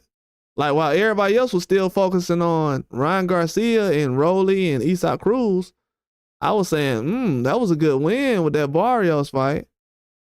I said out of all the fights Tank had, that Barrios fight was a good win. Hey, I'm gonna tell y'all something else too. If you go back and look at my video last year when I did pound for pound, like I told you, I was the first channel that put Tank on pound for pound. Like literally put him on pound for pound. I'm talking about to the point where I was like, he pound for pound. Yeah, he pound for pound, he pound for pound. Then everybody started coming out, yeah, Tank pound for pound. Now, mind you, Tank he didn't fight for, I want to say 6-7 months up until that point when I put that video out. So he had been inactive for like 6-7 months. It had been like 7 months since he fought Ryan Garcia. Nobody said after he fought Ryan Garcia that he was pound for pound. Mind you, Tank had already went to 140, 130, 135. Nobody said Tank Davis was pound for pound. So I'm looking around, I'm like, are they really talking about him beating Barrios, who just beat Ugas, but they don't have him on pound for pound? Then I had tried to make a list that somebody stole, because that's what they do out here. They be stealing out here. Y'all know that. They steal content. But I had tried to make a list. I was gonna make it, but I gave it up. Where I was gonna say fighters who fight anybody. And they didn't have Tank on that list or Ryan Garcia. But you had guys ready to go to war, life or death, for Ryan Garcia and Tank, but they didn't have Tank and Ryan Garcia on the list of the fighters who fight anybody. But they'll steal the whole idea I had though. So I was like, okay. You know, man, you can't really get mad about stuff out here, bro. If you really believe in what you believe in, you know, things will work out. Can't really get mad about stuff you can't control. They say when people steal things, it's almost like you know, basically a compliment almost. They admire your work. They needed to survive almost. So, you know, you gotta feed the streets. Frank Lucas did in American Gangster, so you gotta feed the streets, man. That blue magic. But so we got Tank out here wanting to retire. We have family, close friends associates and everything else, loved ones, confirming that he wants to retire multiple times. And we have Floyd Mayweather out here, who's Money Mayweather, stay at the designer store, got a new girlfriend he's spending money on, private jets, everything else, but cannot pay these employees. And he has an investor and everyone else that's invested with this company, a whole board and everything else. And these people are not concerned about the employees who's opening and closing these businesses getting their payment. These guys out here broke, man. You got guys that have made, they consider themselves cash cows of the sport of boxing, and they can't get any payments done. They got to foreclose. You got stuff getting foreclosed. Tank got foreclosures going on. You got Mayweather with the businesses that was messed up. I already knew about that news days ago, bro. I'm telling y'all, on my mama, I knew about that days ago. Days ago. I just didn't want to put that, I didn't want to talk about it. The only reason I'm talking about it now is because it goes into the retirement talk with Tank. Now it's another person talking about he's serious about retirement. This ain't no promotion. I know it's not promotion. Trust me, I know. Trust me, I know. When I say I'm a big Tank fan, I'm gonna prove it. I already didn't predicted the last 2 or 3 fights he'd been in. Really, you can say more than that since they had the Garcia fight, because I already knew Chris Colbert was gonna be an option if he would have won. And the Rayo fight too. And the Pit Bull that was supposed to happen. So a lot of these people ain't keeping up with what this dude got going on, man. To be honest with you. And I don't know if people gonna understand this, but I actually feel sorry for him. Like I really do, because he says a lot of stuff and he's a very smart person. Tank a very smart guy. He knows how to read people. He's very smart. Very loyal. That's something I respect about him to the T. He very loyal. He came in the game with, he got everybody he came in the game with. Very, very loyal. It could be a downfall for him if the right people if the people around him don't improve themselves, it could be a downfall. But as far as I've known, they kept him on the up and up, and he's been doing a good job over the years. So I can't really say he's doing anything bad, but yeah, the loyalty is something I respect for Tank the most. These dudes they're not loyal to nothing. Yeah, these dudes not loyal to nothing no more, man. They really not. That's the one thing I respect about him the most, though. Dude loyal. And he don't cut no corners, man. And he really just show how he really is. He ain't perfect. There's a lot of stuff I don't like that he does, but he loyal though, man. He really is. Almost to a fault, but he is. He is extremely loyal. But a good judge of character.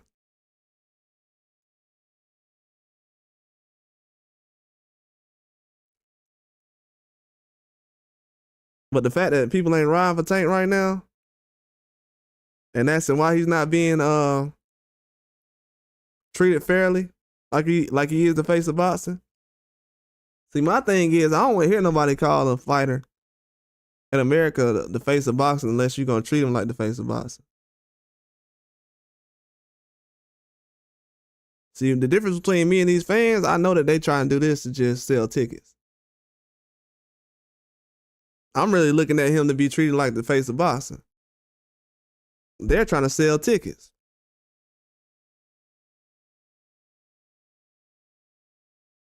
So when I see that, I'm like, man,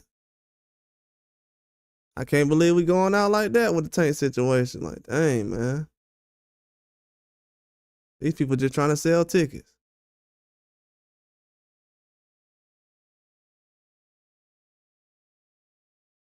Yep, it looks like that a lot of times, man. They just trying to sell tickets. Because he's done a lot more in the sport for people just to be sitting back like, well, you know, I don't care who he fights. You don't care who he fights. Nah, that's no good right there. Nah, a guy can't be that good and you don't care who he fights. That's not the way things go.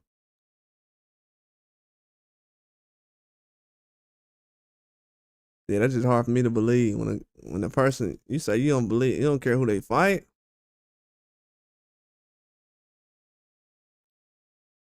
That's just hard for me to believe, man. But you know, that's how they think though. They have that kind of mentality. And his career is starting to look like a career where nobody cares who he fights.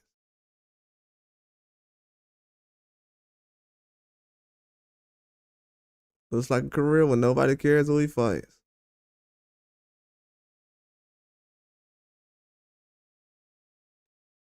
Yep, and it's not a good thing, but you know, we gotta start off from somewhere. Definitely gotta start off from somewhere, but he ends it like this. I'm telling you, man, I'm seeing too much. I'm seeing too much credit for Inouye and less credit for Tank Davis, less more credit for Bam Rodriguez. Right now, the boxing world and the fans of Tank Davis, y'all have let this boxing world and media promote to the world the last 12 months. While everybody laughing and kicking about the Ryan and Haney stuff, y'all let the world basically promote that Bam Rodriguez and Inouye has done more in their career than Tank Davis.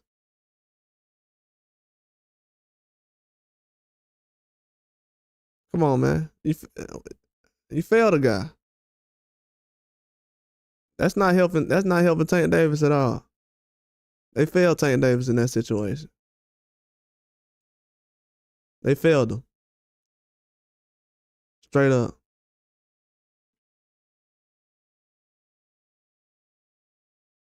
They absolutely failed Tank Davis.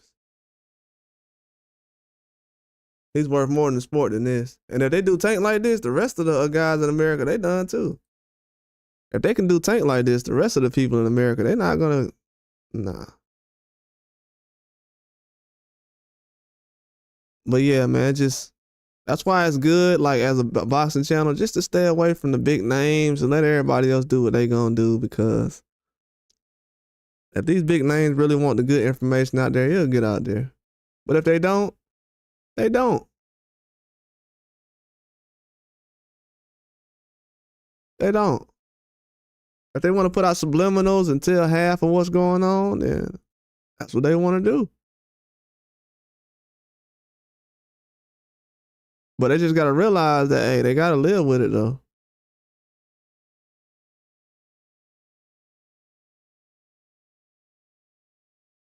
You might feel a certain way now, but you're the one who has to live with it.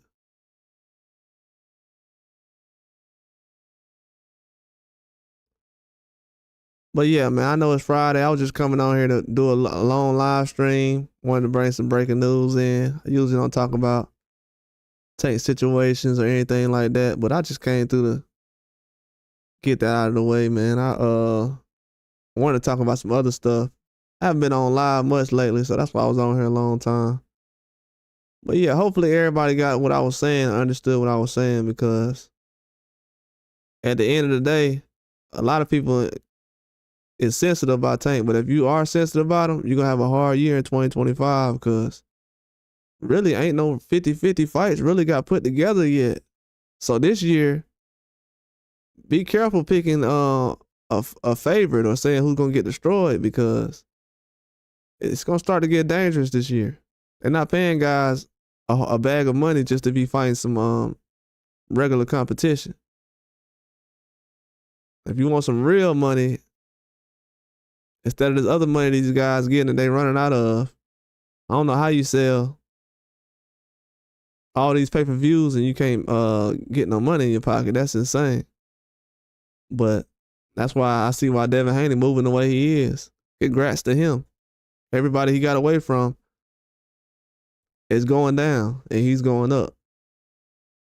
And I know that, but time will tell. Time will definitely tell. Time will definitely tell. I done seen so many guys get finessed by investors over the years. These guys gonna be all right.